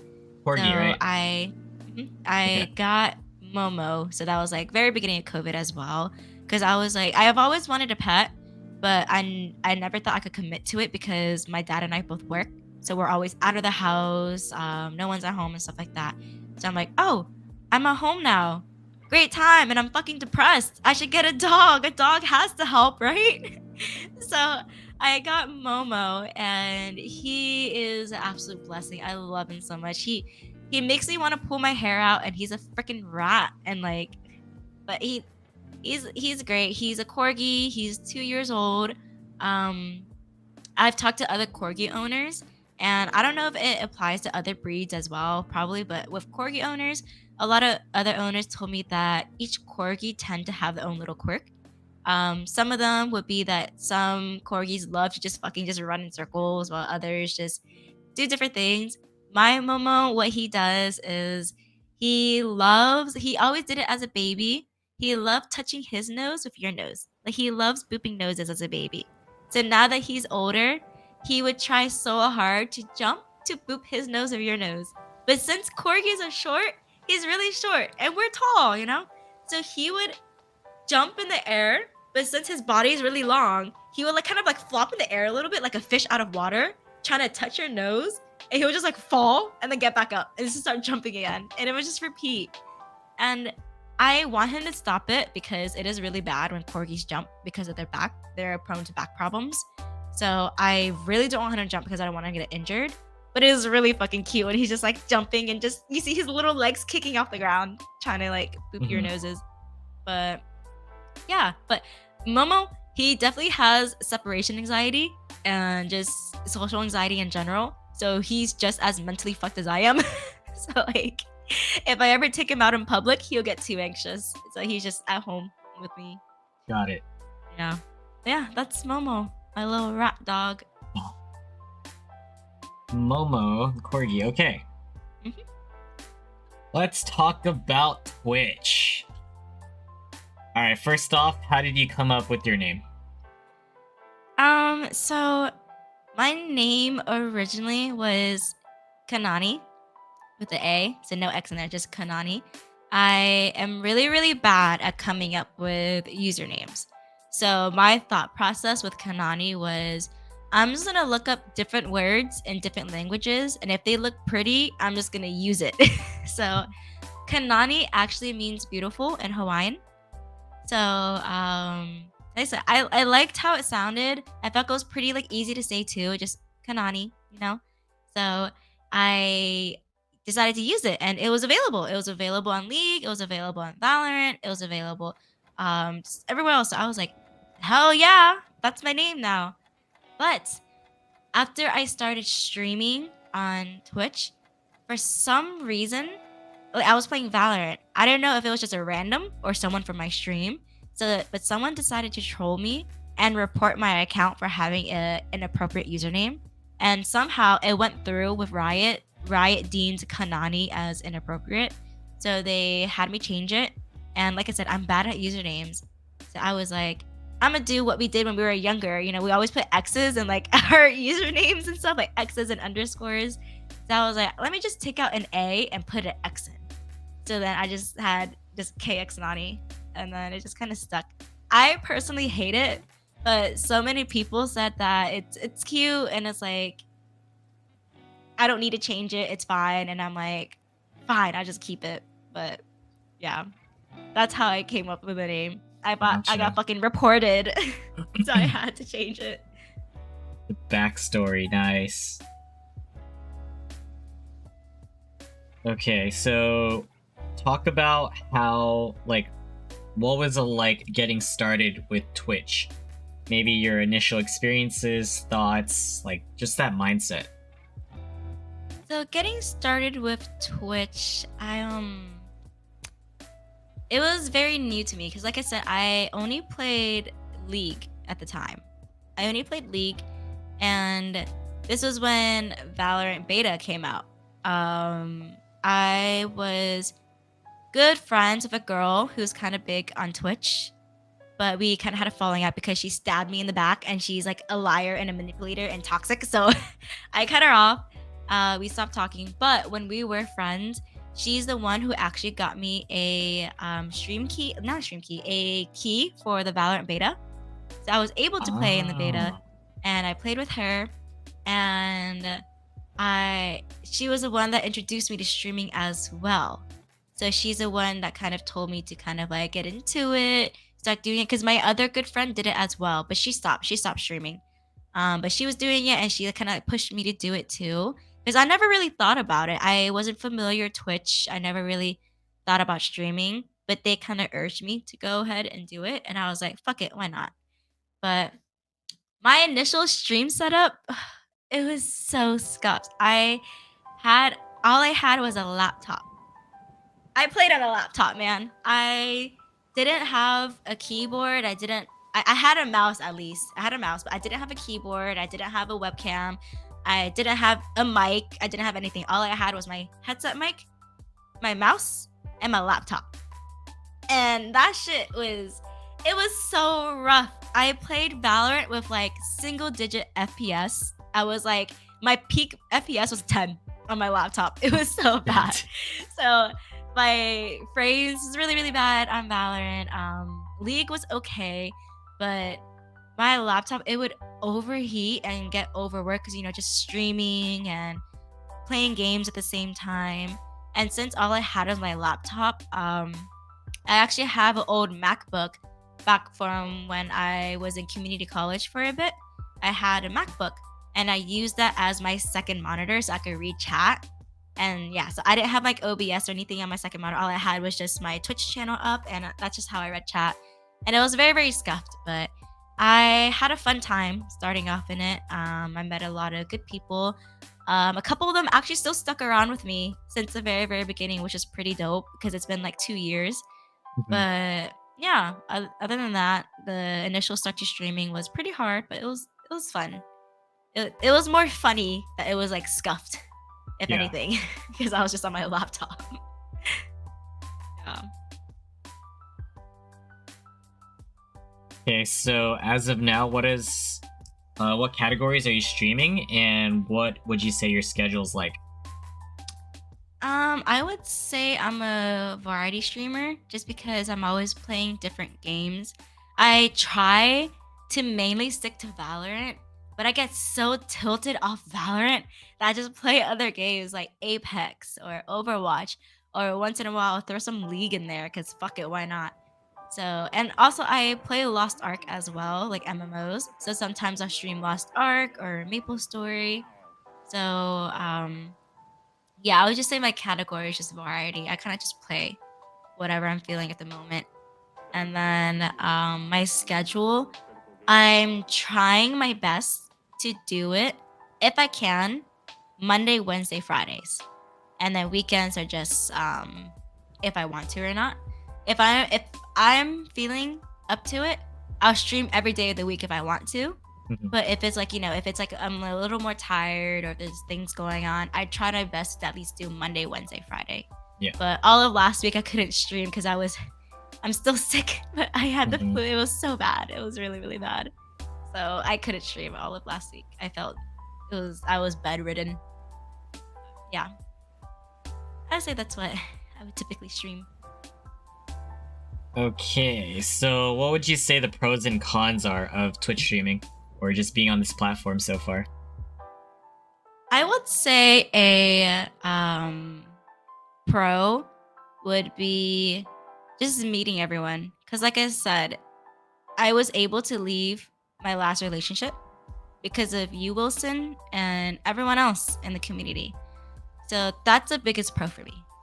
Meeting everyone, branching out, and really trying to tell myself that there's more out there than just my hometown. And that there's just so many other people out there. That's the biggest pro for me. And con wise, as far as I've experienced, luckily I haven't experienced any cons or things that I've thought and said, man, I hate this about streaming. So luckily I haven't really experienced anything. I would say the hard thing though is definitely keeping up that motivation with streaming because it is very time consuming. And for people that definitely do operate off like social batteries, it is pretty hard if you're like running low on your social battery and you're just like, oh, I gotta stream later. And it is mentally tiring. But I would say all the pros outweigh that con. I'll be more than happy to sacrifice my mental and just like low social battery in order to keep making friends, keep meeting new people, having my own community. And yeah, I definitely more pros than cons. You mentioned a few things that I was going to ask you about, which is pretty cool, like the mental aspects of Twitch. How can it personally affect you mentally, or maybe like what do you typically hear from other people? Because, for example, people could lose motivation and all that based on numbers per se. So, share some of your thoughts. I definitely know I can relate when people say that they're losing motivation because of numbers, because it is hard when you do have other friends and mutuals on Twitch and you see them averaging like 20 or 30 viewers, and then you see your own stream and it's like, oh shit, I'm only averaging like 6 or 7. But the thing is though, how I see it is that even though you're averaging low numbers, those people are there for you. They're there for you because they like talking to you, they like watching you, like they like you for you. And you don't need big numbers to have a community on Twitch and have people that you're growing with and talking to and like meeting. So I know how hard it is though, just like the whole number comparison and just feeling like unmotivated there or feeling like you're not really seeing any progress with your growth on Twitch. But I say the biggest thing is just to not focus on the numbers, but just focus on the people that are there for you and the people that are showing you support because they're there with you, they're helping you, they want to be your friend. So I would say that's the biggest thing for numbers. As far as like other mental stuff about it, it's just the whole social battery thing and just being mentally ready to like stream. And I don't know about you, Wilson, but every time I stream, the moment I end, I just take like a huge breath and I'm like, I can just like chill, I was It's like imagining that, yeah. it's like The it's big like don't get me sigh. wrong. It's like it's not. I'm not saying it's a chore or it's not like hard work. I love talking to everyone in chat, but it does get hard when your battery starts getting lower, and then when your battery like is empty, it's such a relief just ending and just like I'm finally like I don't have to like keep up with conversations. I don't have to keep talking. I can just chill. So it definitely is a big mental game for it. Just keeping up your mental to streaming and keeping up with people. But like I said, in my opinion, all the pros outweigh the cons. But it definitely is mentally challenging. And I could see why a lot of people would start streaming, but then they might quit or just like here and there. It is hard, but I enjoy every bit of it. Love to hear that. So, I know you mentioned that you have other priorities and goals in life, as in to like move to Cali with like a job there, right? Yeah. As of now, what would you say your goal is when it comes to streaming? My goal with streaming at this moment is just honestly do the best I can. Like as if you're asking for a numbered goal, I would definitely love to hit 1,000 followers within the next couple months. I'm hoping. I'm really hoping if I really do grind and keep posting on other social media outlets like YouTube Shorts, TikToks, and stuff like that. I'm hoping I could hit 1K before the end of the year. Fingers crossed, but definitely within the next couple months, that's the next numbered goal I want to hit. But as far as just like a general goal with streaming, I just want to keep building a community and just keep meeting new people, meeting new friends. I've been meeting other streamers that I've been like collabing with more, and that's been like so much fun, such a blast doing. Yeah. So just the same thing I've always been doing, just wanting to just expand, meet new people, play games, and streaming was used as a way for me to not feel so alone anymore at home because I don't really have any friends IRL here. And that's still my main goal now. Like everyone honestly makes me feel like I'm not alone whenever I am streaming. Like I have people there. I have people that look forward to like seeing me stream and talk to me. And it just really makes me feel like just pretty happy. So Mhm. yeah. Okay, so what would you consider as one of your favorite memories from Twitch so far? My favorite memory from Twitch so far would be with like I would actually say your game show, Wilson. Because like I said, that was such a big turning point in my life that me being able to join your game show and being exposed to so many other friends, streamers, like so many other people, that was such a huge thing for me. And honestly, like I mentioned it to you a while before, it was such a big step out of my comfort zone for me to send in like the application for the game show and for me to go through with it because I knew no one at all. So I was like a complete stranger there. So it was a huge jump out of my comfort, but I would say it's definitely the most memorable so far because it's just where it got me to today. It's Mhm. honestly such a big change for me, a huge change. Dang, that is awesome to hear. And I was actually gonna talk about that briefly, so we could actually bring that now.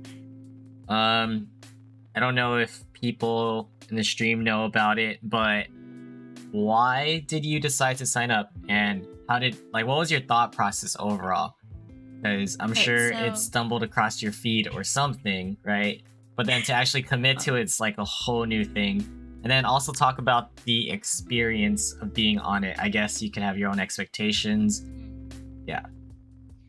So this was when my relationship was getting pretty rocky with Brian as to where I was starting to pull away finally emotionally, and I was trying to take steps that I needed to branch out, meet new people, experience new things. It I was doing my best to try to be my own person now.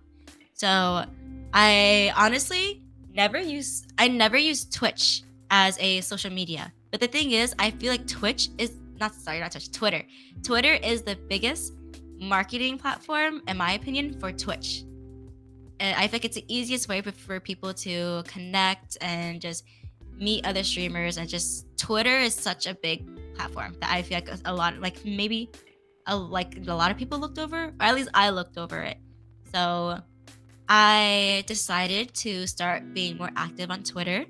I decided to follow some different names, like different streamers that I saw on Twitch, on Twitter, just to follow them, just so I have like Valorant stuff showing up on my For You page, streaming stuff on my For You page.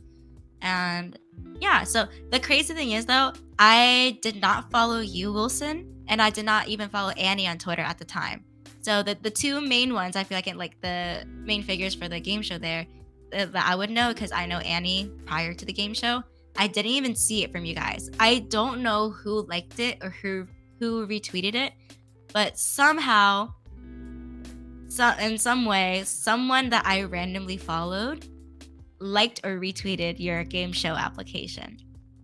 And I was scrolling through Twitter and I see it. And I'm like, oh, Wilson, I've heard this name before because I've heard your name briefly when you and Annie had the Valorant tournament where you guys had like the 2 teams. Yeah. I briefly heard your name there because I knew Annie at that time too. But yeah, so I was like, oh, like Wilson, I've heard that name before. And I was looking through the application. I was like, oh, a game show. That low key sounds kind of fun because I like playing just like random games and like variety games and stuff. But I was very hesitant about it.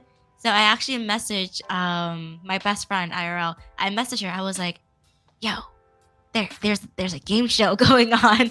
Should I do it? And she was like, what kind of game show? And I'm like, oh, like he's just like a community streamer. I've seen him do like other like tournaments and stuff. He's hosting like this game show and it's like the first one ever too. Like, should I just say fuck it and do it? And she's like, do you need to pay for it? And I'm like, no. She's like, do it. And I'm like, okay, bet. So I decided to fill out the form. And I was pretty nervous because I'm like, I'm not going to know anyone here or anything at all.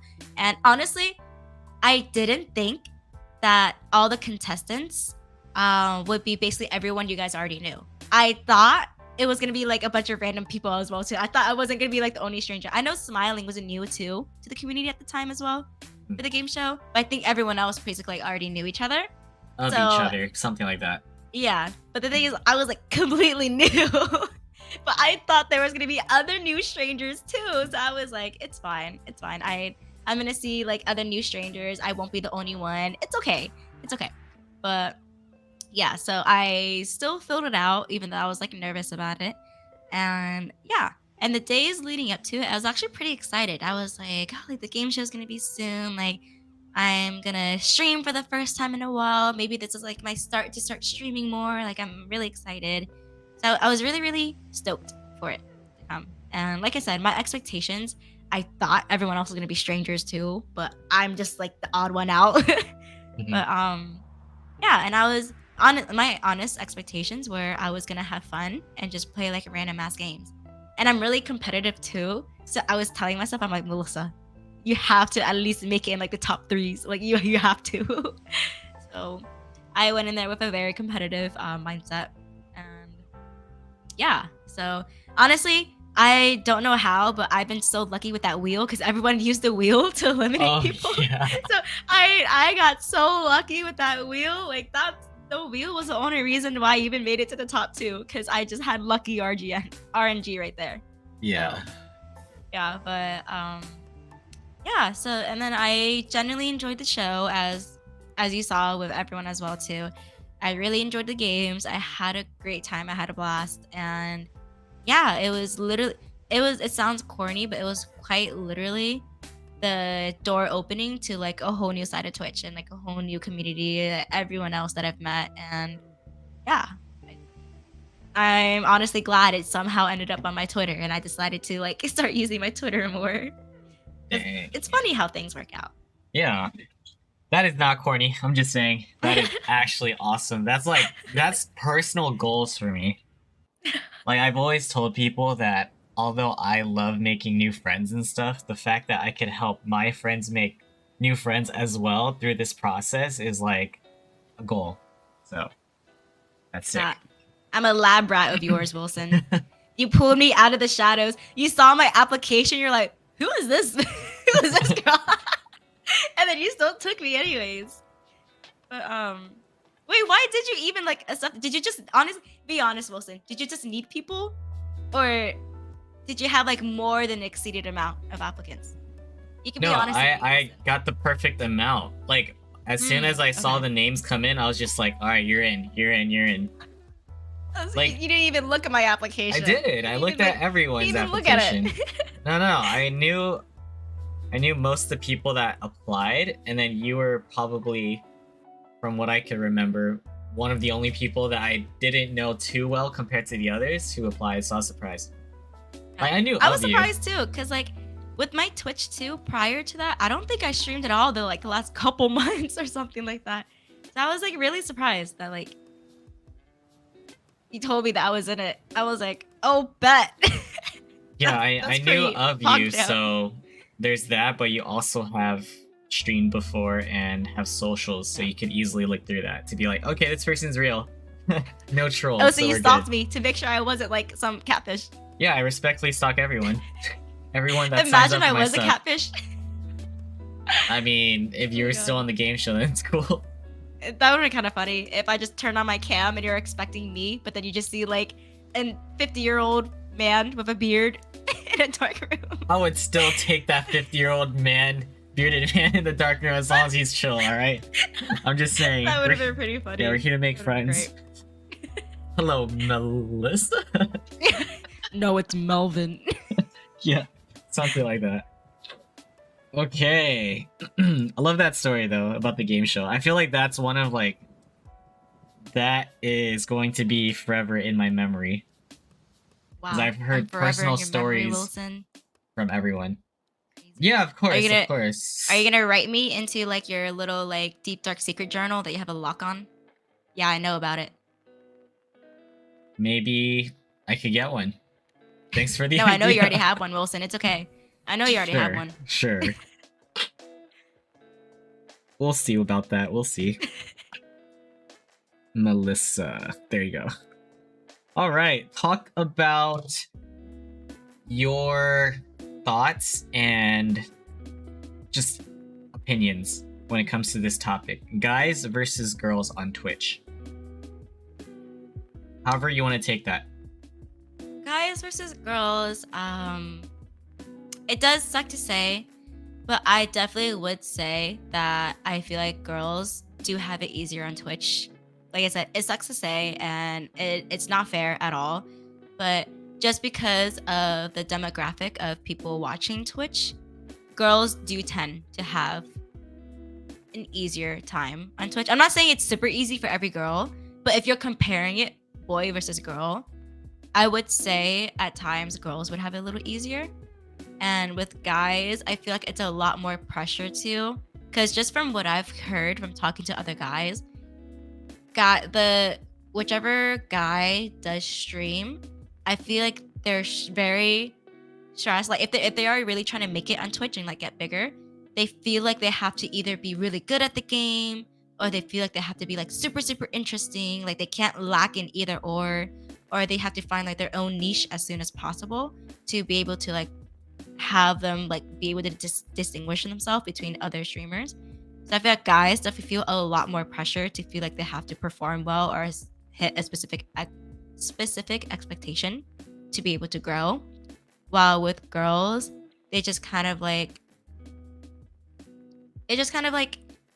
if a girl streams and if they're like even like averagely entertaining, they will still get like a good amount of like people coming in, like followers, viewers, and stuff. So I definitely feel like there is like that difference there. That's just my personal opinion though. Yeah, that's and I'm not perfectly fine. yeah, all the girls that do grind, I'm not looking down on them. I'm not saying that they're only big because they're girls. Don't get me wrong, they grind, they put in a lot of work because it is hard work streaming in general, but at times it is just easier for like viewers and followers to flow in more compared to girls. Compared to guys. Yeah, we hear a lot of different takes, but I do appreciate your opinion on that because like that's I wouldn't say it's controversial, but it's something that people do think about from time to time. Yeah. And you hear people's personal experiences, whether if it's a guy or girl. Okay, on that note, talk about some Twitch etiquette that you've learned over the years. When you think of that, what could you think of possibly?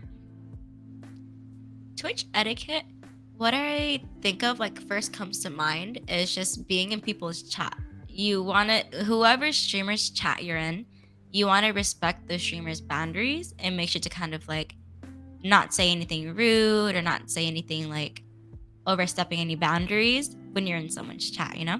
And it's like as a streamer yourself too, the etiquette you have for yourself is to make sure you have a specific professionalism too, because end of the day you are streaming to others. There are guidelines still. You still do have to make sure you're not acting unprofessional, if that makes sense in a way. And so just having good etiquette there. And yeah, I feel the biggest thing that comes to me is just being able to just be just having like proper chat manners. People chat like with just rules, boundaries, talking to others. Um yeah, I actually haven't really thought too much about it. It's just how I Mhm. see it is just hopefully it's common sense to not be a fucking asshole and be rude in people's chats. I would like to think that's common sense. So I haven't really thought too much about it.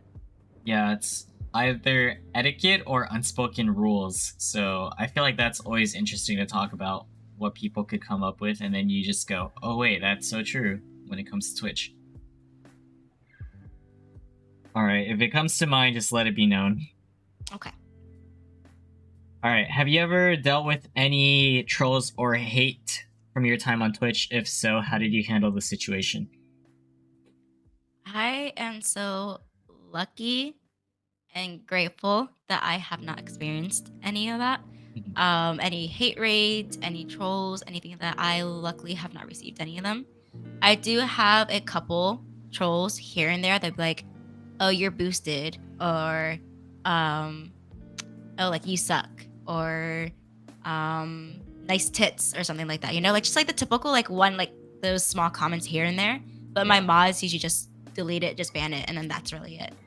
As Okay. far as like repetitive like trolls, hate, any hate raids, I am so grateful and luckily enough to say that I have not experienced any of it from my time on Twitch. Good.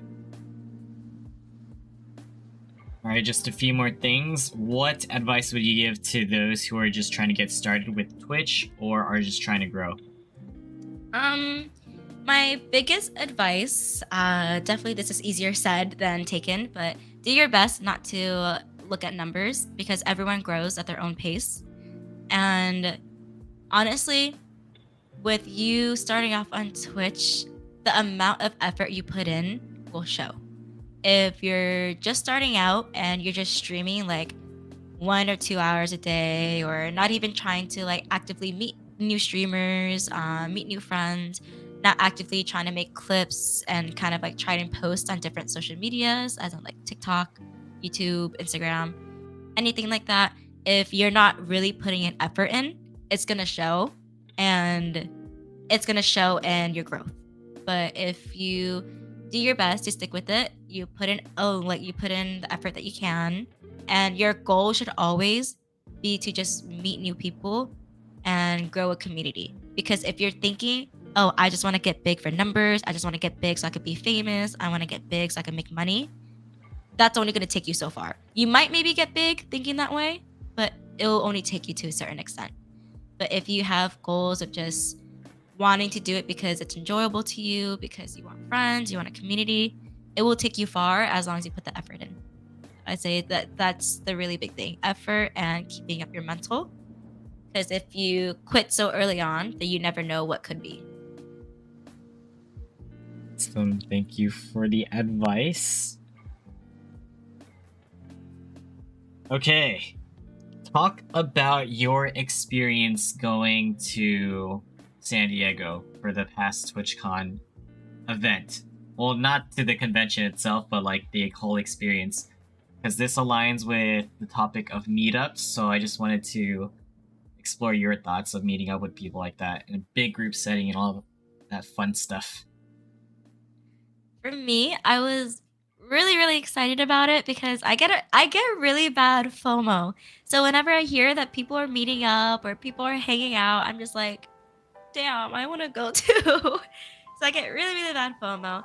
So and I love, love, love meeting people as well.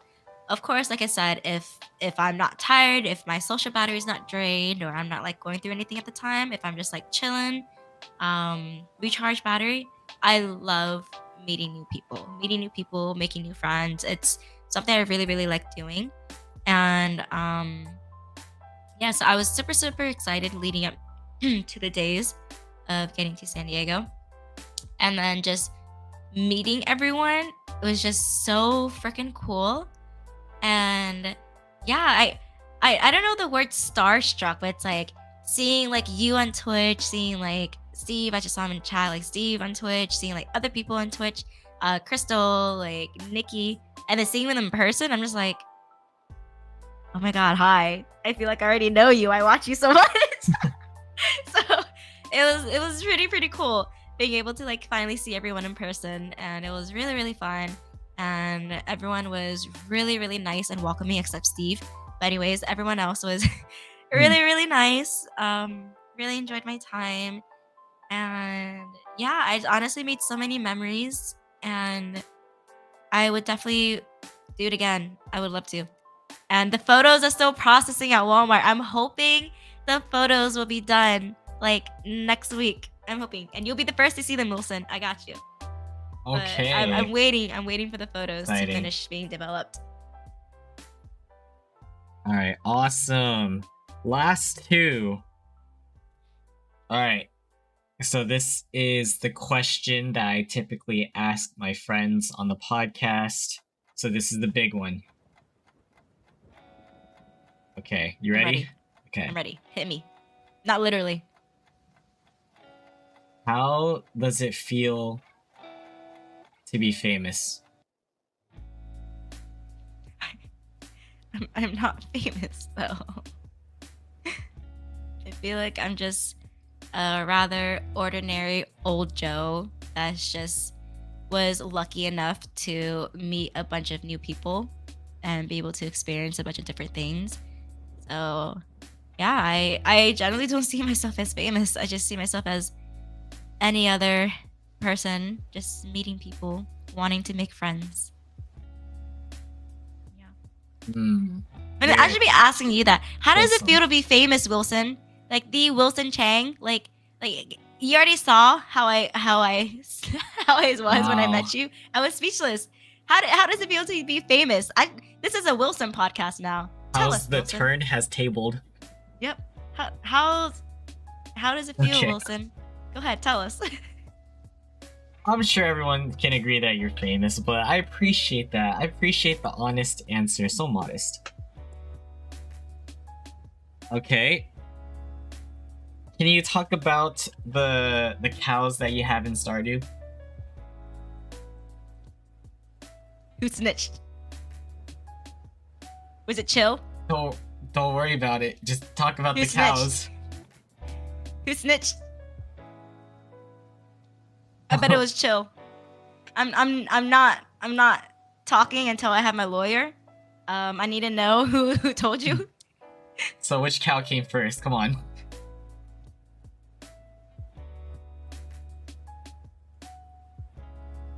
Was it you, chill? For context, I've known that Mel's been playing Stardew, but I didn't know that Mel was naming some cows in Stardew after some streamer friends, including myself. So I'm asking, what about them cows? I would like to start off with that the cows were very expensive to get.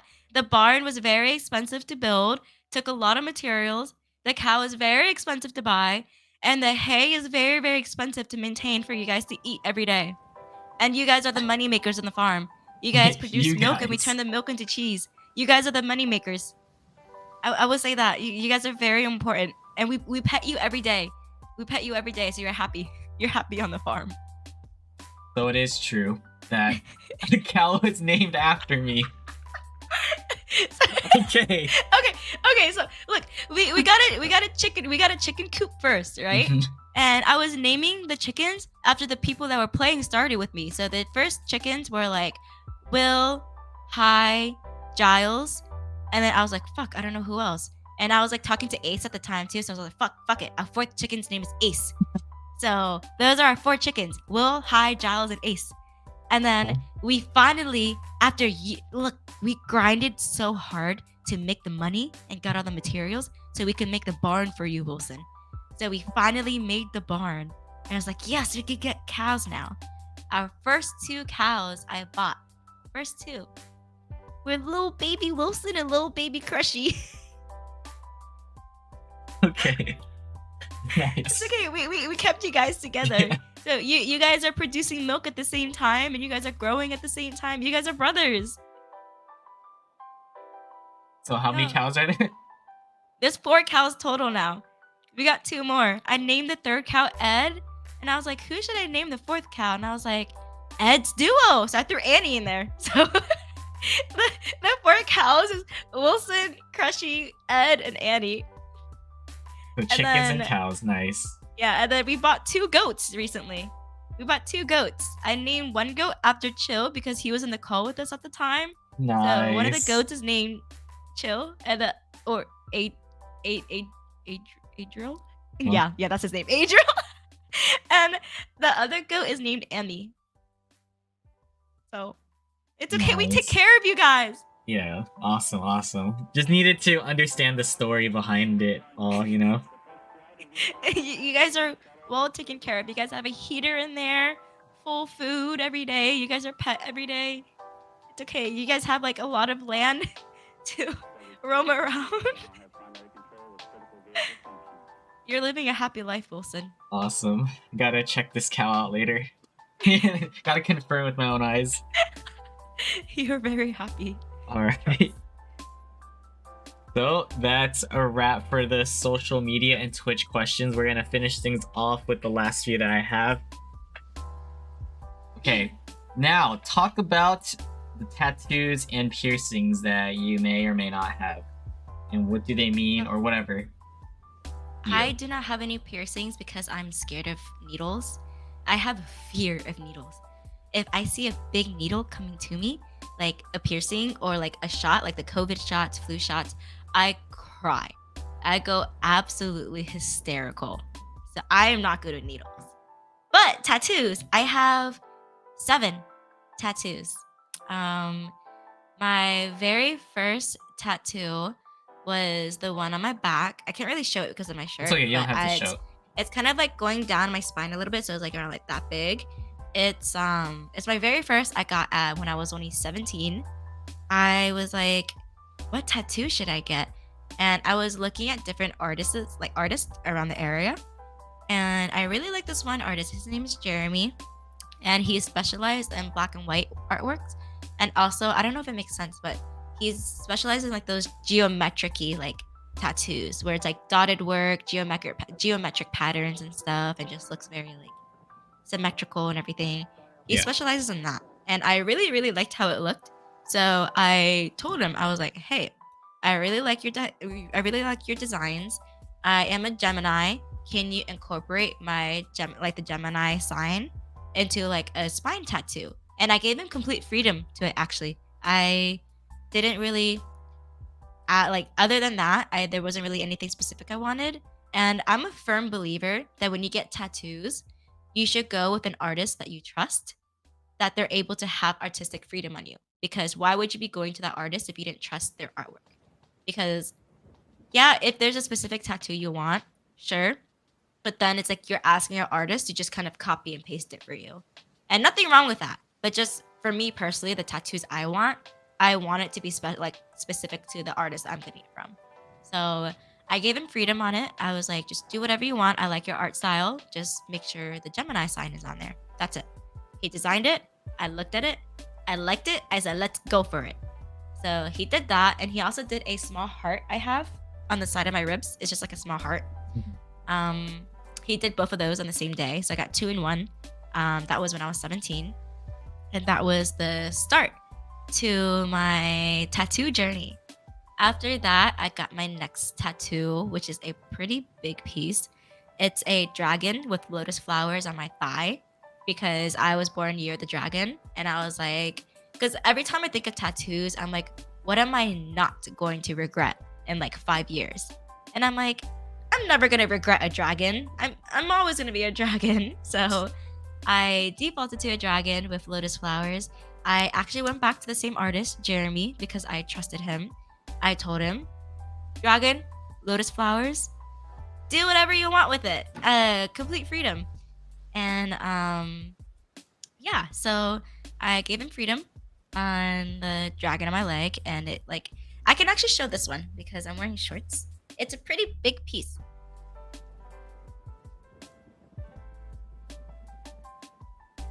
There you go. And yeah, so that is the one on my leg. And that was done in 2018. And then the next one I got was done in like early 2019, which is a tattoo on my inner lip. And that's just because I'm addicted to tattoos and I like how they feel. And I didn't want any visible ones. So I was like, what tattoo can I get that I'll feel the process of the tattoo, but no one can see. And I was like, my lip. So I had XO, so kisses and hug, tattooed to my inner lip. So that was my third one. No, my fourth one. Yeah, that was my fourth one. And then my fifth one is the one on my shoulder, which is done by Jeremy as well. It's the story behind this is the flowers are chrysanthemum flowers, which is my mom's lucky earth flower. And I dedicated it to my mom, so the Chinese side of my family.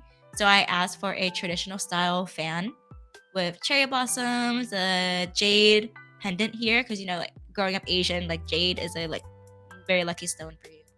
And then I also really love the color red because red is a lucky color for us as well. So I just had like a red string go through it as well.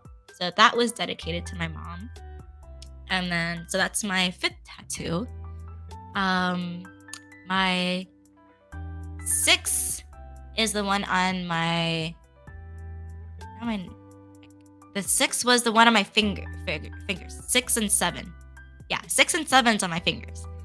Because I was visiting my friends down in Florida. One of my friends, she is an aspiring tattoo artist. But she was completely brand new.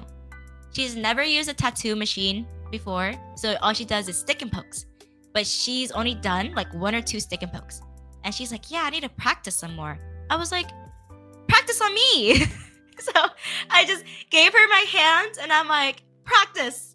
I want tattoos. So she just stick and poked a Gemini constellation right here. And then, are you familiar with Studio Ghibli movies? Yeah.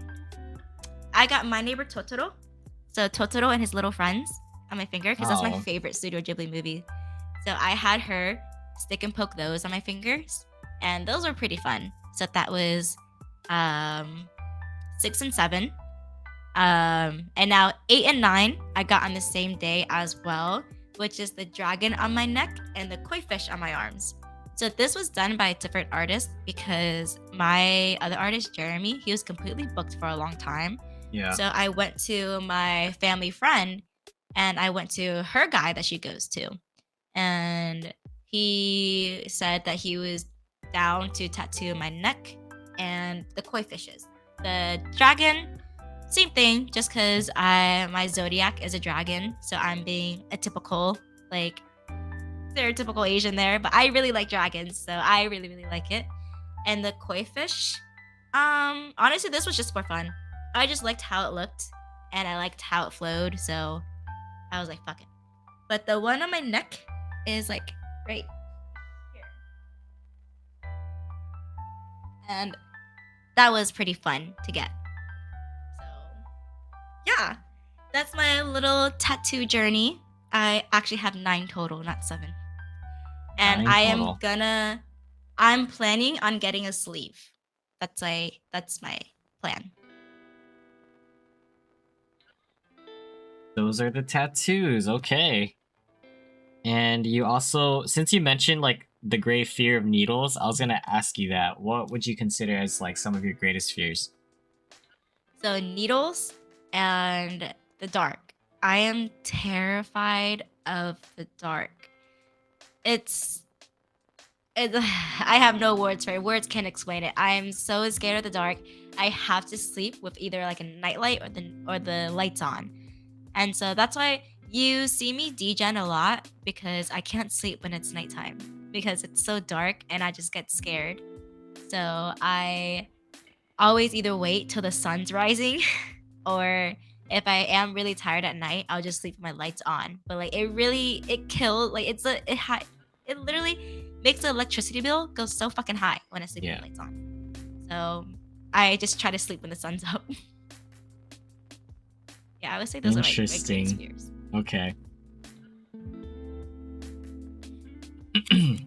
Talk about the hair color change.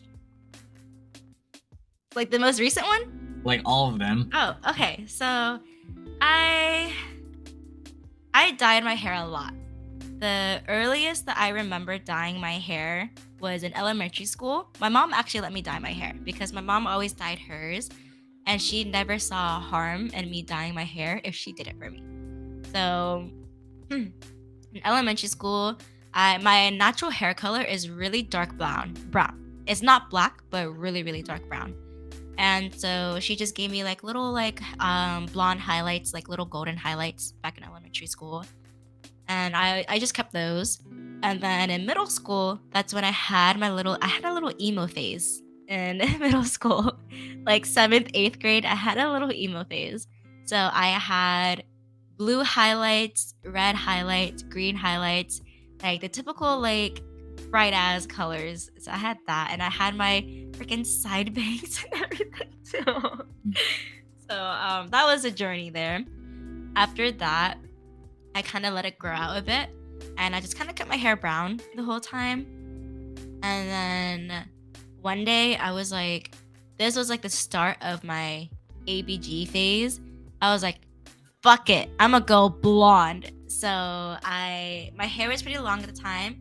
I chopped it to my shoulders and I dyed it blonde. And I was living for that. I really liked my blonde hair. I went from blonde to silver, then back to like an ashy blonde. And then I got really, really sad one day and depressed. So I just got a brown box dye from the store and I just dyed my hair just brown. And that's what you guys saw over at TwitchCon. The bottoms was a little lighter because it's where it's bleached. So it was a little lighter, but the tops was like brown. So that was like the most natural I had my hair in a while. Very brown and like a neutral blonde at the bottom. Yeah. And then after that, I ended things with Brian, and I was like, fuck it, I want to change my hair again. Let's fucking go. So I wanted to dye my hair like a milk tea brown, but it was so hard to find the specific dye that I wanted in store. And I was in like K-Town down in LA, and I saw this one Korean dye, and it was a very bright pink. It was called warm coral. So it's a very, very bright coral color. And I was like, fuck it, we ball. So I bought it and actually initially dyed my hair when I was still in Cali. So that I came back with this hair. Oh, okay. And yeah, so it's just been this kind of like red at the top and a little more like pinky-ish on the bottom. It's just bad lighting. Yeah. How long do you usually let them last for before you decide to change the color? Just whenever I feel like dyeing my hair again. So I might dye it soon because the wedding in December, I was asked to wear burgundy by the bride. So but the thing is, I don't like when my hair matches my dress. So my hair is kind of like red and I'm gonna wear a burgundy dress. I don't know if that would look weird or not. So I'm gonna order my dress soon, try it on. If it looks fine with my hair color, I'm just gonna keep it as is. But if it's odd because it's like a red on red, I'm actually gonna dye it black next. Yeah. Those are my plans. Sure, for sure. That's the hair dye stuff. What about you, Wilson? How long have you been dyeing your hair? I'm actually curious. Only since early last year. Oh, really? Yeah. Oh. Dyed it like, I think 4 times so far. 5 times. So blue, silver. I think I saw red a while ago, right? Yeah, so it was, at first it was like silver. And then so silver, purple, red, blue.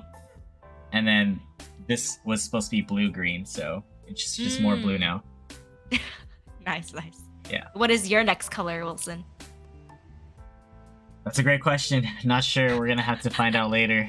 I didn't even choose this color. My friend just picked for me, so I haven't decided.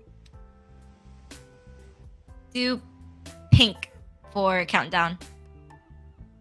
Like just like a different pink, because when I did red, it faded into pink. Like some sort of pink. Have you done like a what if you did like lavender? I could show you the type of purple I had, and then Oh. you'll see. You'll see. Okay. Yeah. We'll figure it out. We'll Okay. get you a new color by the time countdown happens, Wilson. Oh wait, but okay, we'll see. Since that's at the end of the year. Yeah. All right. Favorite food. I don't have a favorite. I love all foods, Wilson. I'm a foodie. I love all foods. But I can name my top 3 favorite like I don't know, like ethnicities or just like the type of foods, Okay. I guess. Okay. But top 3 rated in this order. Korean, Vietnamese, and then I would say Chinese. Those are, like, the For top sure. 3. I don't have a favorite. There's too many, Wilson. I can't choose. It's okay. How about favorite animal? Corgi. Ah, safe answer. Got it. I was expecting that. Momo's listening to me. I had to say corgi. Quote you live by, or favorite quote. Fuck it, we ball. Makes sense. Heard that a few times in this podcast. Just fuck it. What would you consider as your greatest accomplishment in life, and also greatest failure or regret?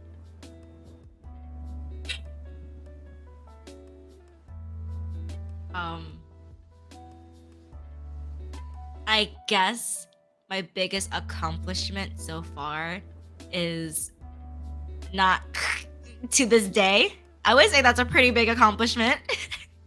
I can't think of anything else because everything else I'm a failure at life, Wilson. I fail at everything. My biggest regret is leaving my mom's vagina. That's my biggest regret. Not even that. My biggest regret was being the egg that took the sperm. It should have been a different egg. That's my biggest regret. You know, it's I feel like it's really depressing to say, but I feel like there's a lot of shit in my life that I feel like I regret or am not happy about, or just wish never happened. But there's really not one thing that really stands out though. Okay. It's like just a bunch of like just small things that add up. And as far as accomplishments are concerned, I feel like I don't ever really accomplish anything in life. So the only thing I could think of is that I'm still alive. Okay. I mean, Here. goes both ways, I guess. Biggest accomplishment and failures. Yeah, I'm sure it was like a loaded question.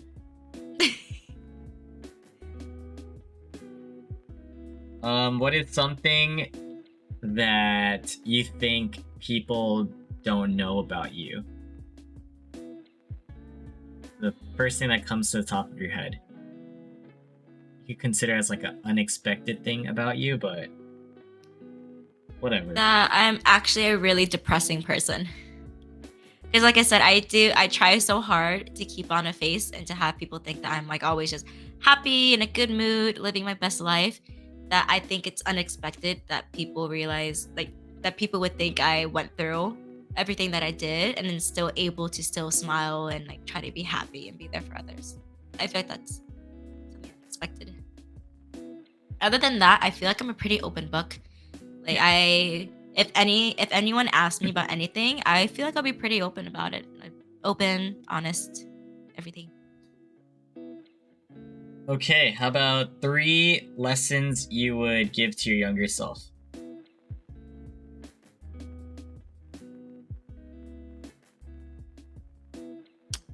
One is to not let myself fall into that phase where I just kind of throw myself at people, and to try to find a different coping method. Yeah. Two, I would try to warn myself about it, but I still don't think I would change. I would try to tell myself to not give people as many chances as I usually do, because I give a lot of people a lot of chances. I'm not just like a one and done or a two and done. I will give them multiple until I'm either like mentally exhausted at that point or just like cannot handle anymore.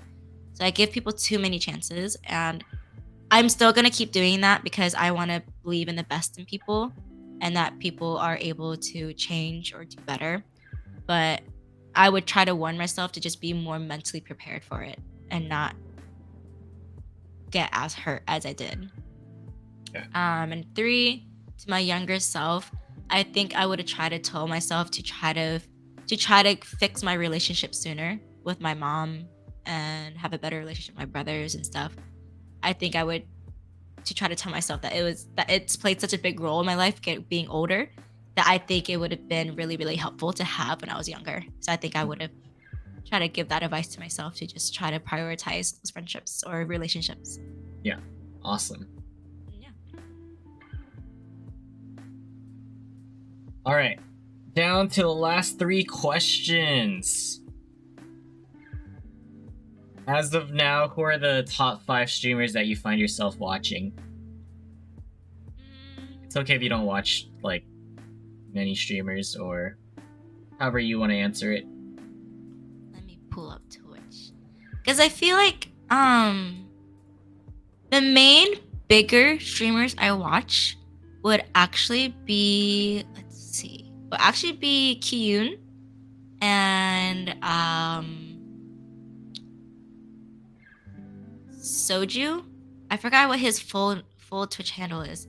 Do you know which Soju I'm talking about? The one that plays TFT and like. I do not. You're talking about big streamers? Yeah, like Oh, big no. streamer. K3. So K3 Soju and Kiyun. They are mainly TFT streamers. And I suck at the game. I'm a pretty big TFT nerd, but I really enjoy how they interact with chat. Actually, their chat's really, really funny. I really, really love how they interact with it, and their streams are always just very entertaining to watch. So I would say those top 2 are the main ones I typically watch. Yeah. But then usually, other than that, I don't really watch anyone else consistently. I do watch a lot of like our friends and stuff, like you, Annie, Enza, and if anyone's ever streaming, I kind of just have the streams on in the background and just kind of just like lurk and watch here and there. But that's really all I can think of. I don't really watch anyone regularly other than those 2. That's fair. I actually thought of another question because of what you said, but out of your friends, right? Out of your friends, and like in all honesty, like if you could name one from the top of your head, who is a very underrated streamer and why?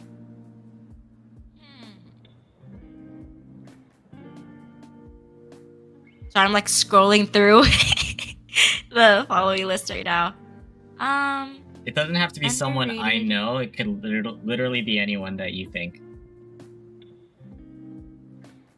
I feel like a very underrated streamer would be.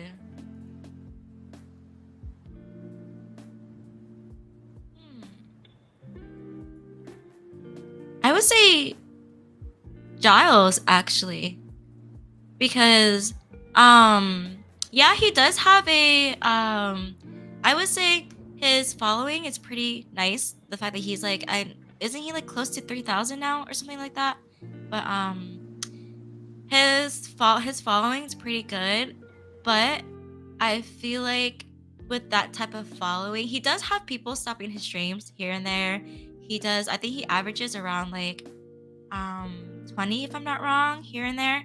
But I feel like with all like knowing him as a person, all the work he puts into his streams, how much effort he does, how much he cares about just like talking to others, modding for others, and just like I said, just the biggest thing for me is someone's work ethic with Twitch and Yeah. how much effort they put in. Mhm. Just seeing all the effort Giles puts in, I feel like he's very underrated. I feel like he should have more than what he has right now. Like he already has a lot. Like don't get me wrong. Like he's great. He's doing great right now. But I definitely feel like he deserves a lot more. That's just Yeah. my opinion. That's the main one I feel like grinds a lot and just comes off the top of my head. No, I love that. Jaws is great. All right, last two. What was your first impression of me? Who's this fucking weirdo with silver hair? I'm kidding. I had silver hair. I was like Yeah. thinking. Wait, yeah, you had silver hair, right? You had silver prior to this. Maybe. Are you gaslighting me right now, Wilson? No, I kind of forgot. I think it faded into like blondish or something. But yeah. Oh yeah, so, Something like that, Okay, yeah. So like yeah. Okay, but no, my first impression, like I said, my first impression was seeing you on the game show as a host. Oh, that was your And- first. Okay. Yeah, because prior to that, like I said, I've heard of your name, Yeah. but I never really saw your streams or anything like that. Mhm. So my first impression was that you seem pretty cool, and you seem like you really enjoyed doing things, as in like hosting, being just streaming and stuff. And it seemed like you were very genuine too, because it sucks to say, and I'm not gonna name any names, but there's a lot of streamers Mhm. out there that try to stream just because they want clout, or try to stream just because they want to try to get big or something like that. Like they aren't really genuine about their intentions.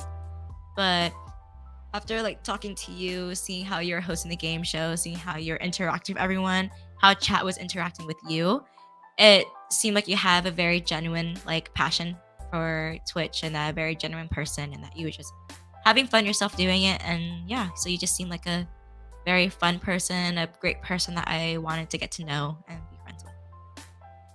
Yeah, that was my first impression. Appreciate that. I'm glad it wasn't the first one you said. Just kidding. Imagine it was. Guess we'll never know. Yeah. Don't worry, I've heard some interesting first impressions. Okay.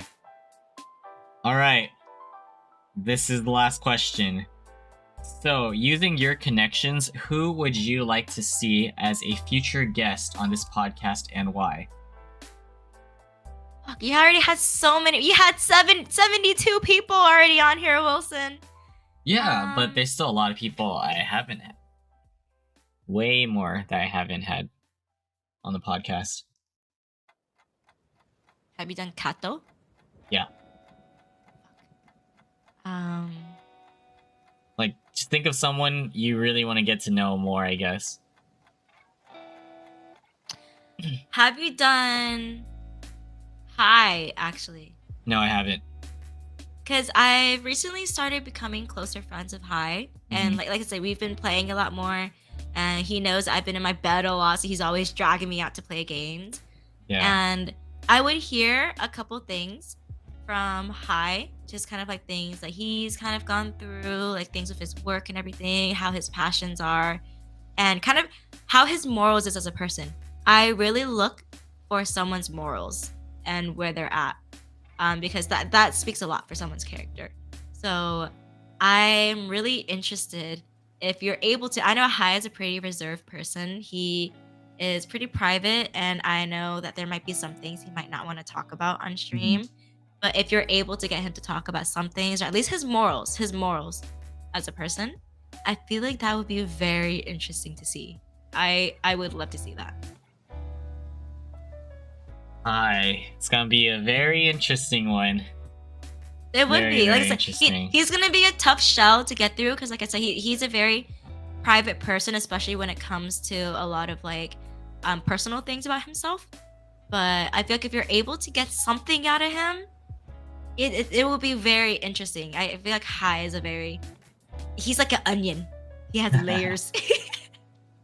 There's layers to it. Yeah, so the funny thing, like, I don't know if you know, but I even saw him today, so we talked about it. Like, having him as a future guest. Mhm. Yeah, definitely would hit home for this one if I were to get him on. Been friends for 13 years, so Really? yeah. So it's gonna be Ooh. interesting. Yeah. Alright, I gotta get him would on. love to see that. Mhm. Just DM the application straight to him. Yeah, Actually, basically. pre-fill the application for him since you already know him, and just like, can you just send me a photo for your application? You're gonna be on Yeah. this. That'll have to be when he's available. Sounds good.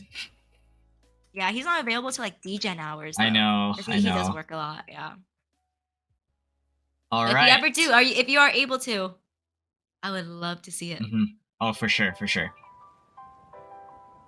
Was there anything else you wanted to talk about or you feel like you haven't mentioned? Honestly, up to you. I feel like I went over a good amount, especially a lot of the stuff I went through early on, and a lot of like my recent struggles with a lot of like the guys I've been with.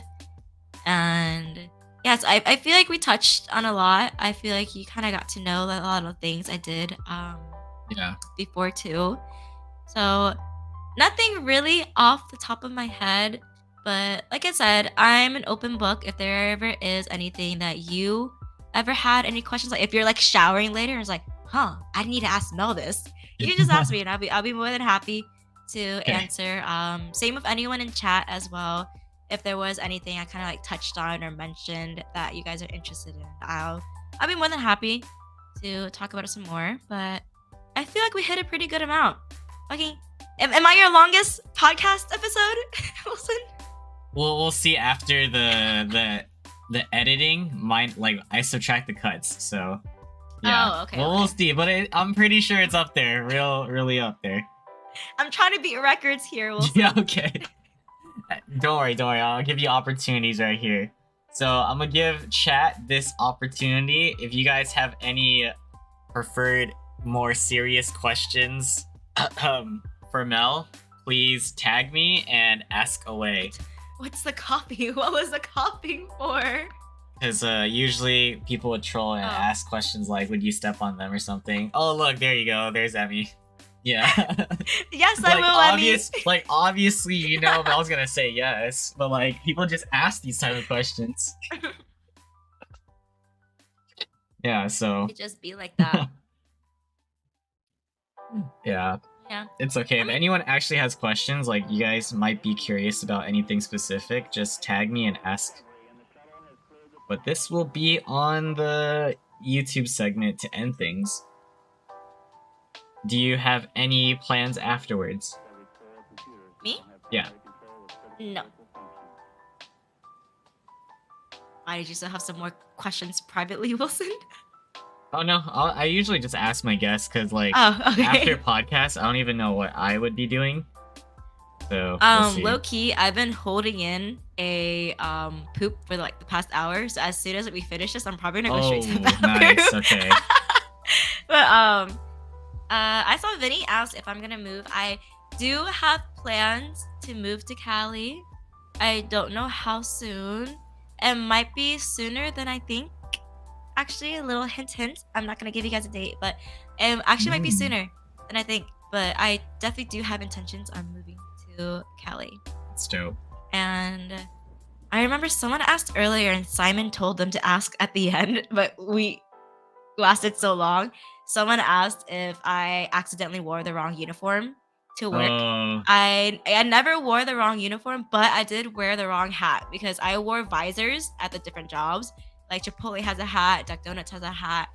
So I had the wrong visor once and the wrong shoes. I had Crocs on when I was supposed to have different shoes on, but that's about it. The main uniform, I never put on the wrong one. Okay, well, we know Vinny stinks, so you don't have to ask that. Did you have any expectations of what this podcast was going to be like? Because I know that you know other people that have been on it. So how did it actually go from that? Honestly, I was going into it fully prepared to just be fully open about everything. Yeah. Like I've been saying, I have no reason to hide things, and I feel like a lot of the things I've gone through, a lot of people don't talk about it enough as to where other people who are going through it will know that they're not alone because people don't talk about it. So I try my best to talk about it when I can if people are comfortable to, just so other people know that there are others out there. And yes, I was fully prepared for everything. The only thing I was worried about was like censoring some of the words because there's some words I just didn't want to say straight up because we are on Twitch and then you will be making it into a video. So that's the only thing I was concerned about just censoring some of the words. Yeah. Okay, well, let me close this out for the YouTube segment, and then I'll let you do your thing. But, ladies and gentlemen, that is a wrap for the return of the Chang Gang podcast. This has been episode 73 featuring Mel. Mel, thank you so much. Can you give us a last few words? Once again, sorry, I'm so sick. Once again, thank you so much for having me. I had a blast. I really hope everyone kind of got an insight to who I am. If anyone really has any more questions at all, more than happy to be there. If anyone needs to talk to anyone at all, I'll be more than happy to be there for you. Just, yeah, I hope you guys kind of got some tea, some popcorn out of that really long segment we had in the middle. That was really one hell, but it was a roller coaster for me going through it. So I can only imagine how it sounds to everyone else listening to it. But yeah, I hope everyone was interested. And I really appreciate you, Wilson. I already said it a lot, but I really am grateful I had the opportunity that you brought me into the community, and it genuinely was life-changing for me. Sounds really corny, but it really was. It's not corny, so I really, don't really worry. Appreciate it. Don't worry. All right, thank you so much, Mel, for the kind words. Folks, we have 2 commands. Don't forget !podcast to understand why I like to host these one-on-one conversations. And the second one is !guest, as what Drastic Purge is using. Follow Mel, as she is also a fellow Twitch streamer, and then you could check her out whenever she's live. So thank you guys. Make sure to give this video a thumbs up if you haven't already and hit that subscribe button. Appreciate y'all. Where's your button at? Where do I point? Where do I point? I mean, the button's not gonna really pop up on the screen, but you could just tell them to. Okay. Yeah, Wherever the button is, subscribe. All right, thank you guys. Tune in for episode 74. Who knows when, but hopefully soon in the month of November. All right, take it easy, guys. Peace.